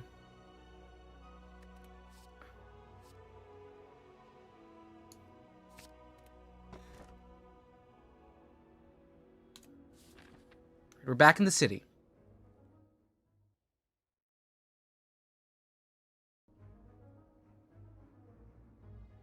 We're going to try and focus on getting that money up there. We're going to remove some cards. So you've got that. Let's start here. We're not going to get as much on this first turn, but I want to get this Shiv generation ready. Okay, you're doing attack for 12. Okay. We're going to discard regular strike. We'll play neutralize on you to break one of yours. You're going to defend. Oh, wait, no, we're going to blade dance, and we're just going to hit down as much as we possibly can. Defend into strike. Let's see this power drink here. Shoot. Should have gotten the shivs first. Okay. Take 6.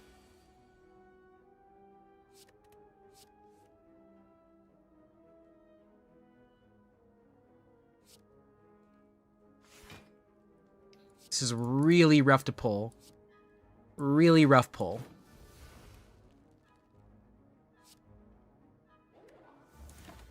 Trying to get down the negation all the way out. Can I get a blade dance, please? Thank you very much.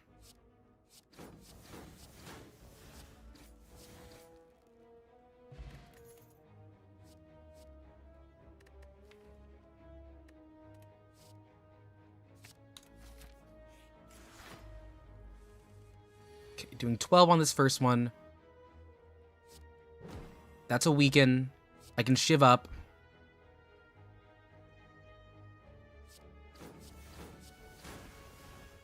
And now we play defend not once, but twice.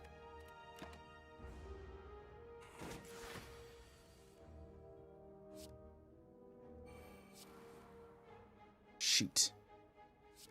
That's just a bad draw. That's a bad draw.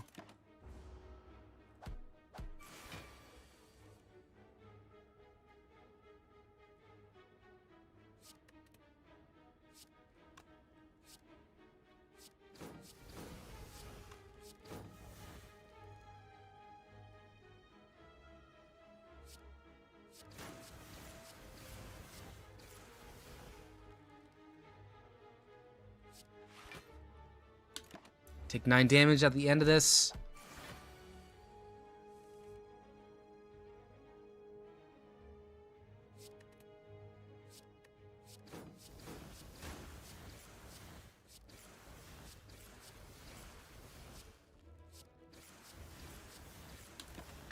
This might not be the run. This might not be the run. Maybe using vulnerable would have been good. Okay.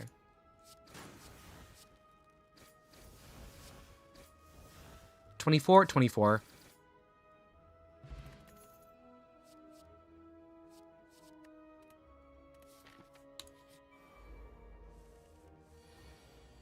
Okay, so I gotta defend 24 on this first one. I don't, is there a way to get that so that if I do that, that gets me to not... No, I just can't. I think I lose this. Yeah, I just lose on this one. I just do. Switch to silence, 7 shivs. It's a lot of shivs. I think if we're gonna do like a post-mortem of what I just did, too many blade dances, not enough upgrades. Not enough upgrades.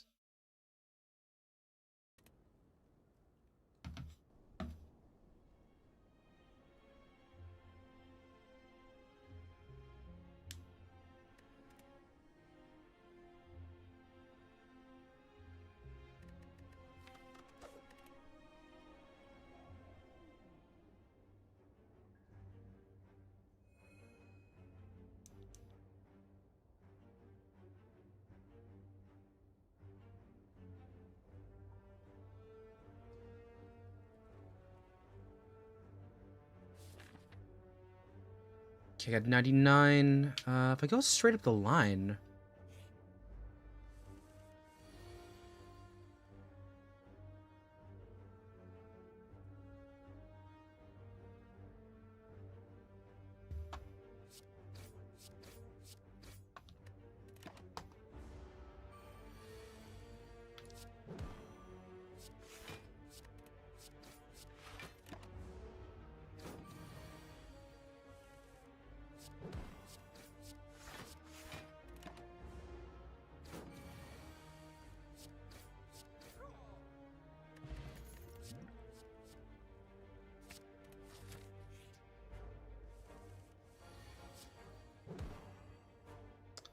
$12 damage out there, 6 and 6.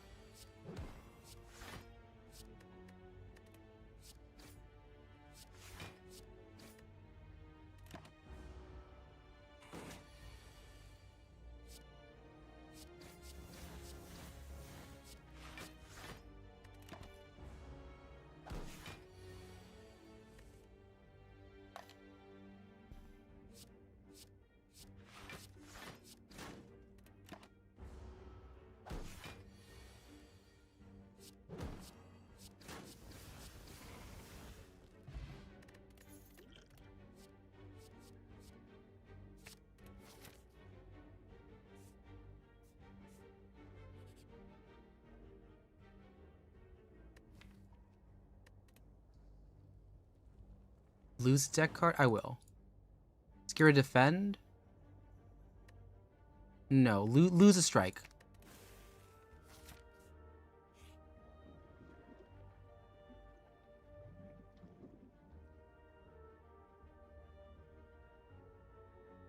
I don't think I get anything good out of this, do I? They gave me nothing. Okay. But that did get rid of the card. That is card destruction. That's nice. Okay, so this one's 110. Do I have a discard? I have a discard.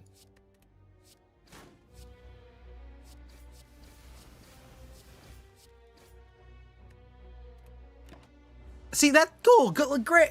Trey, that's awesome. Happy. You got to, you have a new first concert. And from what I've heard, like Gorillas is good in concert. You get Damon Albarn. That's nice. Baha, thank you. Take care. I hope, you know, I hope good luck tomorrow on trying to get the pre-sale. I don't know if we've gotten any word as to like what the pre-sale is or the codes, but good luck.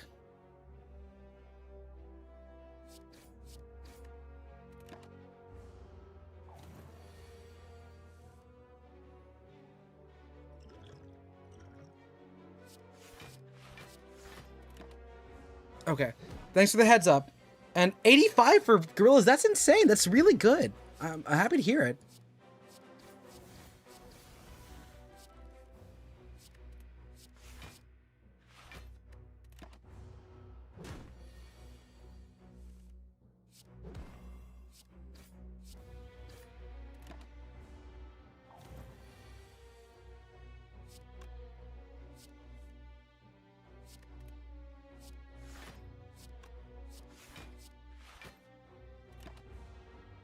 Mucky Meeks won season 18. Well, okay, you know what? Go off, Queen. Good for them. Good for them.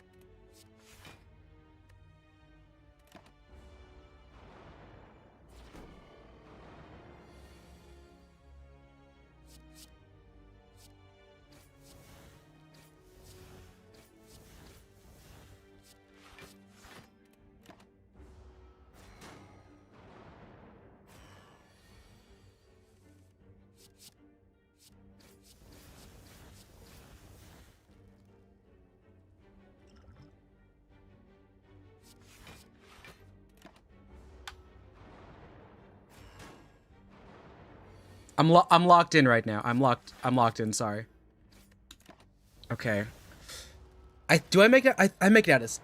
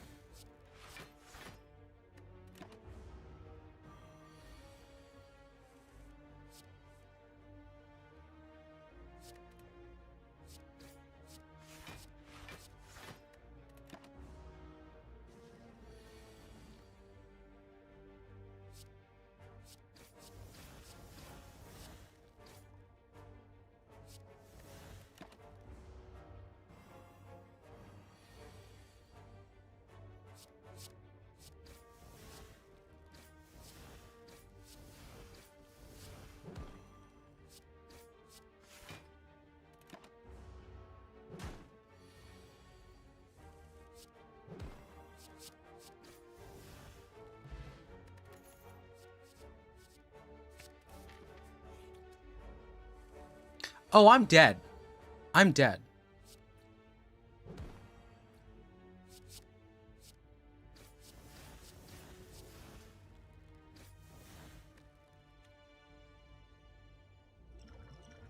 I do a sneaky strike on 12.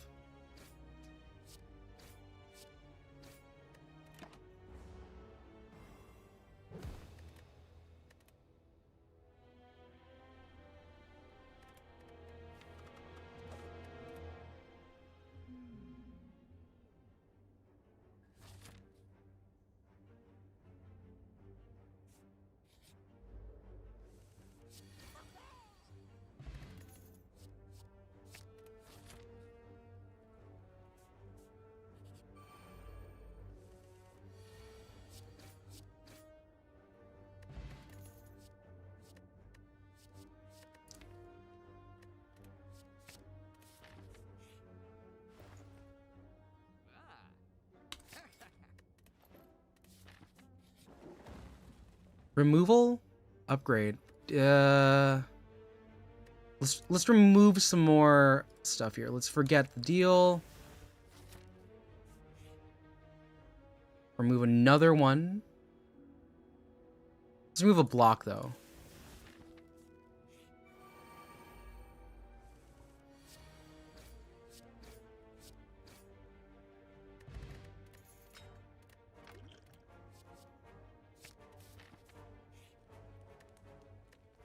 Let's see here, what's this? Let's do Blade Dance 4. Akebano 8 is extra damage, that's nice. 14 damage off the first. Let's do a 14 damage off the first.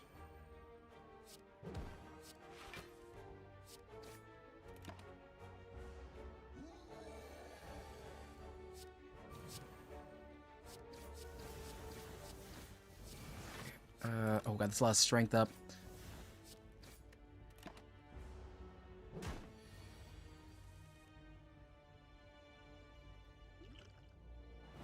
Can I do 16 damage this turn?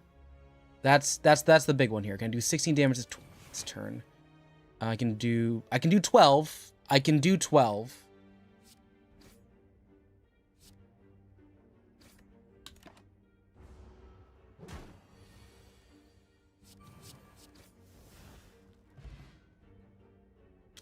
And Whetstone is giving us 2 upgrades. Dang it, we need to get rid of these strikes. We're not going to be using them.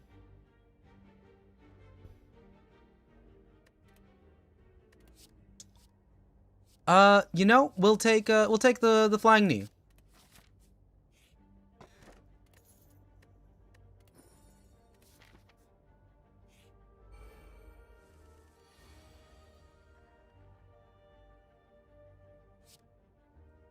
$16 off of it. We have 1 extra additional. 6, 11 hit.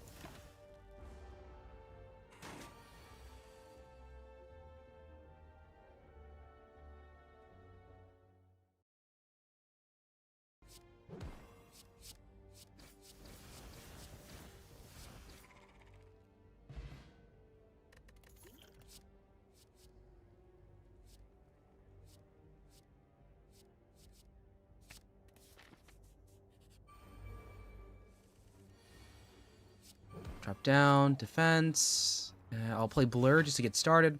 And you know, let's do this. I don't need to do all the Blade Dance damage right now. It would be not good if I were to link myself there.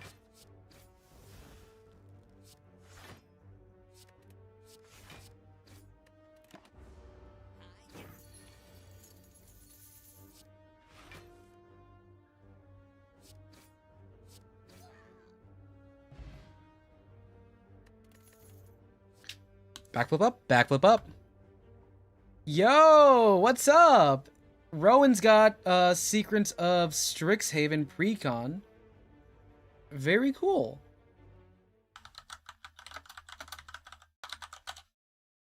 So you've got that's like your Magic the Gathering set, right?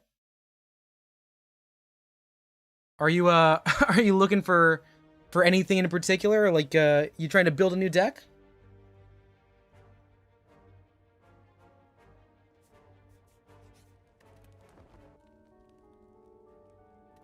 No, you missed it. We had a whole long conversation about the veracity of evidence, and it went for a long time. And I hope people weren't bored. It was a lot of conversation that was happening, and I felt kind of mean. I don't plainly know why you I appreciate you like checking that out there. I did look up what it was, but It was a good call out because like it does remind me I need to talk to my old roommate because my old roommate works at a local game store, so they'd be able to tell me there. But like, yeah, how's it looking out for you?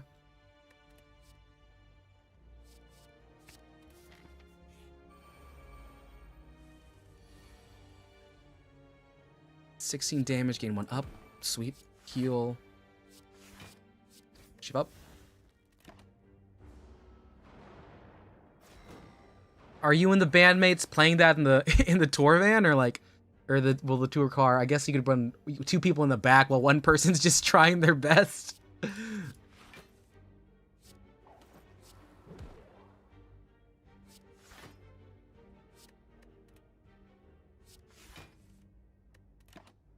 It's one of the pre-constructed commander. You got the white black one. Cool. Yeah, you missed it. We had a guest on stream. His name is Richter. We've talked before. He plays TCGs, but he's primarily a fan of Yu-Gi-Oh.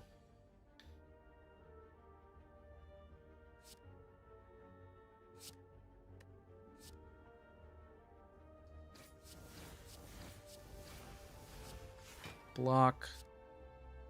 Do 9 damage here.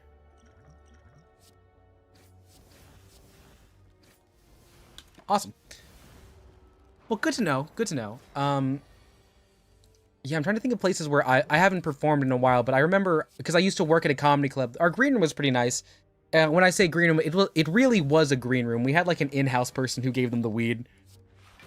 People showed up. They really liked what our friend got them.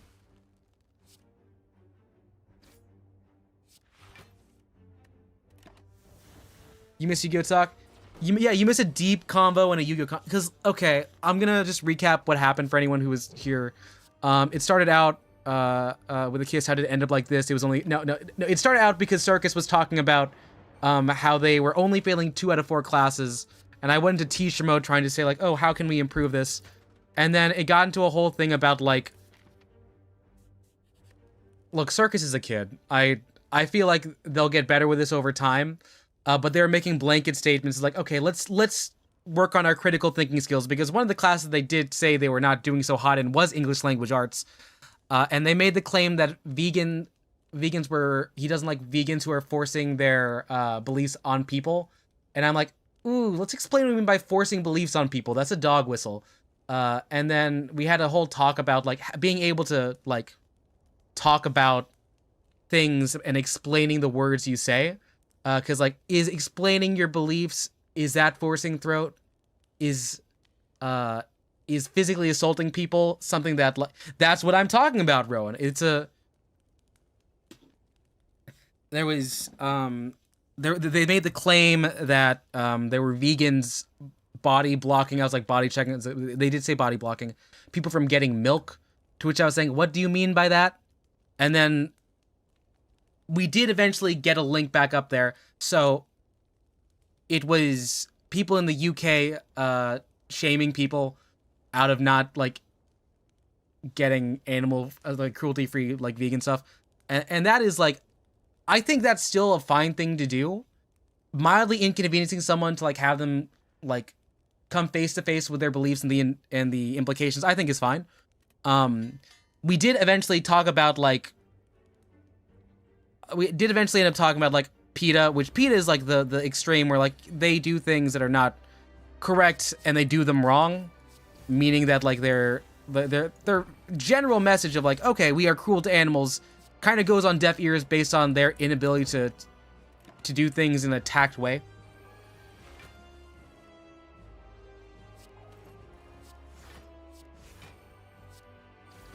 Yeah. What's different? Yeah. Well, then there was another one, and this is with Richter, who we've had this conversation a lot, and I respect him a lot as a creator. We have our differences every once in a while, because, look, I love him. I think sometimes he makes claims, and then he doesn't back them up, and then I call him on it, and then he acts like I didn't call him on it. So we talk very frequently about things like that, and I think today's been the stream where I explained the concept of informed hate many times, because, you know, as someone who reads Rent a Girlfriend, I am an informed hater because I know what's in the story. You hate Rent a Girlfriend because of memes on the internet that are only partially correct. We are not the same. But yes, I've been trying to get like that critical eye on here, right? No, I'm okay with Just Stop Oil. My main thing with PETA is more so the issues that arise when we have to deal with like their high rate of like bringing animals out of shelters and then killing them. them not doing like I'm not gonna say proper practice, because proper practice is in the eye beholder. I think when PETA isn't on the ground, they're much better. They have a good, like, solid game in terms of working with celebrities to endorse them and to be pro the general stuff. But when they are doing like actual like on the field stuff with animals, it becomes very not good. 17 damage to clear? Yeah. Okay.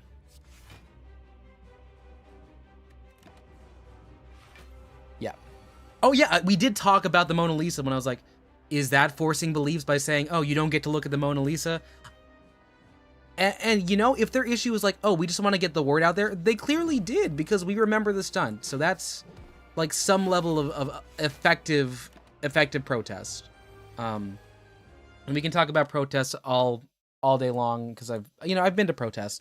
I've been to ones that are organized by like, known leftists, and ones organized by the DNC. And quite honestly, even though it took me going to a No Kings rally to join the DSA, No Kings this year was kind of rough.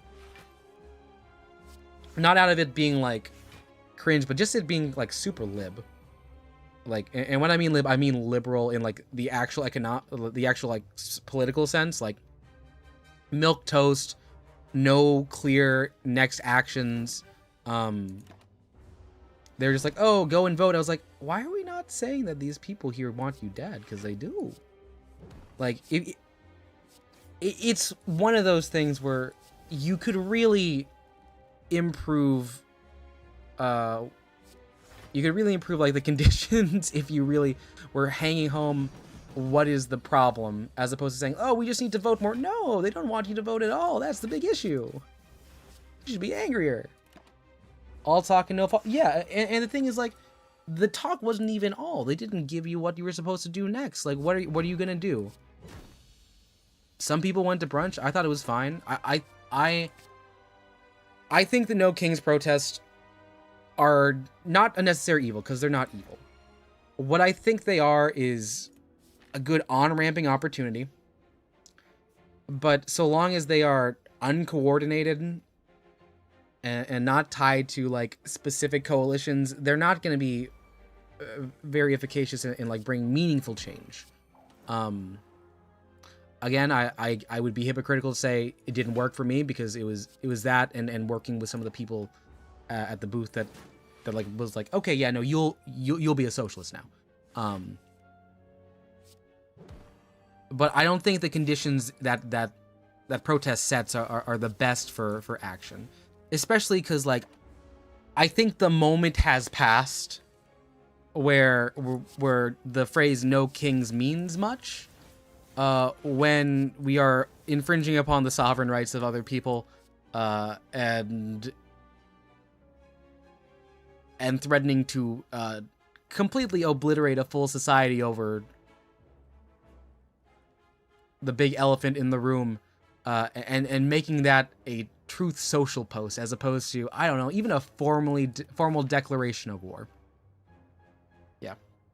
The American establishment left benefits from lip service and then continues to take advantage of the system they claim to wish to change. And yeah, that's bad. I hate it. I hate that. I know that Bernie Sanders is a great politician, but he didn't get to win 2016. I hate that Alexandria Ocasio-Cortez has to deal with people on the right, people on the left, and people in the libs, because she can't like govern in a way that like would best represent her district in New York. I am a Demsoch in the sense that I still believe that we are not in a place where revolution is both safe for marginalized groups and possible. So I'm in favor of incrementalism, at least in terms of a social safety net. So that's where I'm like, okay, AOC, do your best, girl.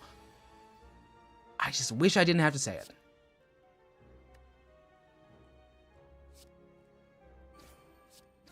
Does that make sense? Am I making sense in what I'm saying here? I think the Democratic establishment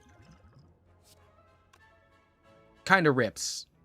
It rips a lot of ass, and not in the cool, fun way. Like, God fucking damn it, if I have to deal with Chuck Schumer for the next like 10 years of my life and having to know what his opinions are on things, I will have been an unhappy person for a long time.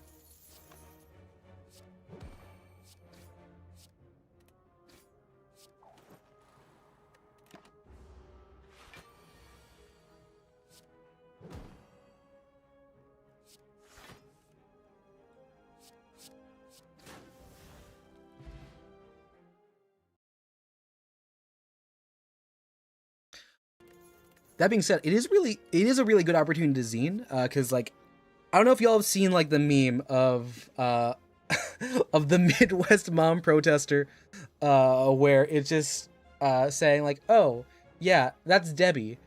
She says says all Republicans are there to eat your throat out and kill you. I'm like, whoa, let's go, Debbie, because I did meet a couple Debbies, and those soccer moms, they really are doing the most. You gotta respect them for coming out and saying it. Do that. Let's do some more removal.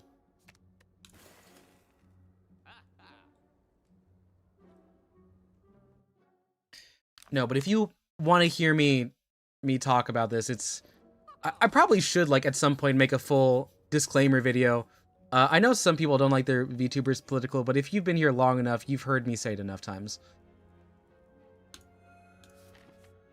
I think I made it pretty darn clear, too.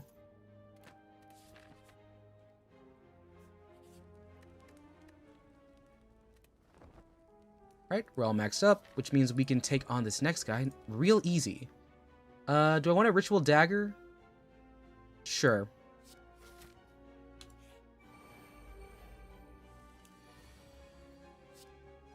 $15 damage on the one.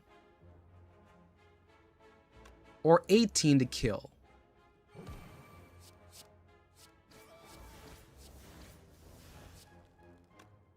Do a Storm of Steel. It's just more shivs ought to do it.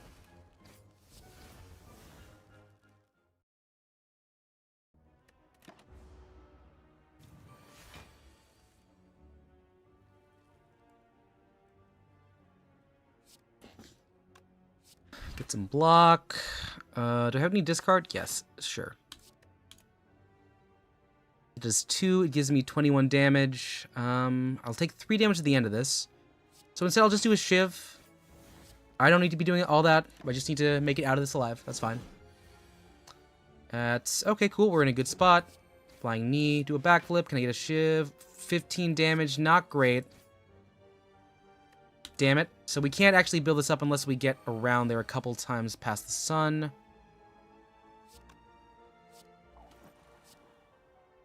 $13 damage on you.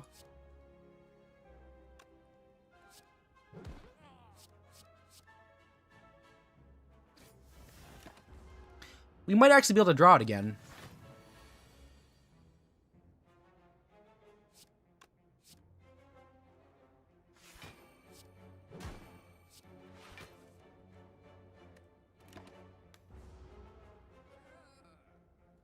Okay, they spawn more.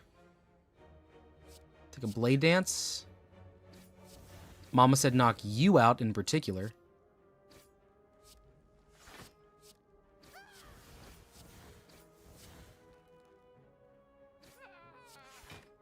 Okay, sweet. Yeah, we're gonna draw it. It's gonna be this next one here. Ritual Dagger, knock him out. Awesome. So every 4th is a chest that we want to deal with, and I'll take a backflip too. We still got enough money, so we'll keep taking the left route. A pen nib, yes please. It's a regular backflip. Yes, we do want this shuriken. That's amazing. We can start using our shifts to really build our strength up. That's cool.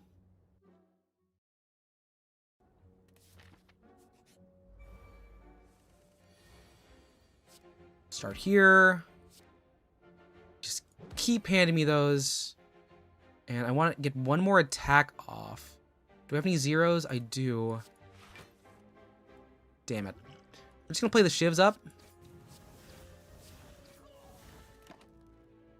Could have saved that one, but these guys get kind of dangerous soon.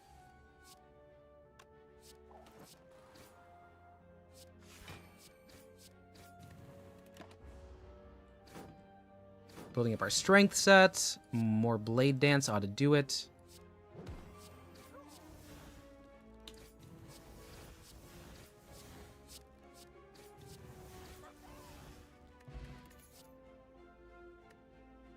Take the XP.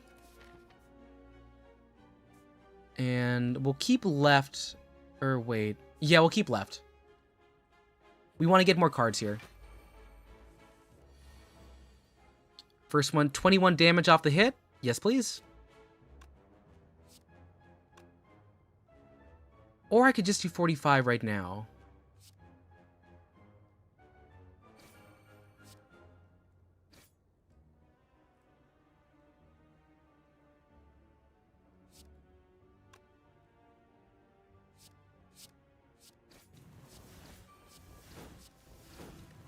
Okay. We've got our 2+. Cool. We can just focus on hitting. Not going to build up, but it's okay. Because that doesn't pierce us. You're at 15.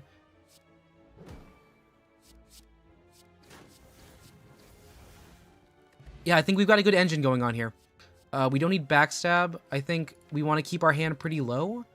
I'm going to max HP, and we're going to keep running. I think all we've got left is the murder bug. All right. 15, 21. It's 21U.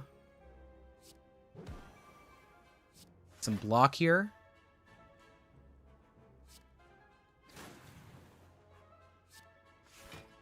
Okay. 8 damage is fine. We can deal with 8.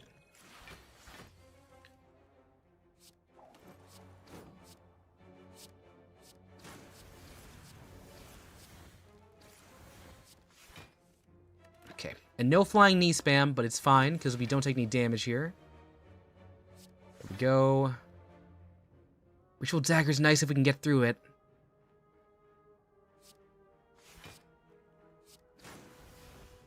$20 damage. Dang it. Okay, we're not going to be able to do that.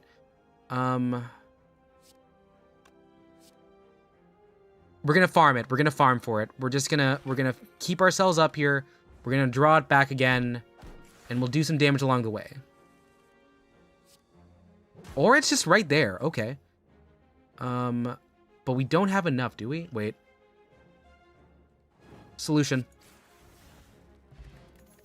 Modern problems, modern solutions. We got this. Oh, shoot. It wasn't the big book. Okay, that's fine.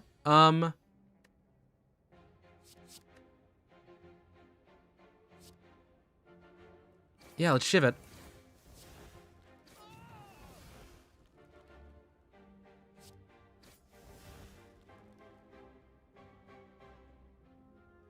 It's going to give me 30 damage off this, which isn't enough. But 11 damage will do us a lot here. And 14 damage is fine. I'll play the regen and we'll keep farming around this. 14's fine if I can just walk around. And never mind, there's the one right there we needed. We're going to have to play around this a lot. Because we want to seal up everything we got here. So you got 13 to save. There's that.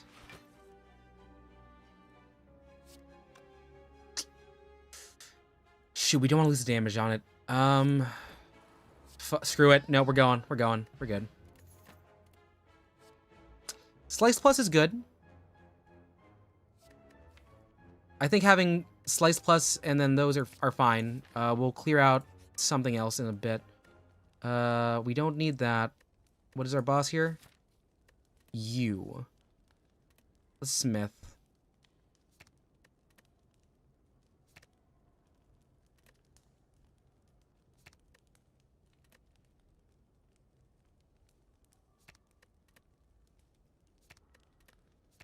We're gonna get the... But the dagger up doesn't help us immediately. Shiv Plus does, but that kind of nukes our hand.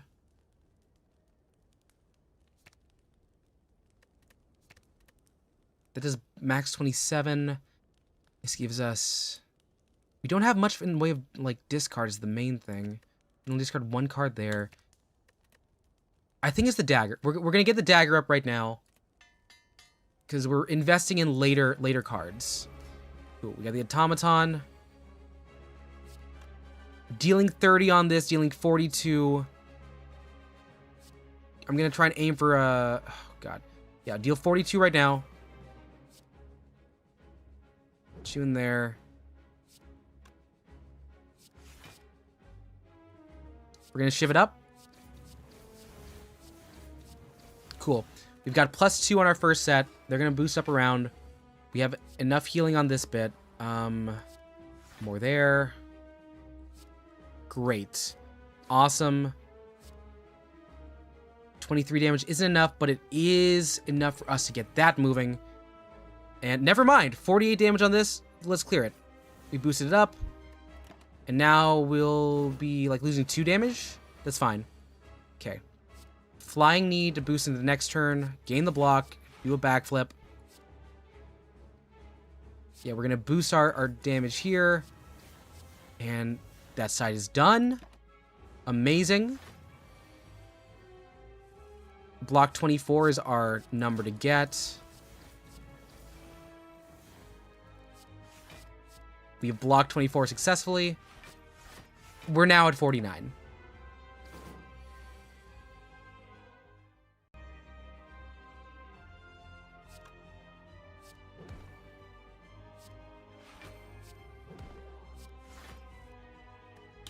Cool. Plus 5. Okay, can we break 58?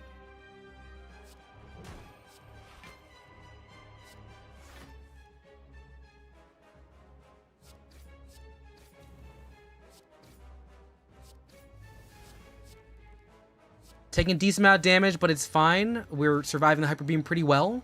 We lost 23, but we're still above half, and now he's kind of in stun lock. Can you get a Blade Dance? Yes, we can. Amazing. Awesome.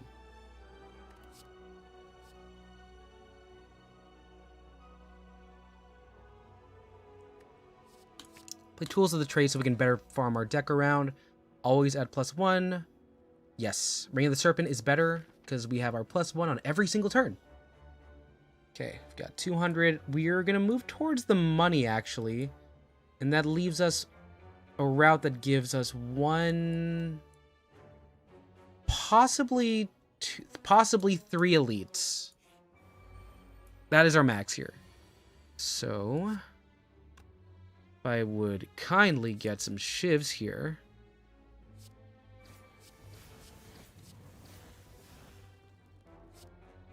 backflip my way in. No flying knee. I will give us a net 0. And oh, I should have sliced. I should have sliced. That's on me. Okay. That there.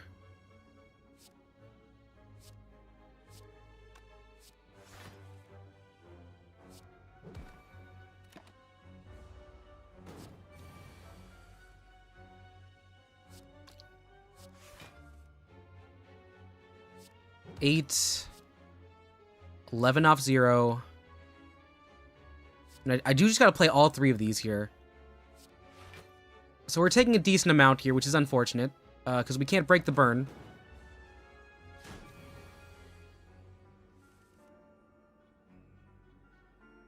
Let's get rid of you. Blur it out. Oh, we can dagger. Okay, we got dagger. So dagger is at least moving a bit higher up on the totem. And, ooh, yeah, let's take concentrate. So we're down 20. 34, all right, immediate. Backflip. And a blur should be good. I love Damon Albarn. I love Gorillaz, which is a band that,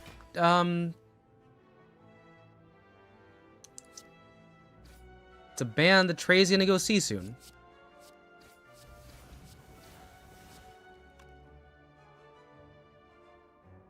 Alright, it's gonna beef me for 4.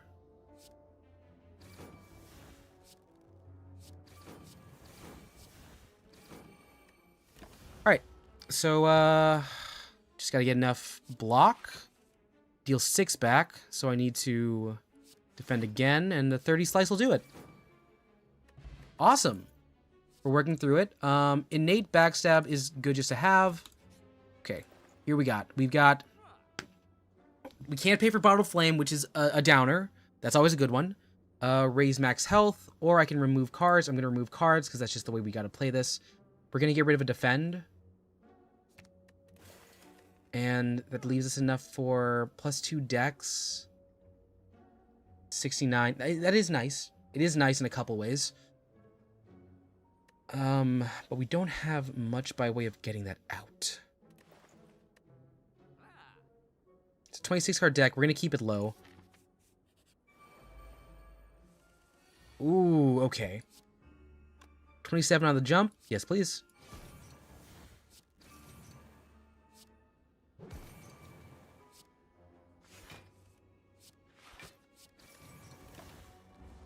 Okay. Awesome. Okay, break 50. Get footwork. Get blade dance.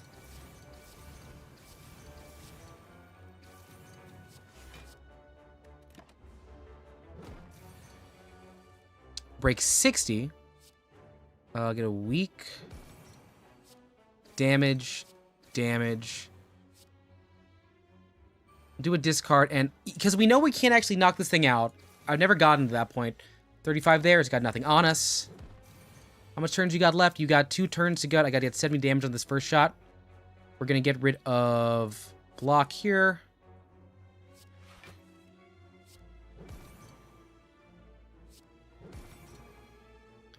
Break 35. Okay, this should be enough.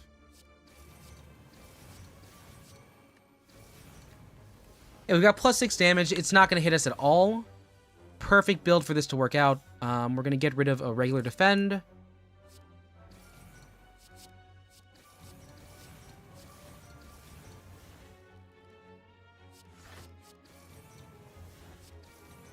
And it's going to go big boom. It's what they do. It's the boom. They bring the boom to you. Okay, deflect is cool. I'm going to get finisher because we don't have one of those. We have, wait, do we have finisher yet? No, we'll need to get that finisher upgraded at some point. No. A secret portal is, wait, do I get like anything off of this? Is this an achievement? Secret portal, slay the Spire.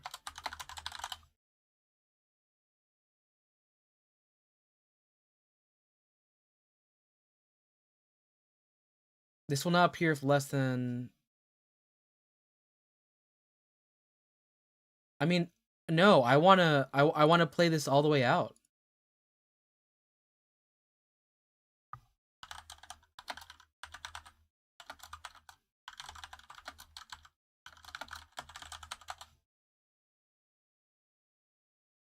We're gonna leave. We're gonna be cautious. I know I could technically beat it, and I'm looking right now. Is it the time snail? It's not the time snail, so we could beat it with this, but I do want to keep working through this. Mainly, I want to build a really good deck. So I'm gonna get finisher up, or I can flying knees up.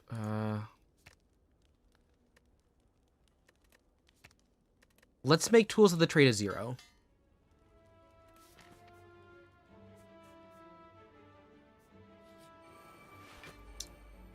I could have greeted. I did not want to. 39 damage off of this. The exploder. Just get that boost up. Nice.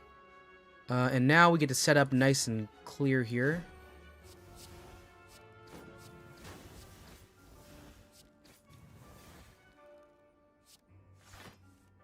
And now I'll do a flying knee so I can do more setup.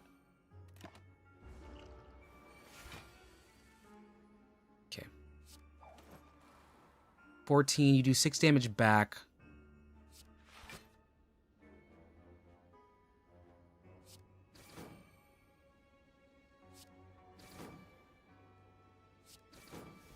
Right, cleared out. And Tactician, we're not playing enough on discards. Well-laid plans is good. I'm going to increase our HP. We're going to do this. We're going to get the recall. Because we're like 1 away. Oh, wait. Do I even have access to the blue one? Yeah, this next one's going to be like, what? Here? Happy Flower? No, we're going big. That could have been it. That could have been bad. That could have been bad. 27 base. 44 on its own. Let's do 27. Set here.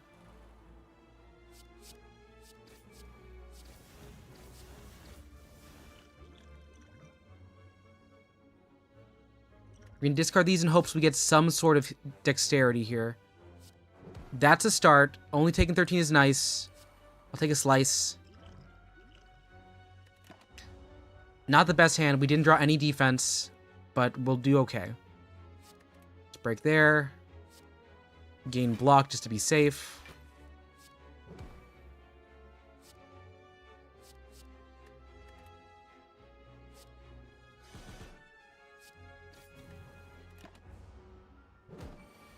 Can I get the thing?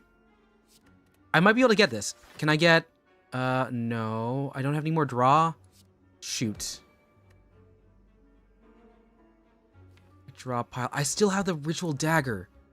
Okay, I can't do anything less than 7. I can't. Okay. End the turn and cycle through.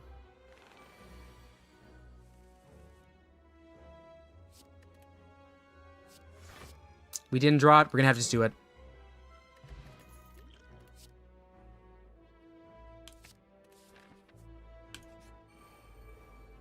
Okay. We can do this. 54 damage off the jump.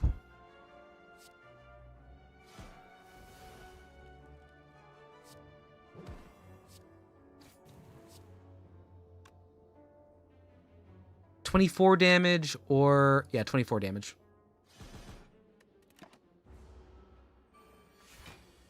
Cool, we've got defense. Let's ritual dagger right now. Now I gotta beat 32 on defense. Means to be safe. I'm gonna duplicate defend. And slice. So only take 2 damage here. That's fine. Get that one started.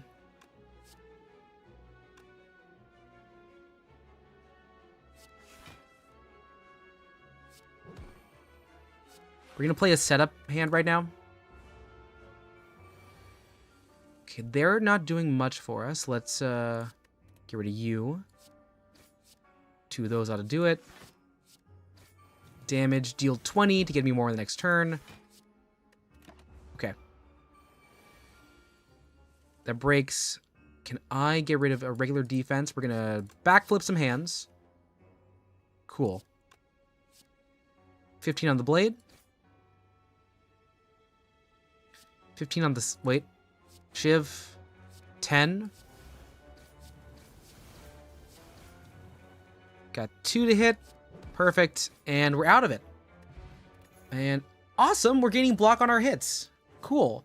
I'll take another backstab just so we have that on our first setup. We're going to do some money here. And we got to see what we can get. Dolly's mirror is great. Let's do a pull. What do I want to duplicate the most? I want to duplicate this footwork. So we didn't get to remove. We're going to move forward. We're going to take this boss.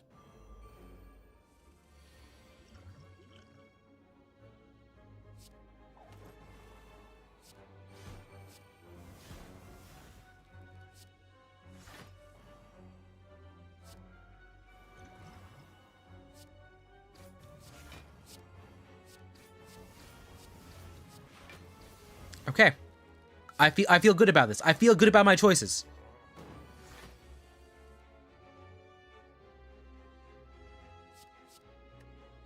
Get a regular defend.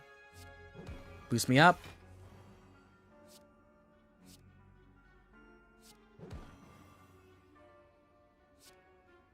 We'll sacrifice footwork for now.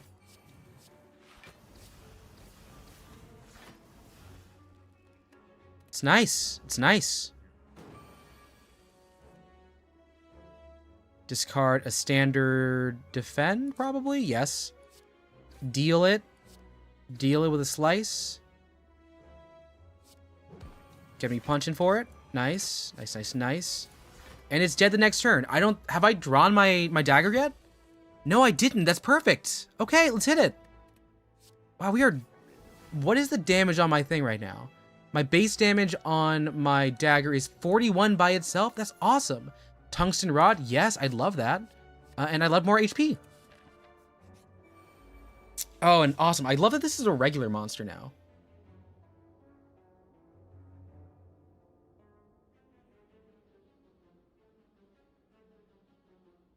Okay, hit. Part of me really wants to like be able to take this thing down. I've just never had the full power on it. Like, it's 120 on the first turn, but I got not that much left to do with it. Is this the run that lets me do it?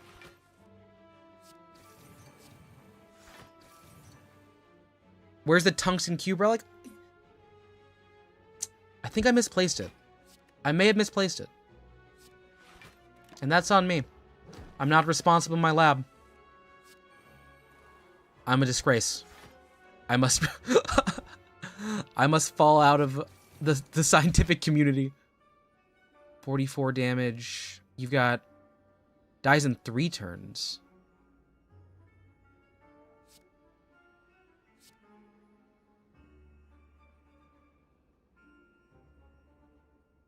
Damn it, we have to do it. Dang it.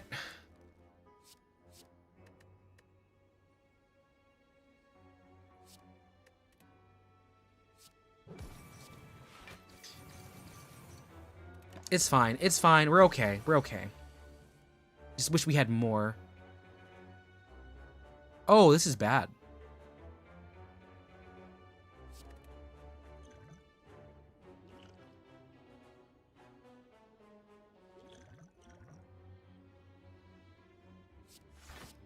Some block.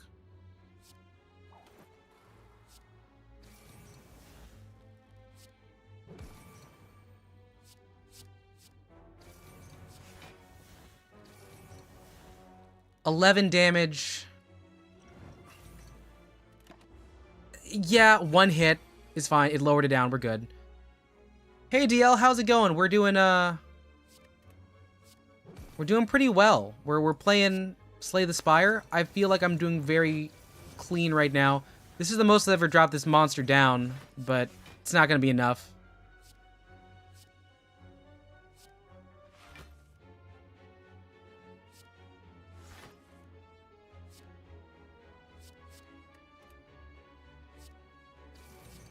But like, we're hitting some mad combos. Look at this. Yeah. How's it going with you? You having a good time? You feeling... Oh, it exploded. Rex exploded. He's 7. We are going to heal right now, because, I mean, like, it's the last fight. I want to go in free and fair. Let's get this... You got home retrieving your school? You had to take a test to represent your school? Very nice. I hope you did well. What was the test about?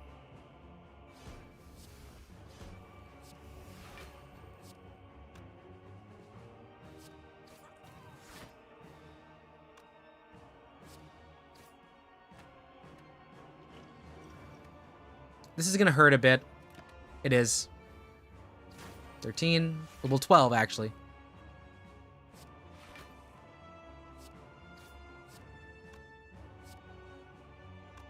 Seven.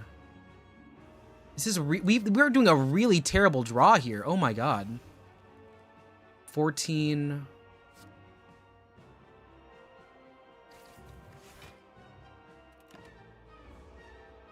You took pre-calc. Well, you know what? I hope you did well too. We're gonna hope together that it worked well.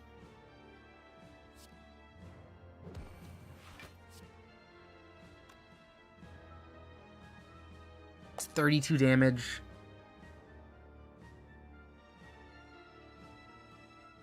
If I play 3 attacks, I get a single turn.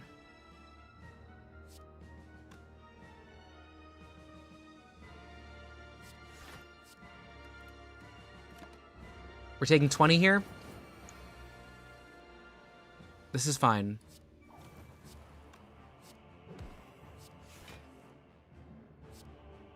I'm getting garbage draws. This is not what I wanted.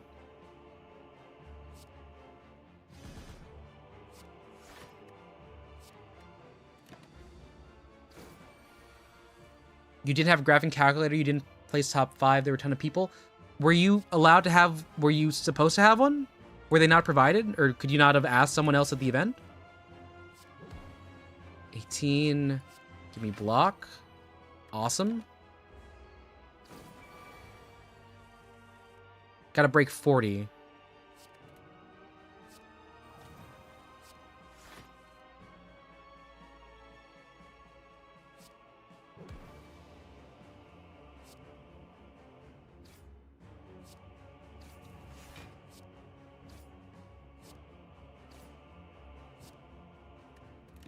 Come on, I need to draw Blade Dance so bad. This has 2 stages.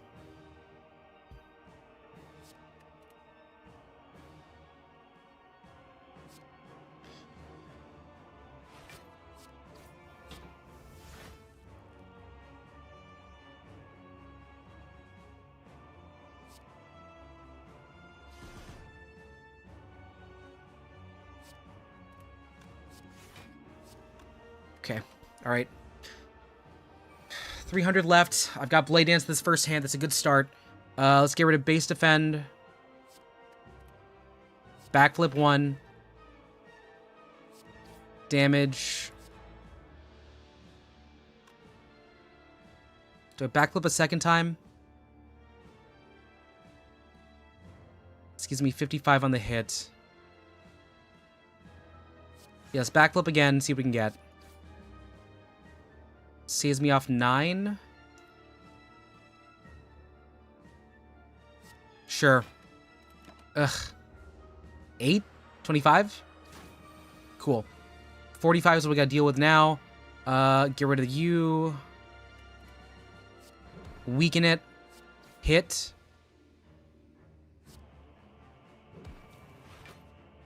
Need to get some block. Come on, this was such a good build. We need to draw good here. Okay. Get rid of that there. Draw me some more cards. More backflip is nice. Hit. If I can block 23, that's good. Awesome, we got that. So now we can just focus on doing damage. We got 2 more to go. I want to...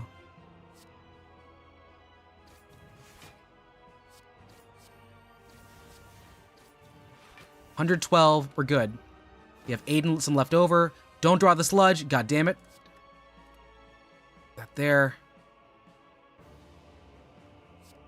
Backflip. And then blur means we have exactly 5 left going to the next round. Okay, okay. You went to the mall, got some arm warmers and Hot Topic? Awesome. I love Hot Topic. I really do. It's one of my favorite stores. Okay, so we need a good draw here. Fuck you. Okay. That's a win. We made it. Were there any like specific brands or designs or like kinds of what is it? Franchises? I know they've got like a Five Nights at Freddy's collab like almost all the time. Here's the ending. I would like to heal. We're playing conservative here. Your cards are... Oh, hey! You got... Oh, no! You're into Pokemon now. That's gonna be a very expensive hobby, but I hope you have a fun time. Let's get one of these. Let's get some potions, actually. Kaz and Tail to Heart? Yes, and we hit it. Here's a double-sided one. We're looking good. You got 12 damage on us. Great. Let's do 27 here. 38's good. Blade Dance again.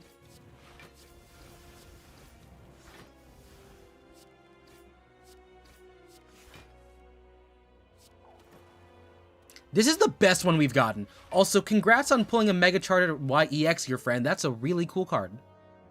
It reminds you of the tower game from Newgrounds. I have not been on Newgrounds in a minute, even though I like, it's still up and you can still get stuff out of it, but I should do that now. I should do that soon.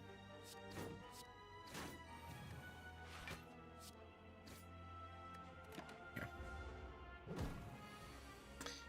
55, play that. Let's get slicing.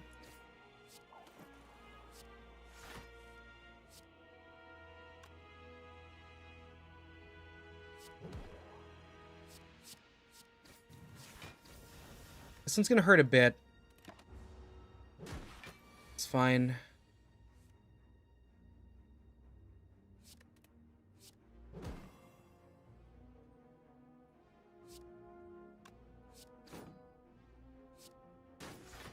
We got it busted up. And, oh, Lantern. That's a really good one there, too. We're gonna max HP, though. They're saying I have to get graded. Perfect center on the back. Let's go. I really hope they got it built out right, because sometimes that's bad. Okay, 750 on the Corrupt Heart. It has a get block. Exhaust. Exhaust. My attack card here.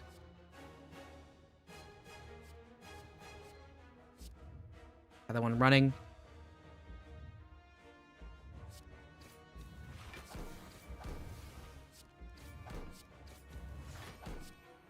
.48.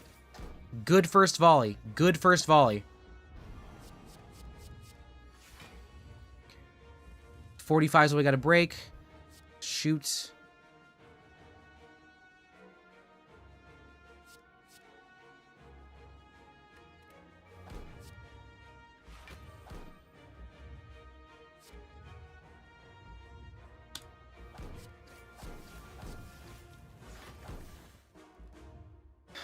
Okay, it's fine. It's fine.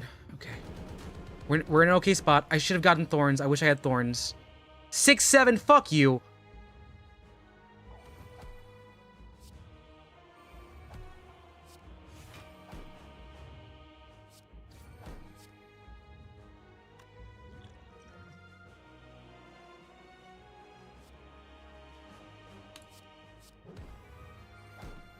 We are surviving off of the fact that I was able to hit weak. We need the perfect hand for this. We need the perfect hand. The tungsten's keeping us free and safe for now, but I don't know how well it's going to hold up for us.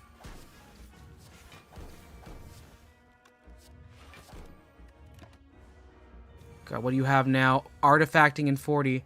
I need to discard something. We're going to discard the burn. Apply weak. What was this here? Backflip. Backflip. We can't generate enough off of this. Damn it. Because I guess it's at... wait, this gives us 34, 41. We're taking 46. Shit. Well, it was a close try. I'm proud of it. I'm proud of us.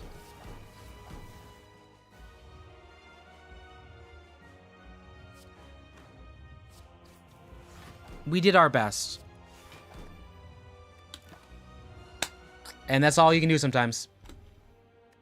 The heart's strong because it's supposed to be a boss fight. But we beat another level of Ascension. That's nice. You're officially around the part of Dragon Ball Z. Okay, cool. So you're Namek. Nice to see it. Heart's so strong. How does it attack? It attacks through having aura. Like in the actual sense of the word. Like it is just like pervasive and just like aura.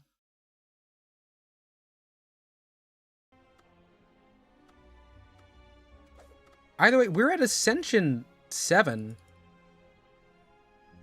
We've done... this is 3 levels of Ascension in one day. I'm happy. This is a good stream. Looks like we're building discard.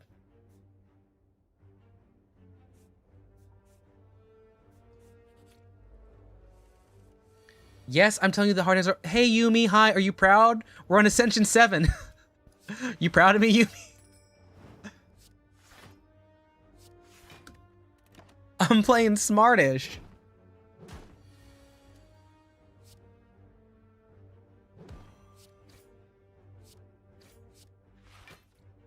Yes, of course, Yumi has aura. She has a lot of aura. She has turtle aura. Or what was it again? We said you had watering can aura? Is that it? Is that the right one?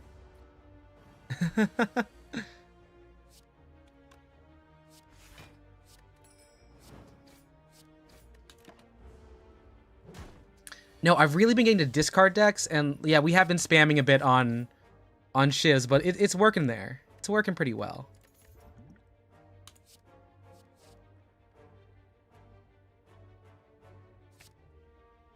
Yes, you were more watering can than shovel. Okay, you've got 32. All right. And your base is 6. That's fine. I'll do a dex. I'll do a pull. Because now we do damage. Actually, yo, hey, could we get some snails in chat for Yumi? Can we get some snails?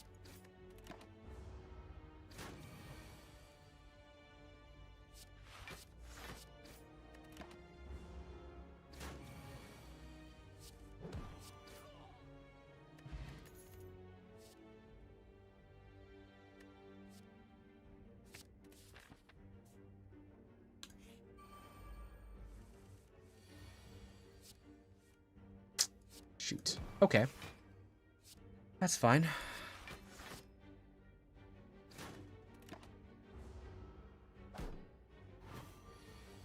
Okay, weakened but not entangled. I'm okay with that.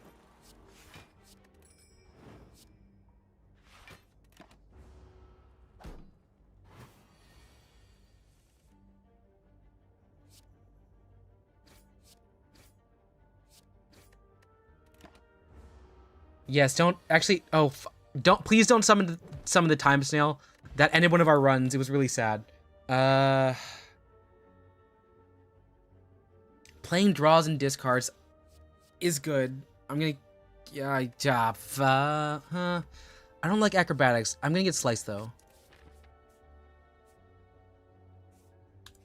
I'm a coward.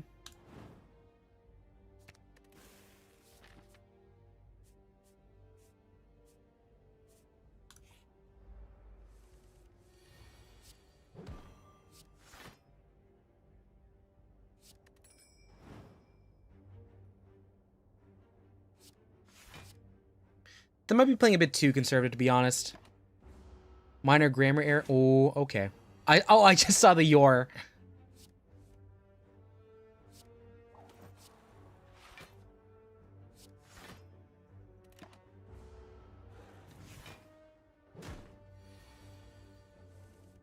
Hello, slice.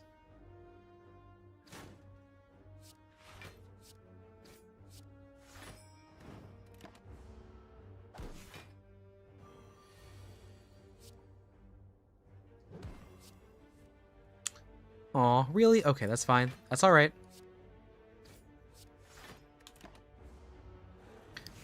This feels so slow right now. Oh, the worm is super strong. I was not paying attention. Okay, let's get you out of here.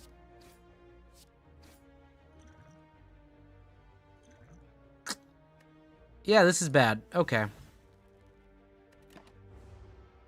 This is a misplay. This is a misplay.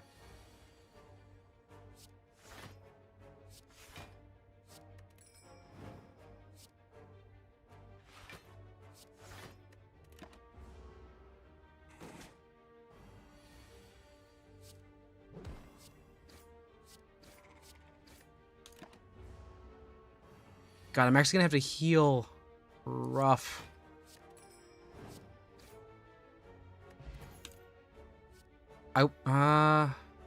Yeah, I'll take backflip.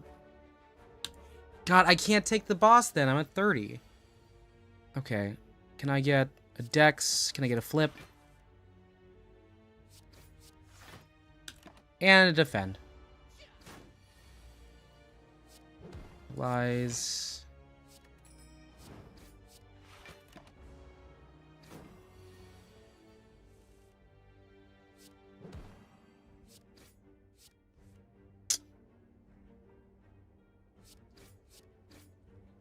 I don't want to take the damage. I'm just gonna do it. I'm gonna do it. I'm gonna do it.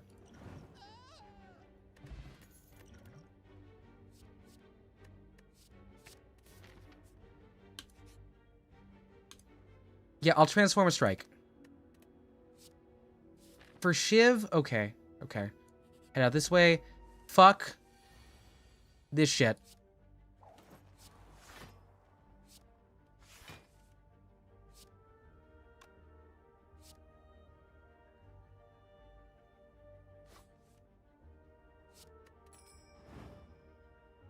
Oh. Cool. Okay, we got one down.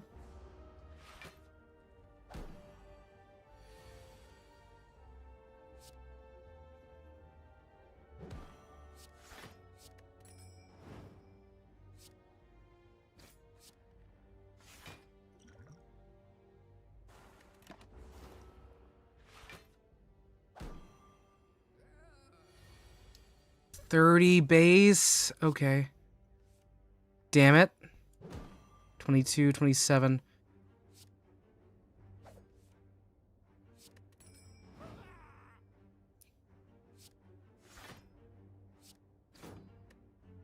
$15 damage. It's fine. It's fine. It's not fine, but it's fine.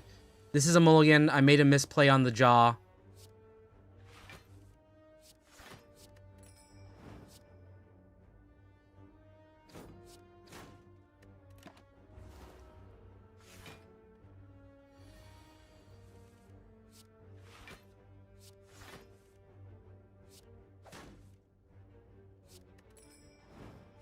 Okay, we're doing damage by by discard, which is I think it's a fun concept to run off of Tingsha.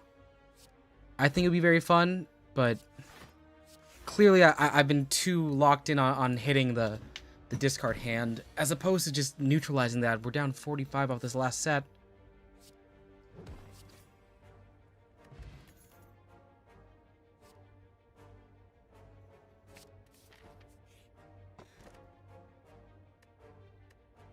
I'll start with block.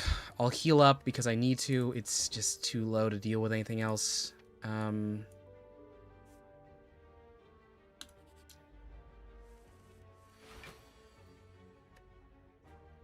I don't have anything in this deck that makes Shiv, so this card is really only here for discard at this point.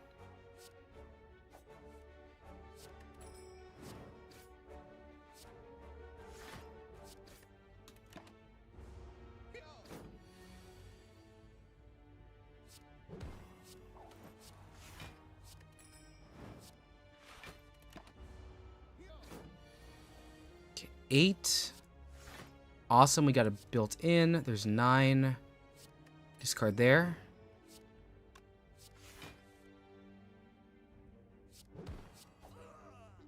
All right, we made it. Let's get...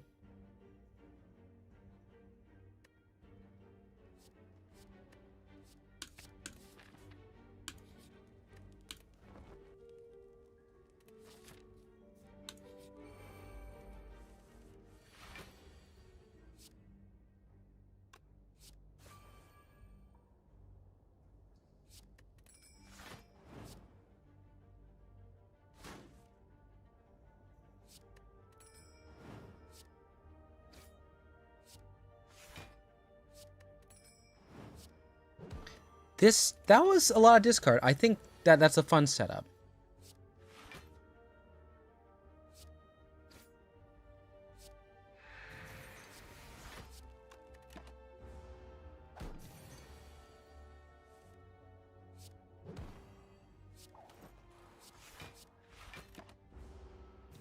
And that's just a dead hand.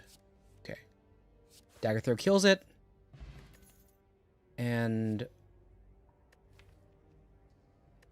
building around discards is something. Prepared is a discard card.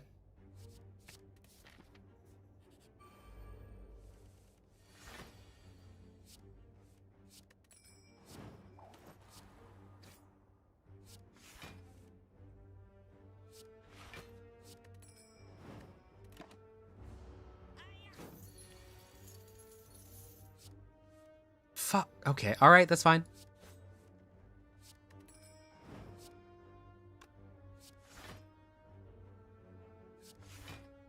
Play it slow, don't take damage, make it through this one is the name of the game. Slice, double defend. And it should be going into... Yep, it's going to that mode now. Great.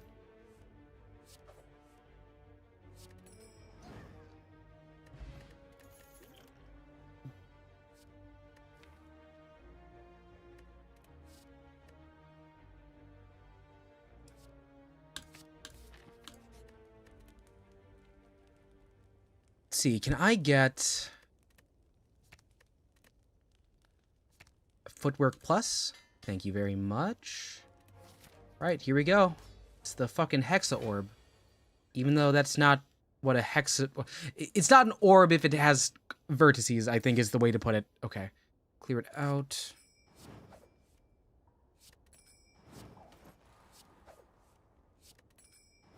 Cool.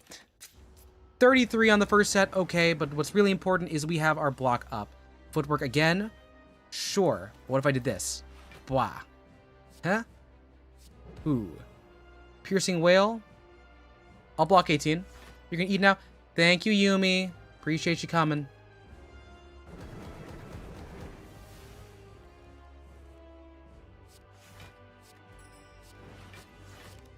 We are just here to do weird damage. Okay. What do I have in my deck? How many skills do I have? I have too many attacks to use. We're going to deal around there. And discard regular. Gonna neutralize. I'm going to backflip. Okay, we pulled 2 skills off of that one. Shoot. We drew a power. Throw.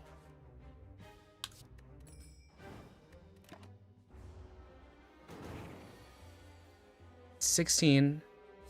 Draw. We drew dagger throw.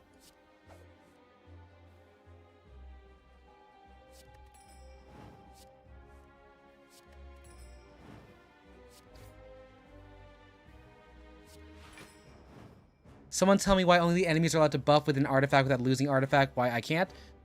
Game difficulty. And challenge. And the... the devs hate you? But not you in particular, just everyone involved. Inflame for 16, okay. We're gonna discard the burn. Play around the block, we gotta defend. We made it. I guess I'll play the power so we don't draw it later on, even though we don't have a single shiv.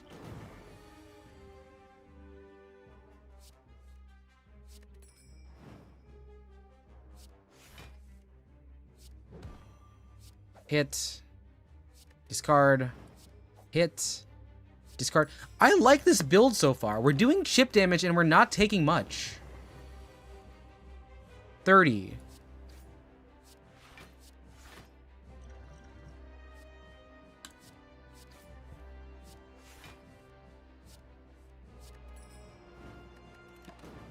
Yeah, we only lose 2 damage. That's fine. That's great, actually. That's the best we ever dealt with this thing before. So we got 8.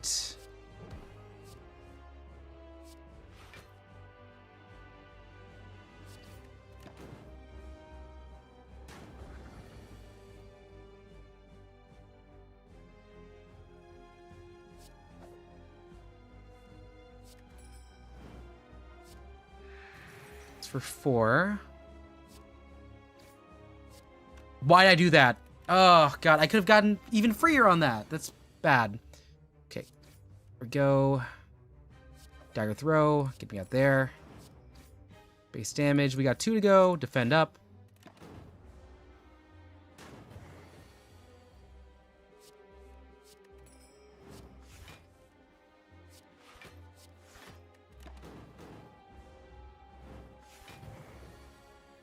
It's 20. It's 14.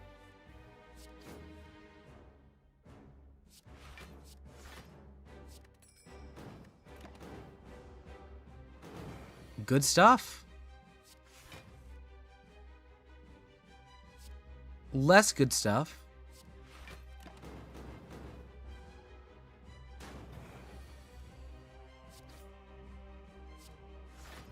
Very bad draw on this hand. The hell. The shit. The fuck. We were playing so... We just didn't draw on it. We got too many burns in our deck. Dagger. Drop. Dagger. I mean, I'm glad we were playing so well at that part because it meant we could keep going, but still. Wow, that was really close to not working. Everyone has strength. Or...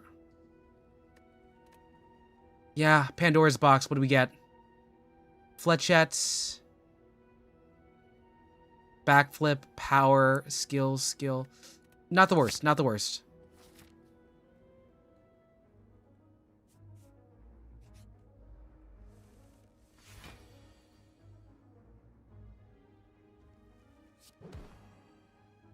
So I just need to get 8.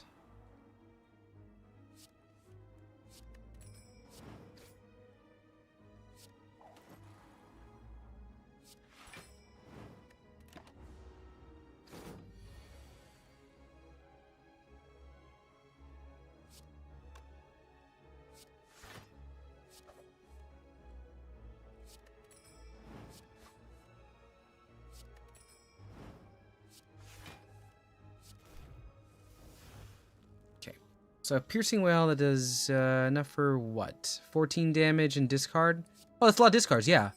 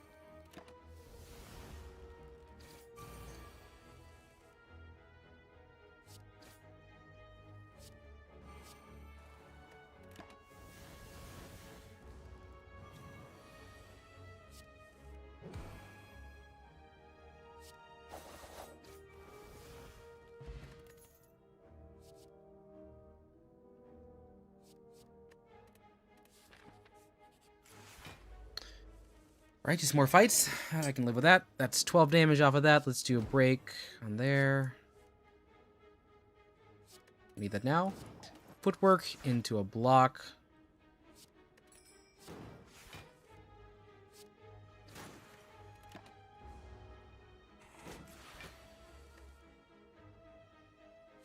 Kick. For the poison.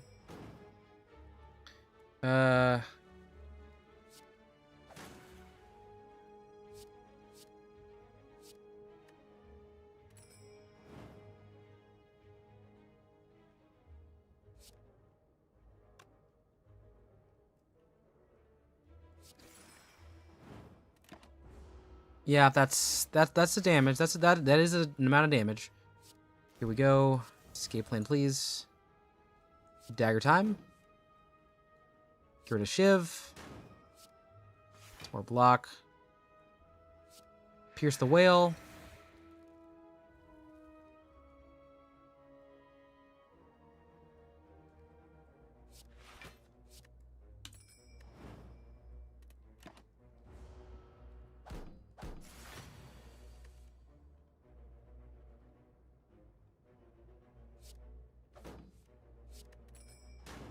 Discards all non-attack. So that means discard 1.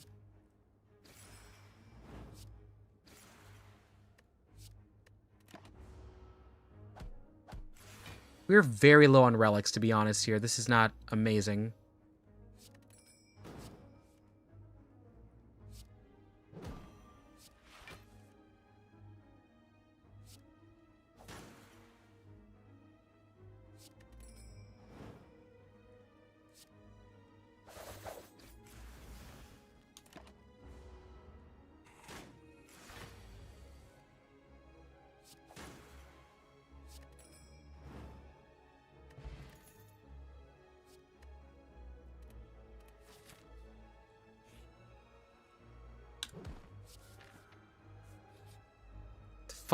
Okay, maybe not this. This might not be it. Draw X cards and gain this. So if I just said I would want to do...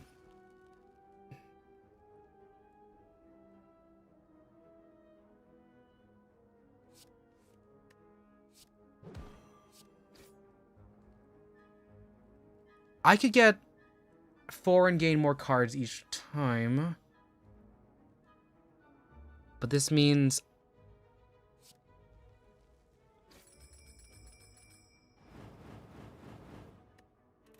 That was a really poor hand. I thought that'd be cool. I did not do the math.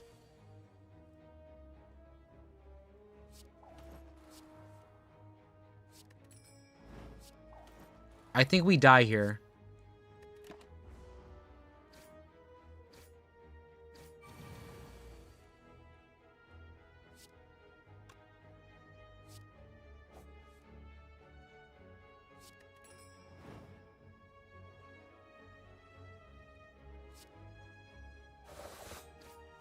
Yeah, the drop 4, gain 4 was the move. Thank you for I got a little bit excited there. So if I can do a dagger throw, what can I do there? Yeah, they do. They do. But it's on me. I should have thought about this one. So if I do this, I can't guarantee I'm gonna get it.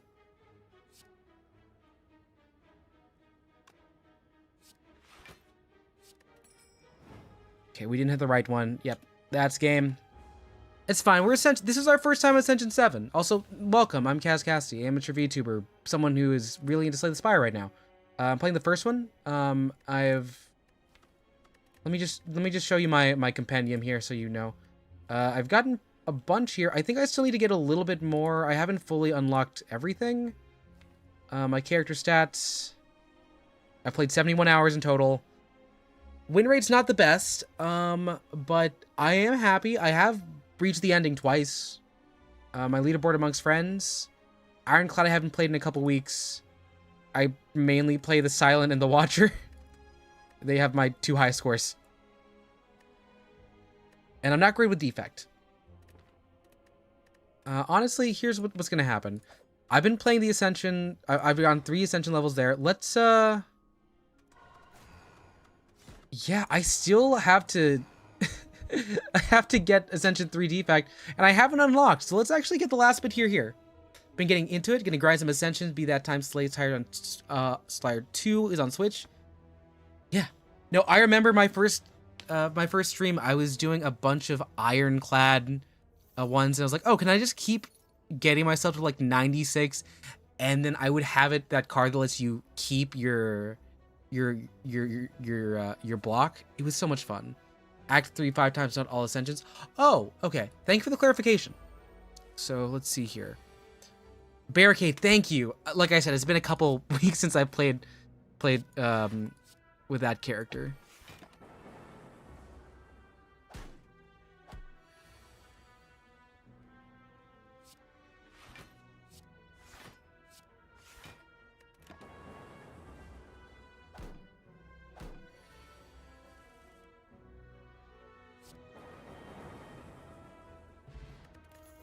Hope you have a fun time.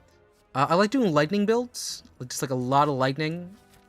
So we're gonna push for it. Let's see.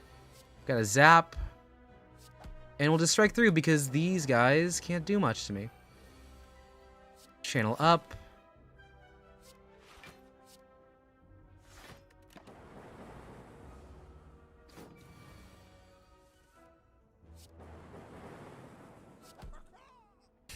I like the little card they drop. It's fun. You need to learn this guy. Yeah, he can be a bit. He can be a bit much. Exhaust. I like playing him where I want to lower my, because like if you play an upgrade on these, they oftentimes end up being 0. Like 0 cards are nice.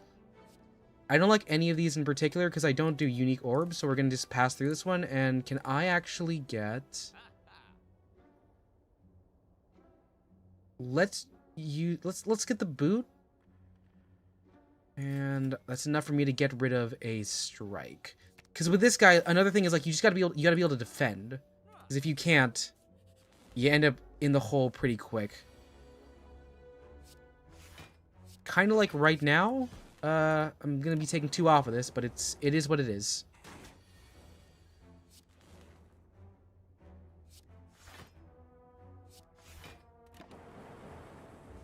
Like having a small deck is fine. We're good with a small one. Let's do one of these. And a channel. And a strike. And, oh, perfect. I love static discharge. If I get static discharge and have that run with a plus, I can get 2 orbs. And that means I can have it push through pretty quickly. Okay, Slaver.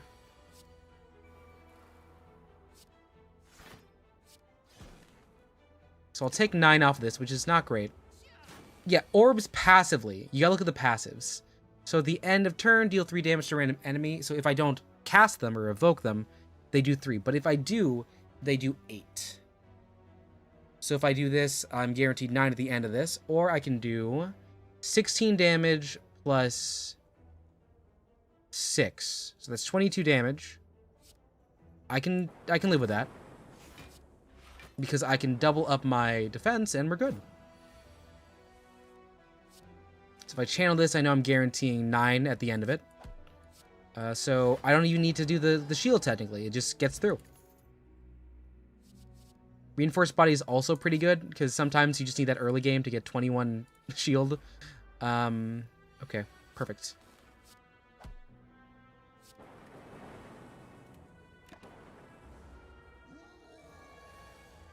$16, I'm gonna channel the lightning. It's one of those things where you do just kind of gotta take it. It's this boss. It's what he does.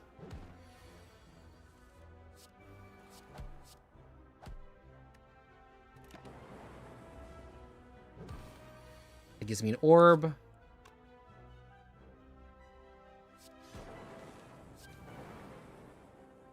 So we took a lot of damage, but we still made it through. Frost is also a fun build to work with.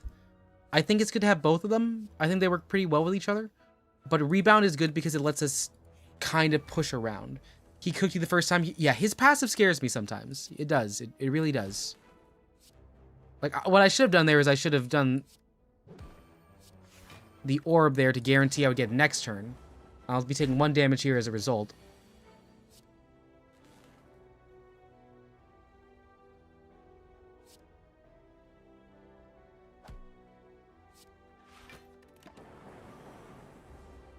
The 15 was bad. The 15 was bad.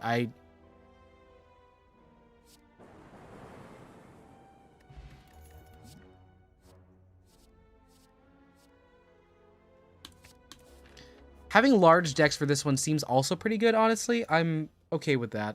I'm going to heal now because we're at 43 and he still is kind of frail. Let's see here. Yeah, we'll play the Omamori. We don't really want to be playing for the real one here. I'm okay with just taking a regular ending. Okay.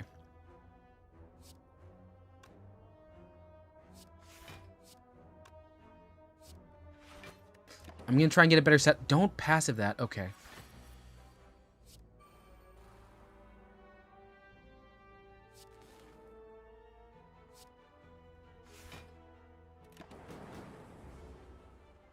Because you can let this, you can set up on this thing a lot. Like, you can set him up a lot.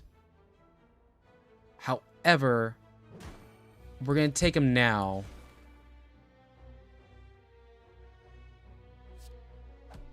Bro's, yeah, no, he's super tired. Like, you can, like, do a minor shock, but he won't jump. But you're good. You're good. Let's see. I just want to get a passive on that. I'll just take the 21.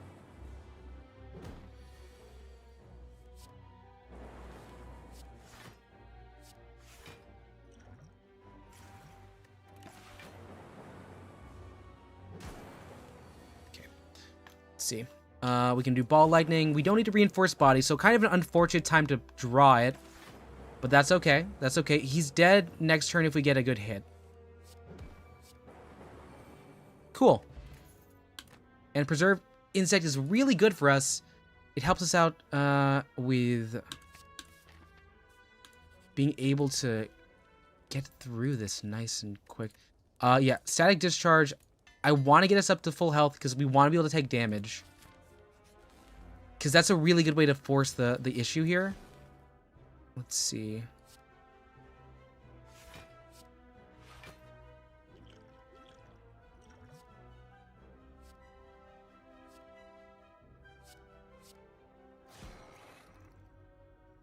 That was bad. The focus down is bad. So now they're not doing anything here. We're going to play this the old-fashioned way. Begging for hits.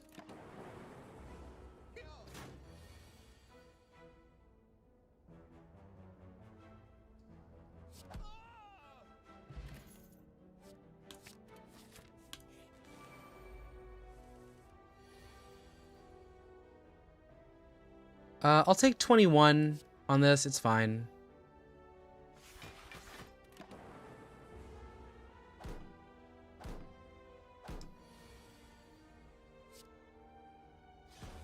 Ball lightning.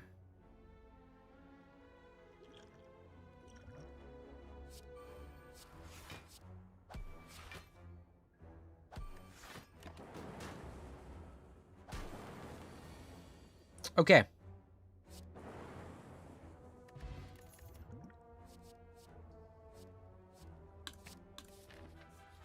We're healing this one, even though that's probably not ideal. Because this guy's pretty good if we can get passives on it, because this is one of the times where we don't actually want to do physical damage.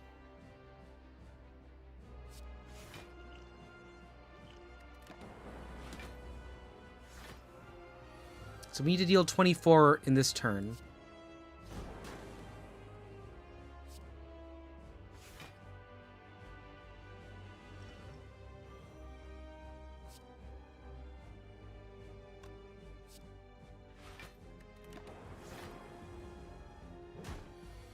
We did not deal that. That's turn. However, 12 damage gets us over. Ball lightning is up there. We can dual cast again, but we don't need that actually. Okay. We do want to get ourselves into a set of 3 passive ball lightnings. Okay, so defense. Channel it. So we're at 10. It can do 3 damage on it, so we can't do much else.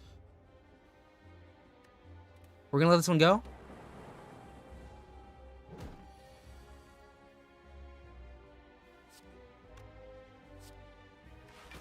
Let that go as well. Just 9 damage on the set, so we need to get this down to by 40.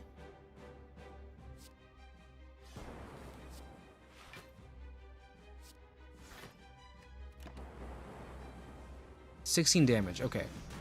16. Oh, it does that too. Okay.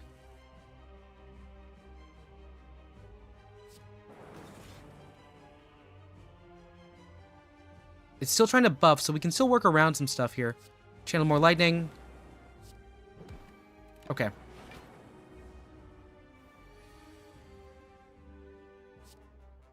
Evoke. And it's like a quick double defend. Keeps us in this game. Okay. 21. This can do 3 damage in channel.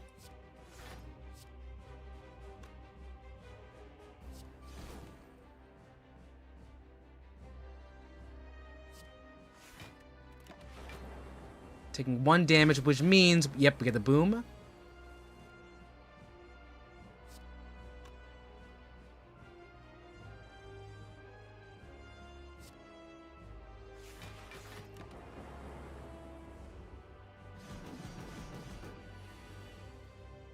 Okay, you're gonna block on the turn.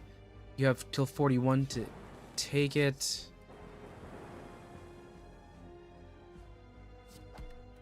That's fine. That's fine. Okay, you're swapping in. 20 to hold. I'll get a 10 block now. I'll channel an orb. And we'll block up. We just need to survive and find a way to get this out. Leap.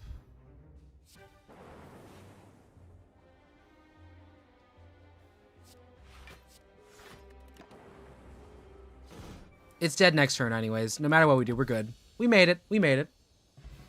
That's okay. We made it. And Thunder Strike, yes, please. Potion up, or give me a curse. Oh wait, no, timeout. Calling Bell. So I don't get the curse. We just get relics. Preparation. 2 more cards. Molten Egg, even though we... Are these attacks? What's their attacks? We're doing skill build, not great. Gambling Chip is fine. We get discard to start. It's good. It's good. We got motion. And we'll be able to stop at a shop for the first time in a minute. Rid of those.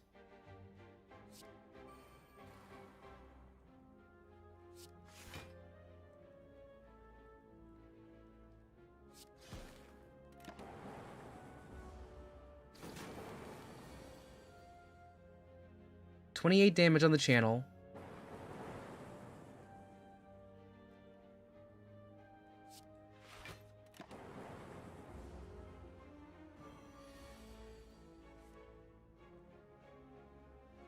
That's 28 damage.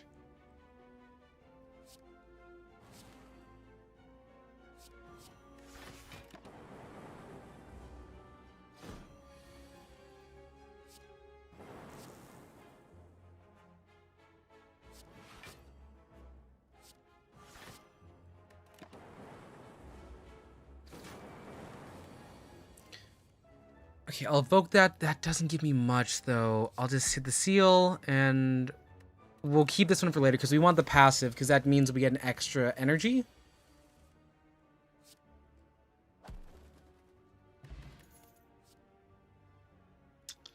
And I'll take Beam Cell, because it's good just to have a zero. A zero is a nice thing just to have in the pocket.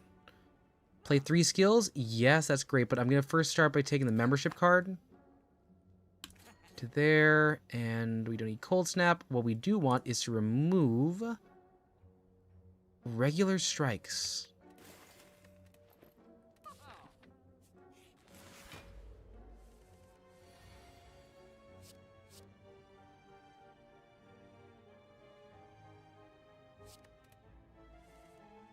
Cool.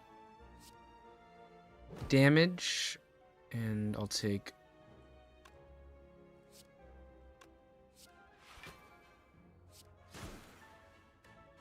Okay.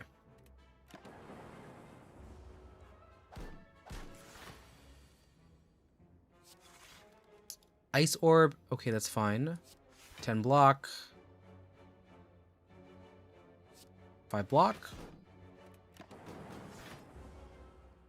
You've learned your skill in one character seems to disappear entirely when you get good with another character win. Yeah, this is just one thing where you're gonna have to like learn and be able to retain the information. It's fine. That's normally what it's just being able to like hold these two different things together. Like I can understand the defects, I understand the basics of like the Watcher still. It's just something you gotta be able to juggle around. And I believe you can do that. I believe in you that you can make that work.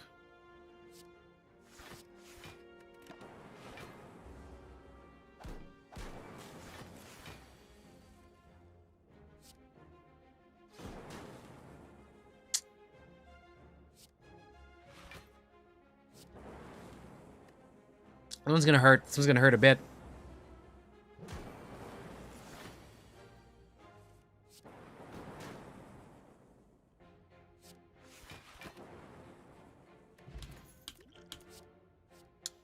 Ball lightning again? How many ball lightnings do I have?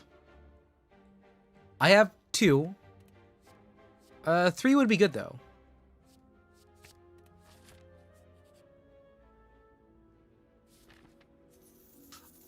I could have taken that curse. I could have taken that curse.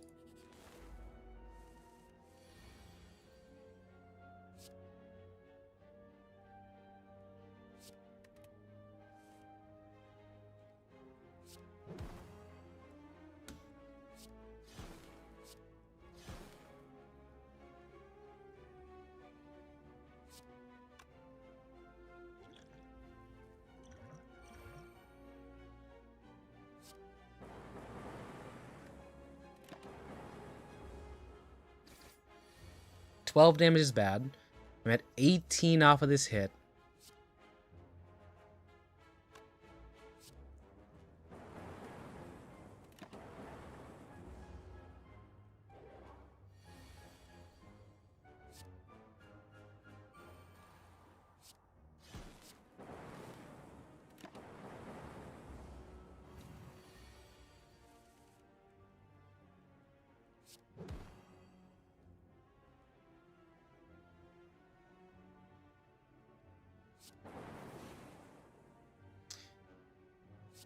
Can I block 18?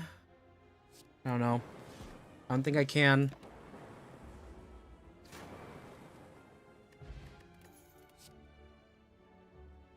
Boot Seekers is good though. Okay, Innate, basically a free way to get myself into first turn.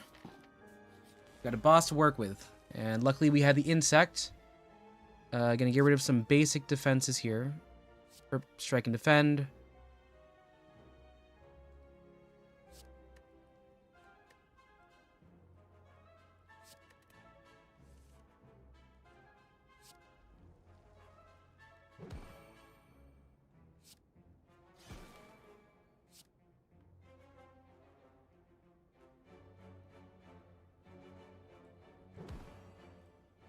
Me 5 block, 18 block.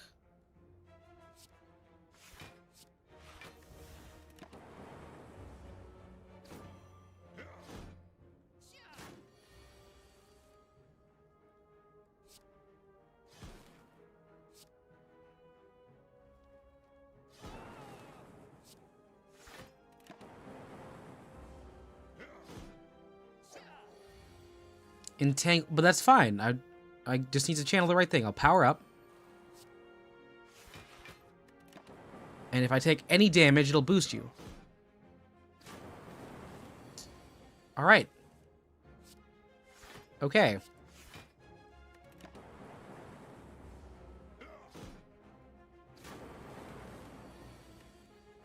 Not the one I wanted to hit, but that's fine.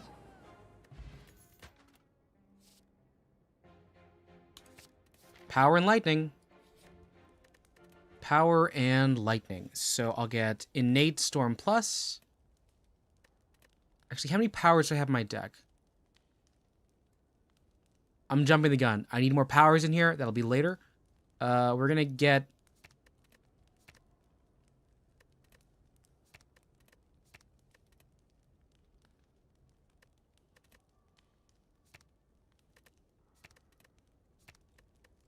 Honestly, Zap 0 is fine. We'll take it. A free play on the thing. You've got a bag of marbles? Sure.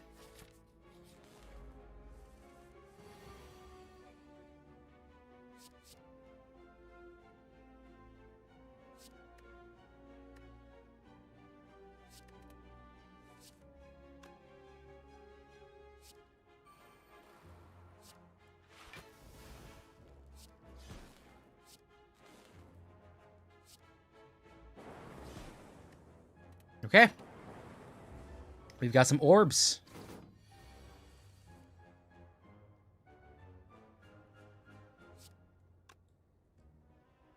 $21 damage on you. We don't know what's going to be to you.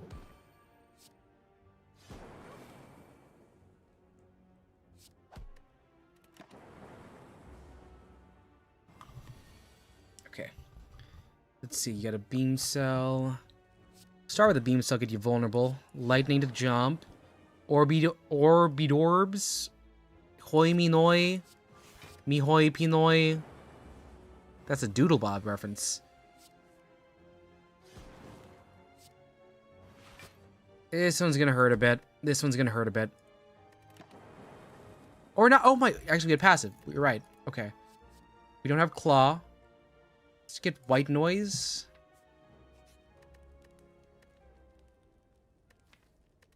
The rest of this map. This is a boss fight. In case this is the one that wretches us an all attack. Yep, that's one of them. Get the regen.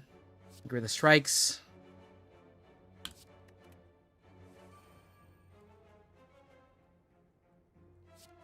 Start with you. Get the block. Let us take the damage. We'll let ourselves take damage, and we'll ball lightning all the way up to full.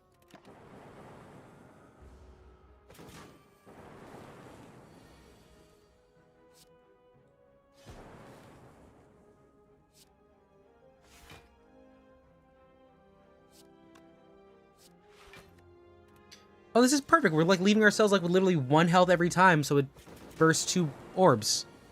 This is unforeseen but fun. And 42? No problem. Ancient Tea, amazing. And, ooh, channeling lightning by a lot of... Yeah, okay. I need a power card to use. Do I need good power cards? Hello World is okay, but not great for us.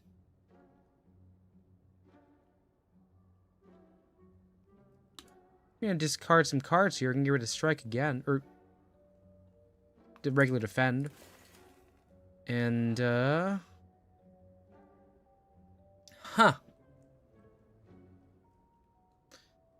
I need power cards, but this doesn't seem like it. Deal 20, reduce the cards by 1 combat. Streamline Plus might be good. And I'll take Sundial because I assume we're just going to make it through enough times.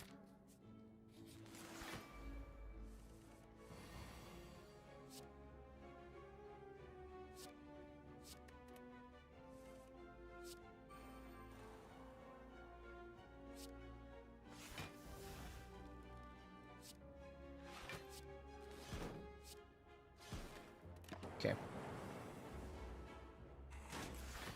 That was actually the perfect thing to hit. Gives me 21.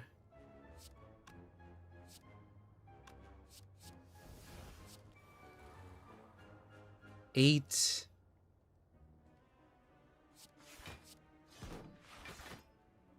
Taking 9 damage here.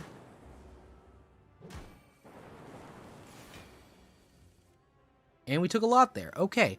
Let's see. Can I get myself up to 12? Let's take a turbo real quick. This gives me channel 9 lightning, which channel 5 lightning, which is 40 damage, and that's still not enough to make it through though. Gonna beam to vulnerable you. Streamline to deal 30, and this means I can get 24, and then that's not yet 24 and 9. That's perfect. My math is correct. We made it.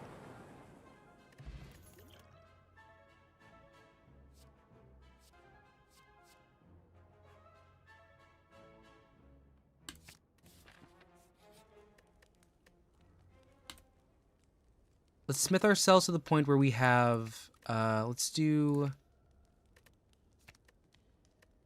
Start always with Storm. We can build around that. Now we have 5 to work with here. Let's get rid of you, you, and you.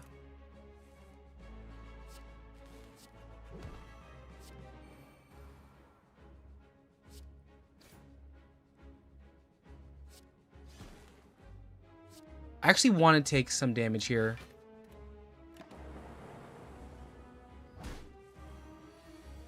Cool. Got you there. Take a power. Add the capacitors. This gives me 10 defense. This gives me 20.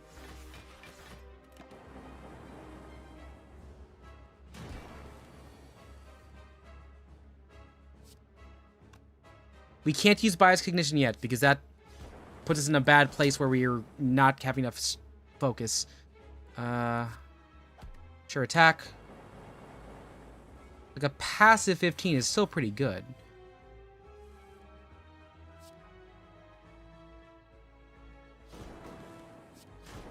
We are going to keep building up Thunderstruck as much as we possibly can, because that can get us a lot later. 24 off the bat? Okay. We can work with that. We can work with that. Show me some lightning. Leave that one there.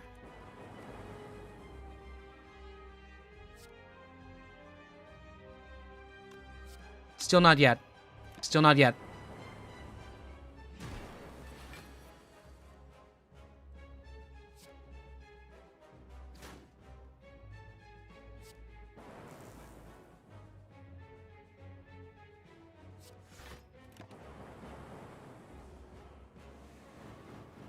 Okay. In big damage mode, 32 is what we got to beat.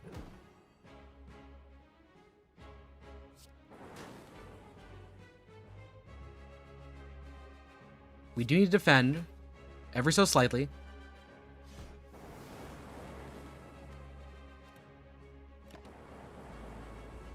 Keeps us alive. We need our lightning strike, and that gets us out, right? Come on. We didn't draw it. Okay.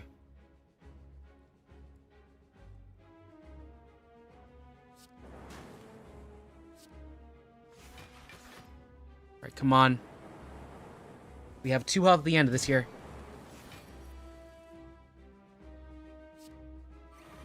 Put the focus up. End it with a strike.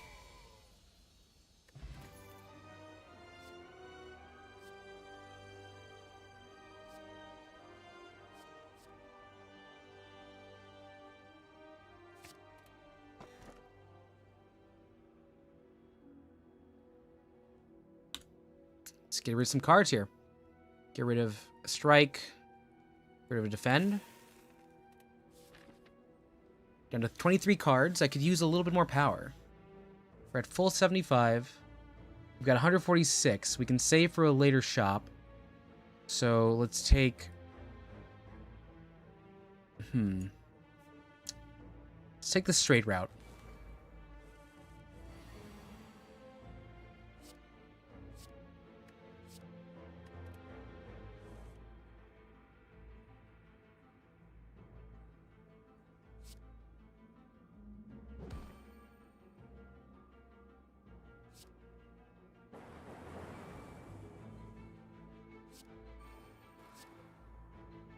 Use our block immediately.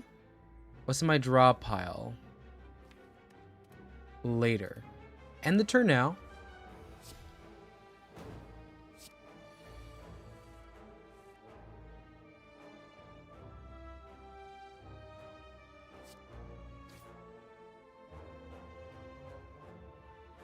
Just don't have any orbs.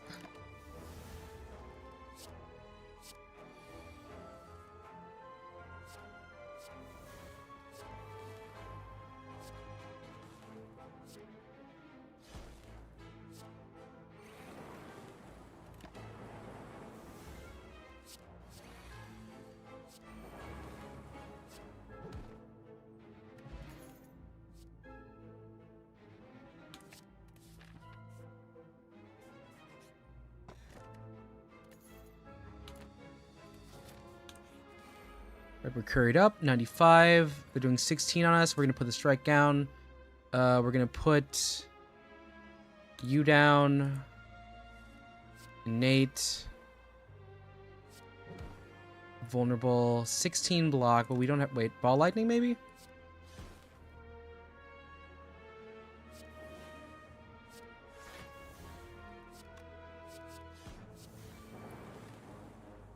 Alright, better. We'll push through. So if we can evoke the next one twice, that does 24 damage on you. Knock you there. Beam cell. Give us 9 block. Or we can kill you right there.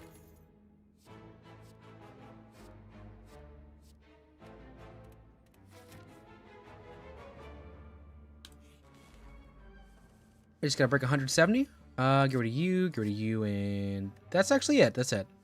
A bunch of these are set 0.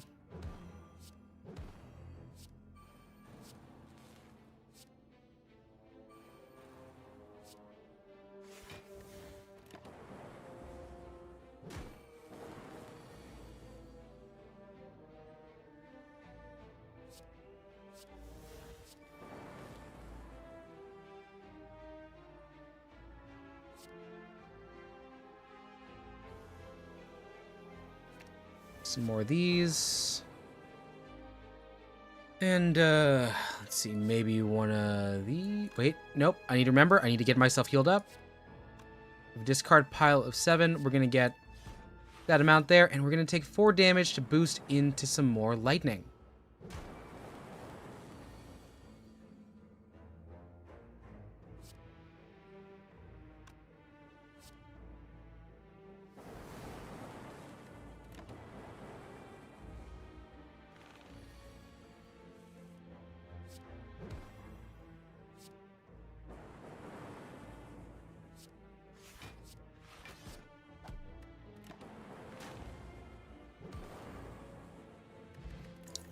A little bit late on that. Okay.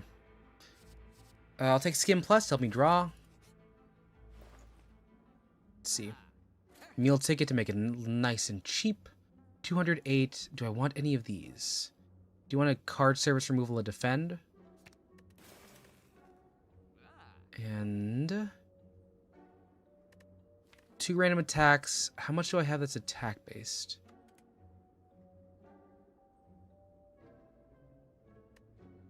Can either get rebound or my ball lightnings. We're going to do that with the whetstone.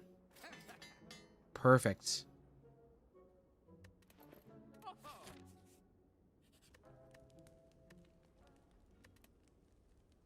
Let's keep this guy going. Can I get UB? Reinforced body is good. We want to have that extra little blocking set because it gives us 27 on our first go. What do we got here? All right, we've got lots of damage to deal. Get rid of you. And honestly, you and... Ooh. Yeah, we're going to get rid of you right now. Awesome. Beam cell. Get some blocking here. For lightning to channel. We'll evoke you now. And we're good for now to the point where we don't use the boot sequence.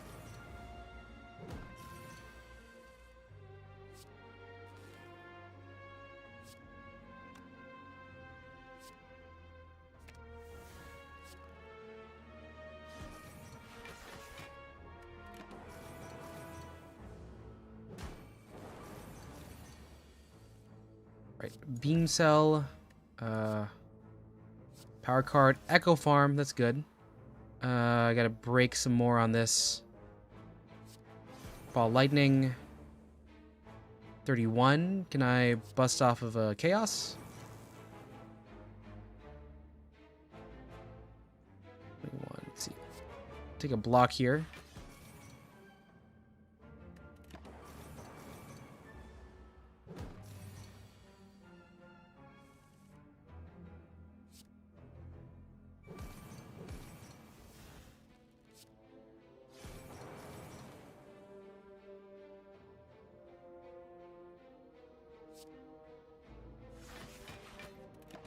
This is actually paying immediate dividends. We're only losing 2 damage.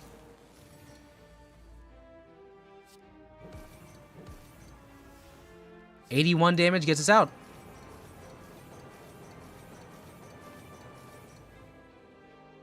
Just gonna boom this turn? Yeah.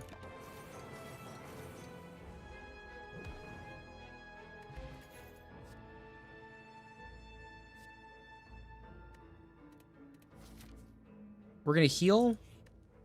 We're gonna take a rest, and we're gonna aim for this big guy here on the left.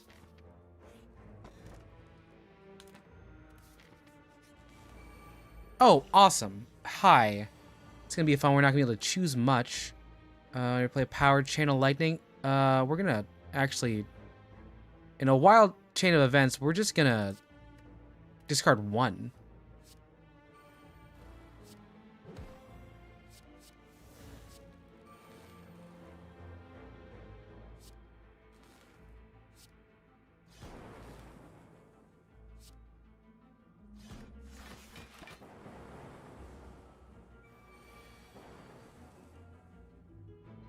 That's 36. This gives us also 36.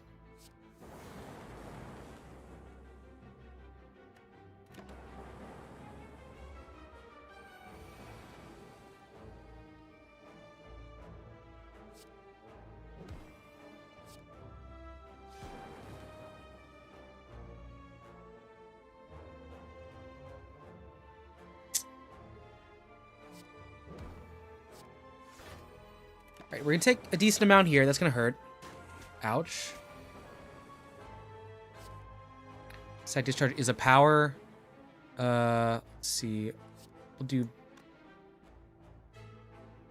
this 18 block.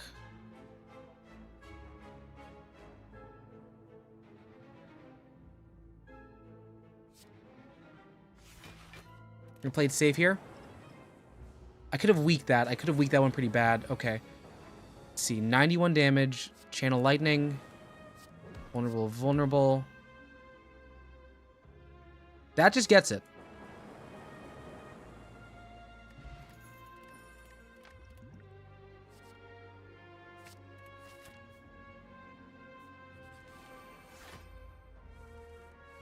I think we can make this out.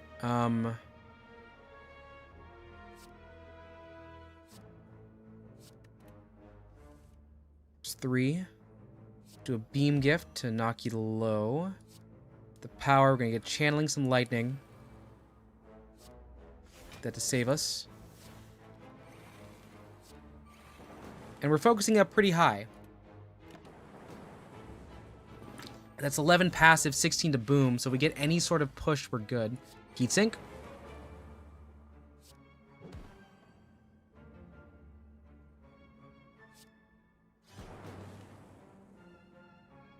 God, I'm not gonna be able to block 18, am I?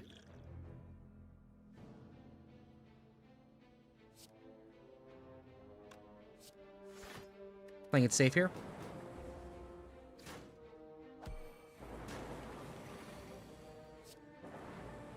Down to 11 health. Okay. We don't need plasma. We want more block. We do not have the health. Unfortunately, we gotta rest. We have to rest.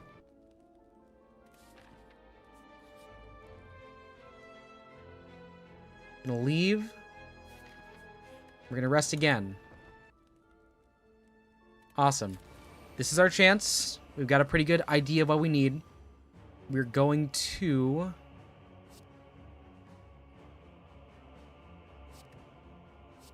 That's our game today.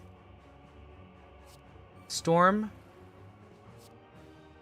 Beam to Volneo.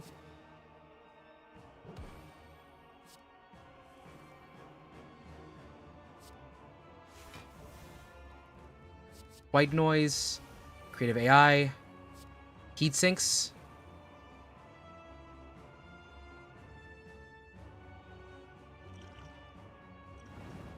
Damage to all enemies. You're already vulnerable. If I do 10 damage to you, that doesn't do much. If I do this, however, I only take 5 damage and we get another burst.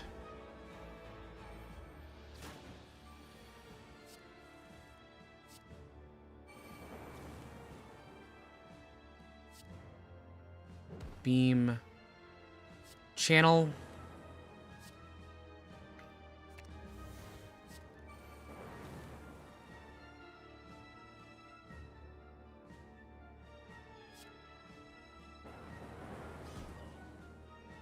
$31 damage is bad. That is bad.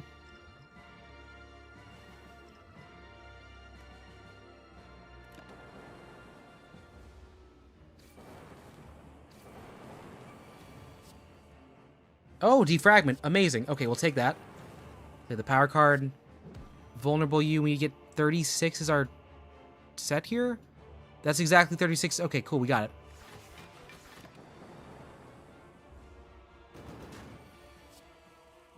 Take a loop.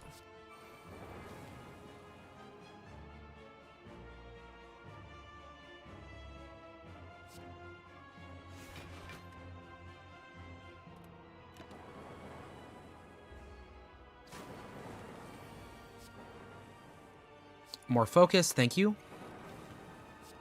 Zap. Vulnerable. 28. Oh god, do I just need to get defend up here, or do I power up? Wait. What's my focus at? Focus is at 2.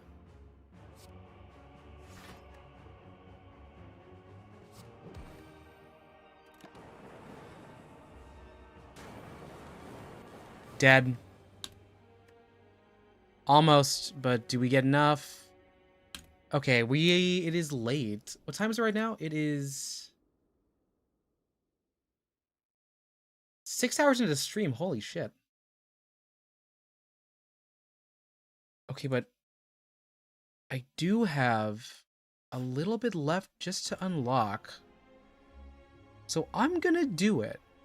I'm gonna do one last defect run. We're going to get the last of it. This was our Ascension 3. We got pretty far for our first run with him today. Let's do a, let's say, give me a card. Got all for one. All right, that might be fun. We'll be able to play a lot of 0 cards. What's my route that takes me towards a shop? This is good. We'll go up and then left.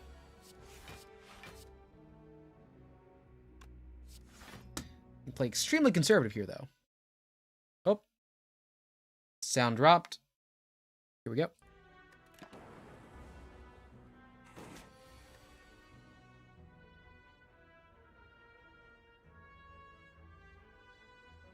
Deal 10 damage, put all cost 0s in my hand.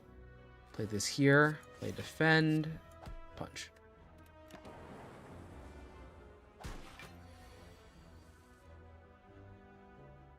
I don't have enough cost 0s for this to really matter for me, but we're gonna hit. Block. And we're just gonna strike.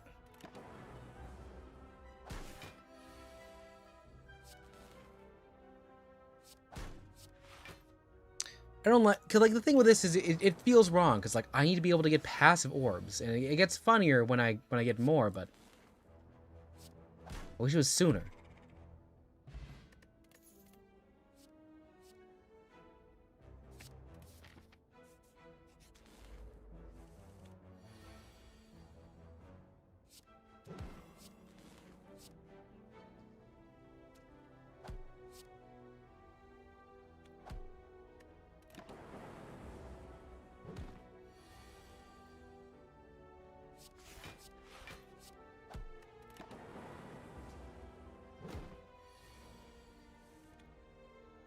Okay.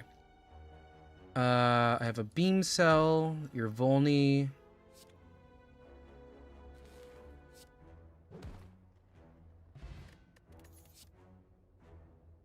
mean, just having a bunch of beam cells is fine, I guess. Let's do it. Let's do it. Because, like, if we have all for one, it's saying all the attacks. Oh, all the 0 cost cards, so those are good either way. Push around here. Get you both in Vuln.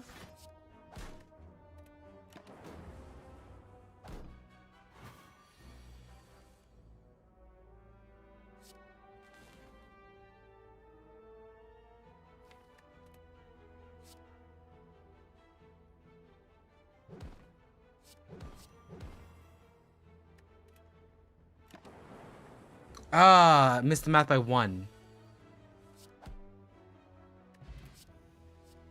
Boost sequence is good. Okay. One hit or to do it. Knock you, get you.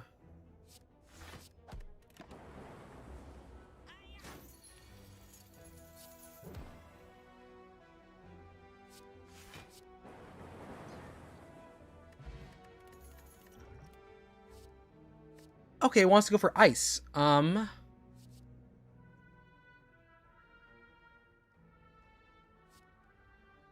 take a cold snap.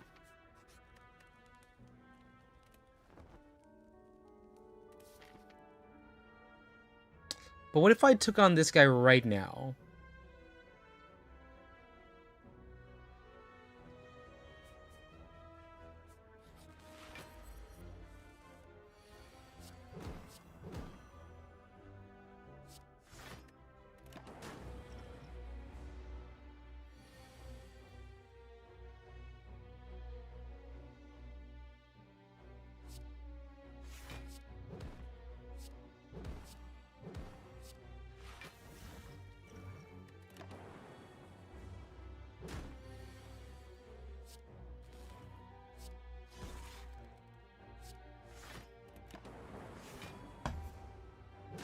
Yep, 16 damage off this one.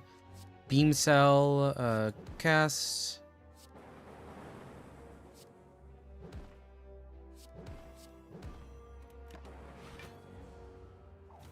What's the damage there? 20? Okay. We can get a zap.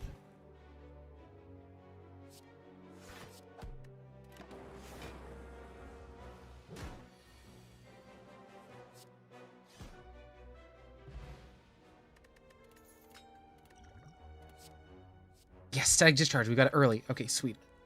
Yeah, let's do a smith here. And let's smith ourselves into... We want to get ourselves into 0. But also, static discharge 2 is kind of hard to give up. The lantern to give us some extra spice.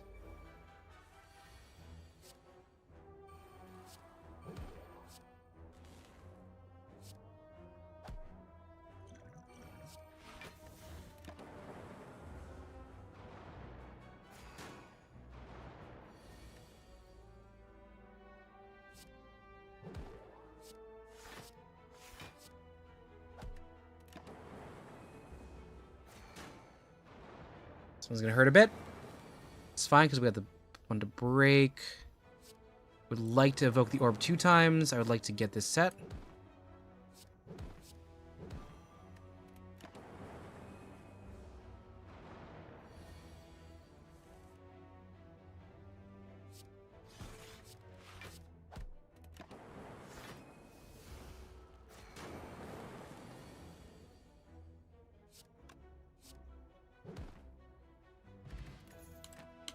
Oh, that's good. And yeah, you know, defragment, good. I'll take the focus plus is nice.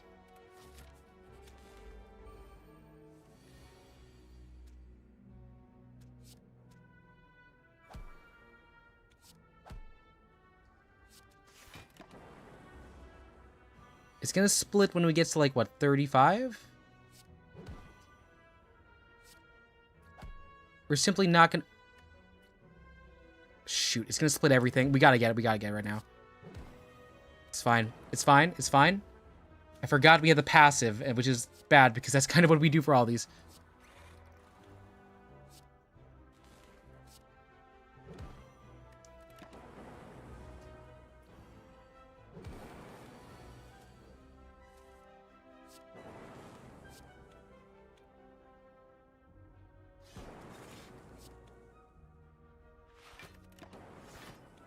Yo, what's up? Hey, sorry, Echo. I'm I'm like 7 hours into this stream. I'm just like really locked into Slay the Spire. It's been great. How about you? How are you doing? I've made a lot of progress, but these runs are going deep, which is the issue because it's meaning we're going long.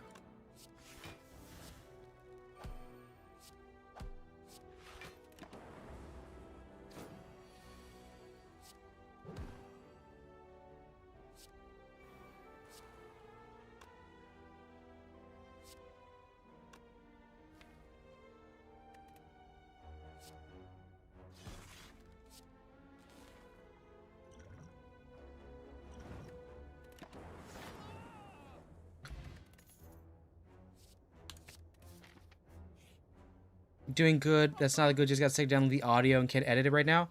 Oh, rip. Well, I hope like that gets better for you later. I'm doing a lot of econ here.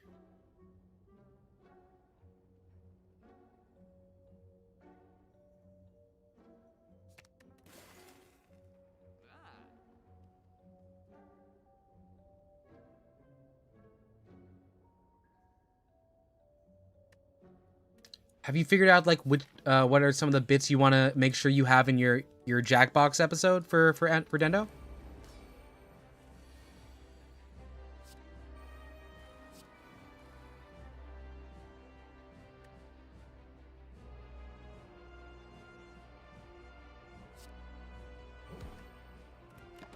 This is our start. This is our start. Okay, we need to get 32 damage to this one shot.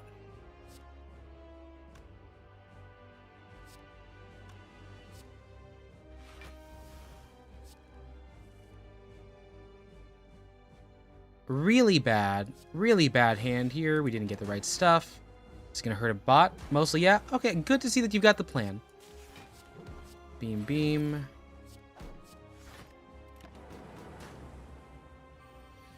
We gotta play this real defensive here. This is a physical damage. We can't do it. After 2 hours of Dendo stream, you joined in and stayed till the... No, I meant like, because you were editing the video, right? Do you know what like what moments you're going to be adding? Like, what's the storyline of the video you're going for? Do you, have you, like, done, like, a mapping of it, or is that not what's happening there now? Gotta boost up for 16.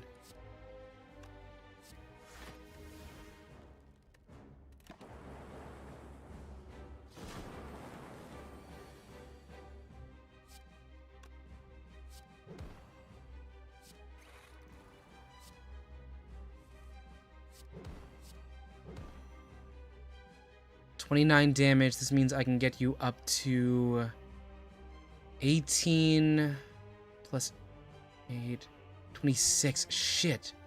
We're died. We're dead. We're done. 3 damage too short.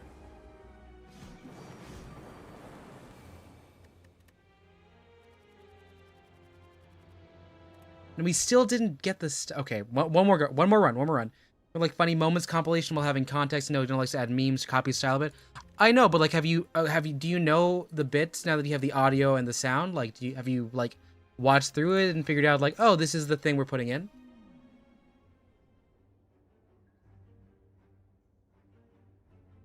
You died too? Rip, Acacia.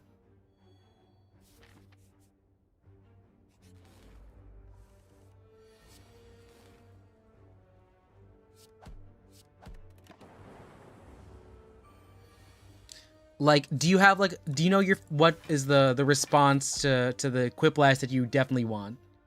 No. I'm not talking about the memes you're dragging in. I'm asking like, what are the moments in the episode, in the stream, that you're like, oh, this is making the cut? Like, are you building off of what was in there, or are you building off of what you have in your meme folder? Chaos block. Chaos block.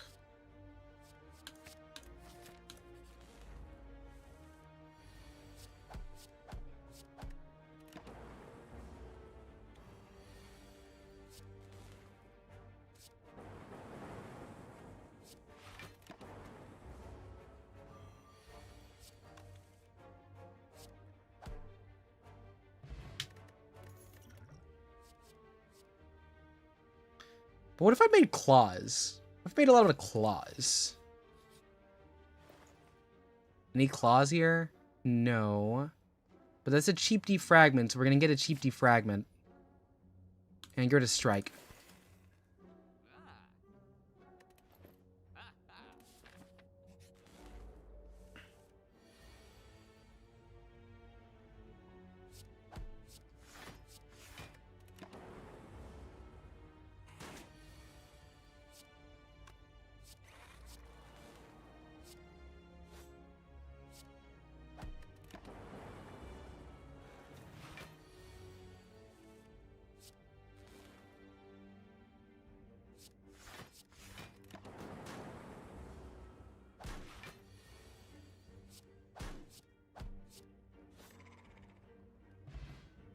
At Quiplash, it was the third round. You have to add 3 cents in one answer. Question about some lover. First person said skip, skip, skip. Big milkers. Yes. Wait. Oh god, there's gotta be a clip of Dendo saying the phrase mommy milkers. He says that like a lot. Like an ungodly amount of times I've heard that man say the phrase mommy milkers. Or like, ma'am, you've dropped your milkers, may I grab them for you? Like, that man says that a lot. More than I thought possible.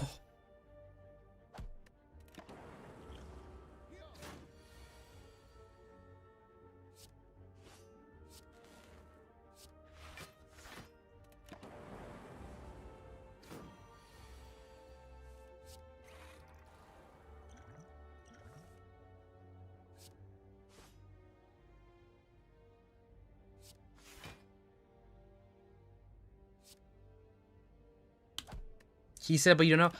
Honestly, if you ask him to record the sentence, any of those sentences, he'll say it before. He'll say it again.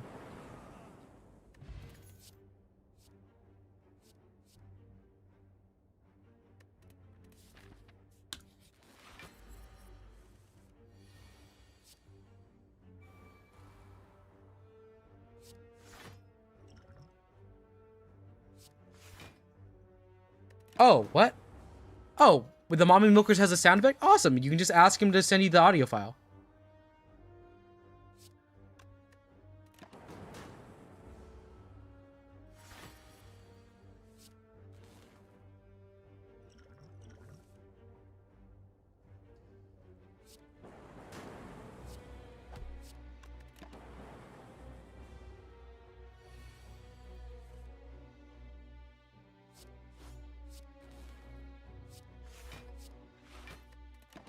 This one's gonna hurt a bit. 12 damage out.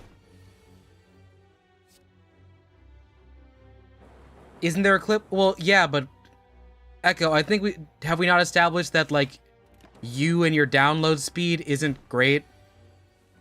So like the thing is, like him just saying the phrase, "Ma'am, may I hold your milkers?" because it's just audio. It's not gonna take that long to download. Plus, he could probably send you over Discord.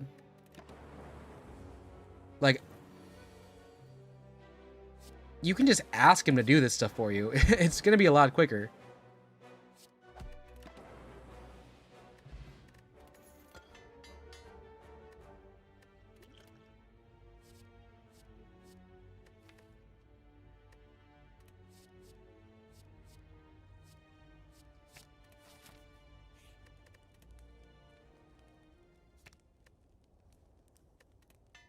Is he offline or online right now?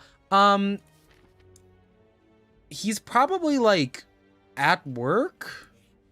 But if you just send him like a like something in his I mean, I'm assuming you're able to DM him because you're doing work for him.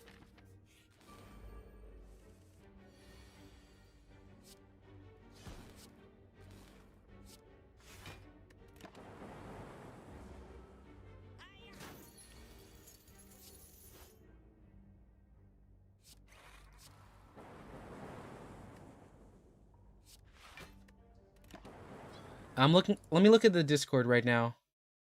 In our group Discord, it looks like he is. It says he's offline.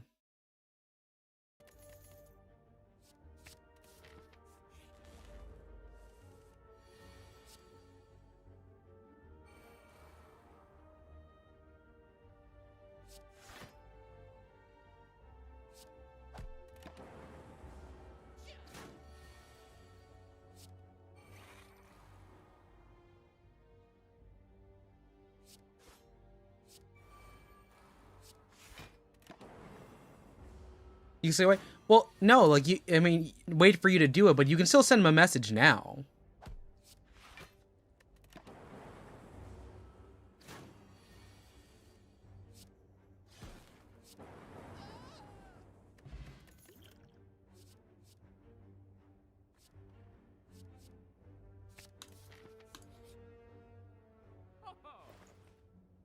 Oh yeah. Okay. Let's see. Combat with artifact.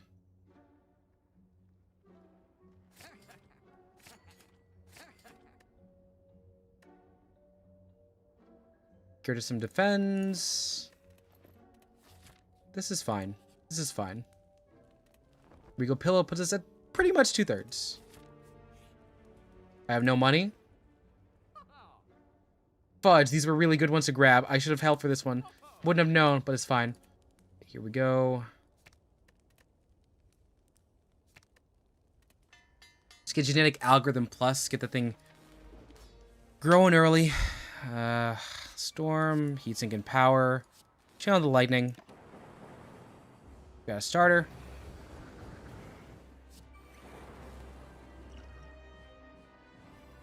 $24.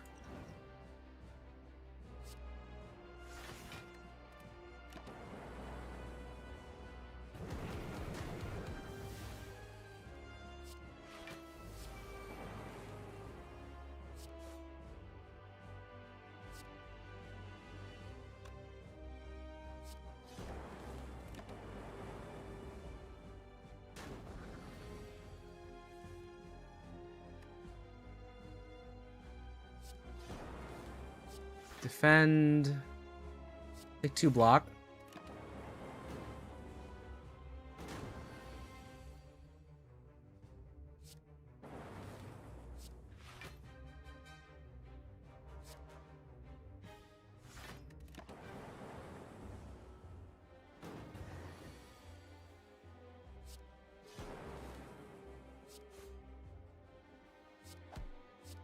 You don't know why you're so busy with some work and your friends want to help them make a Roblox game because you're most experienced, have to edit, you have to develop your own game.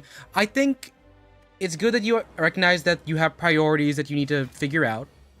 I think it's also important that you communicate with Dendo that he knows that this is what you're working with. Are there set deadlines for the other ones? Is there a deadline that Dendo wants from you?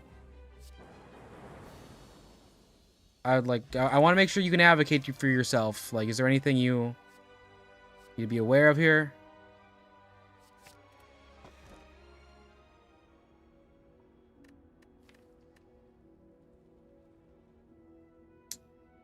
I have 3 defend cards and 2 strikes. No deadlines? Okay, that's nice. Let's do Pandora's Box. What do we get? Attack with Dark.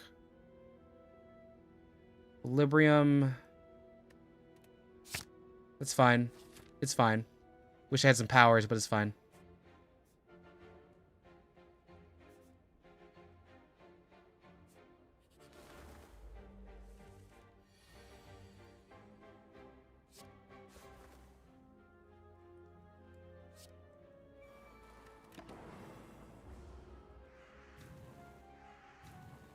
Force ourselves some powers. Okay, hello.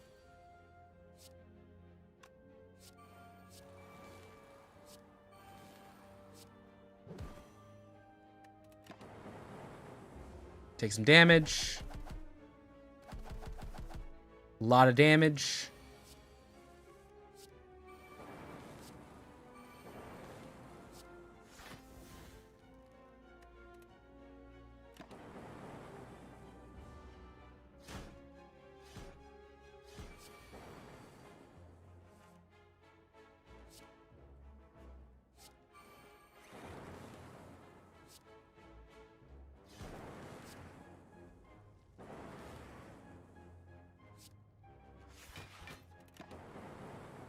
Using Unreal Engine 5 Hearts Engine to work with for one person.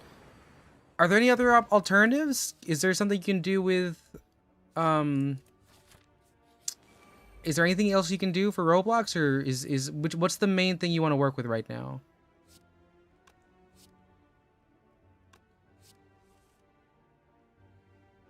$13 block.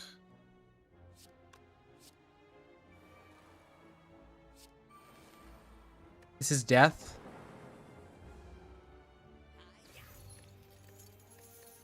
Well, we've unlocked everything now. Let's see what happens.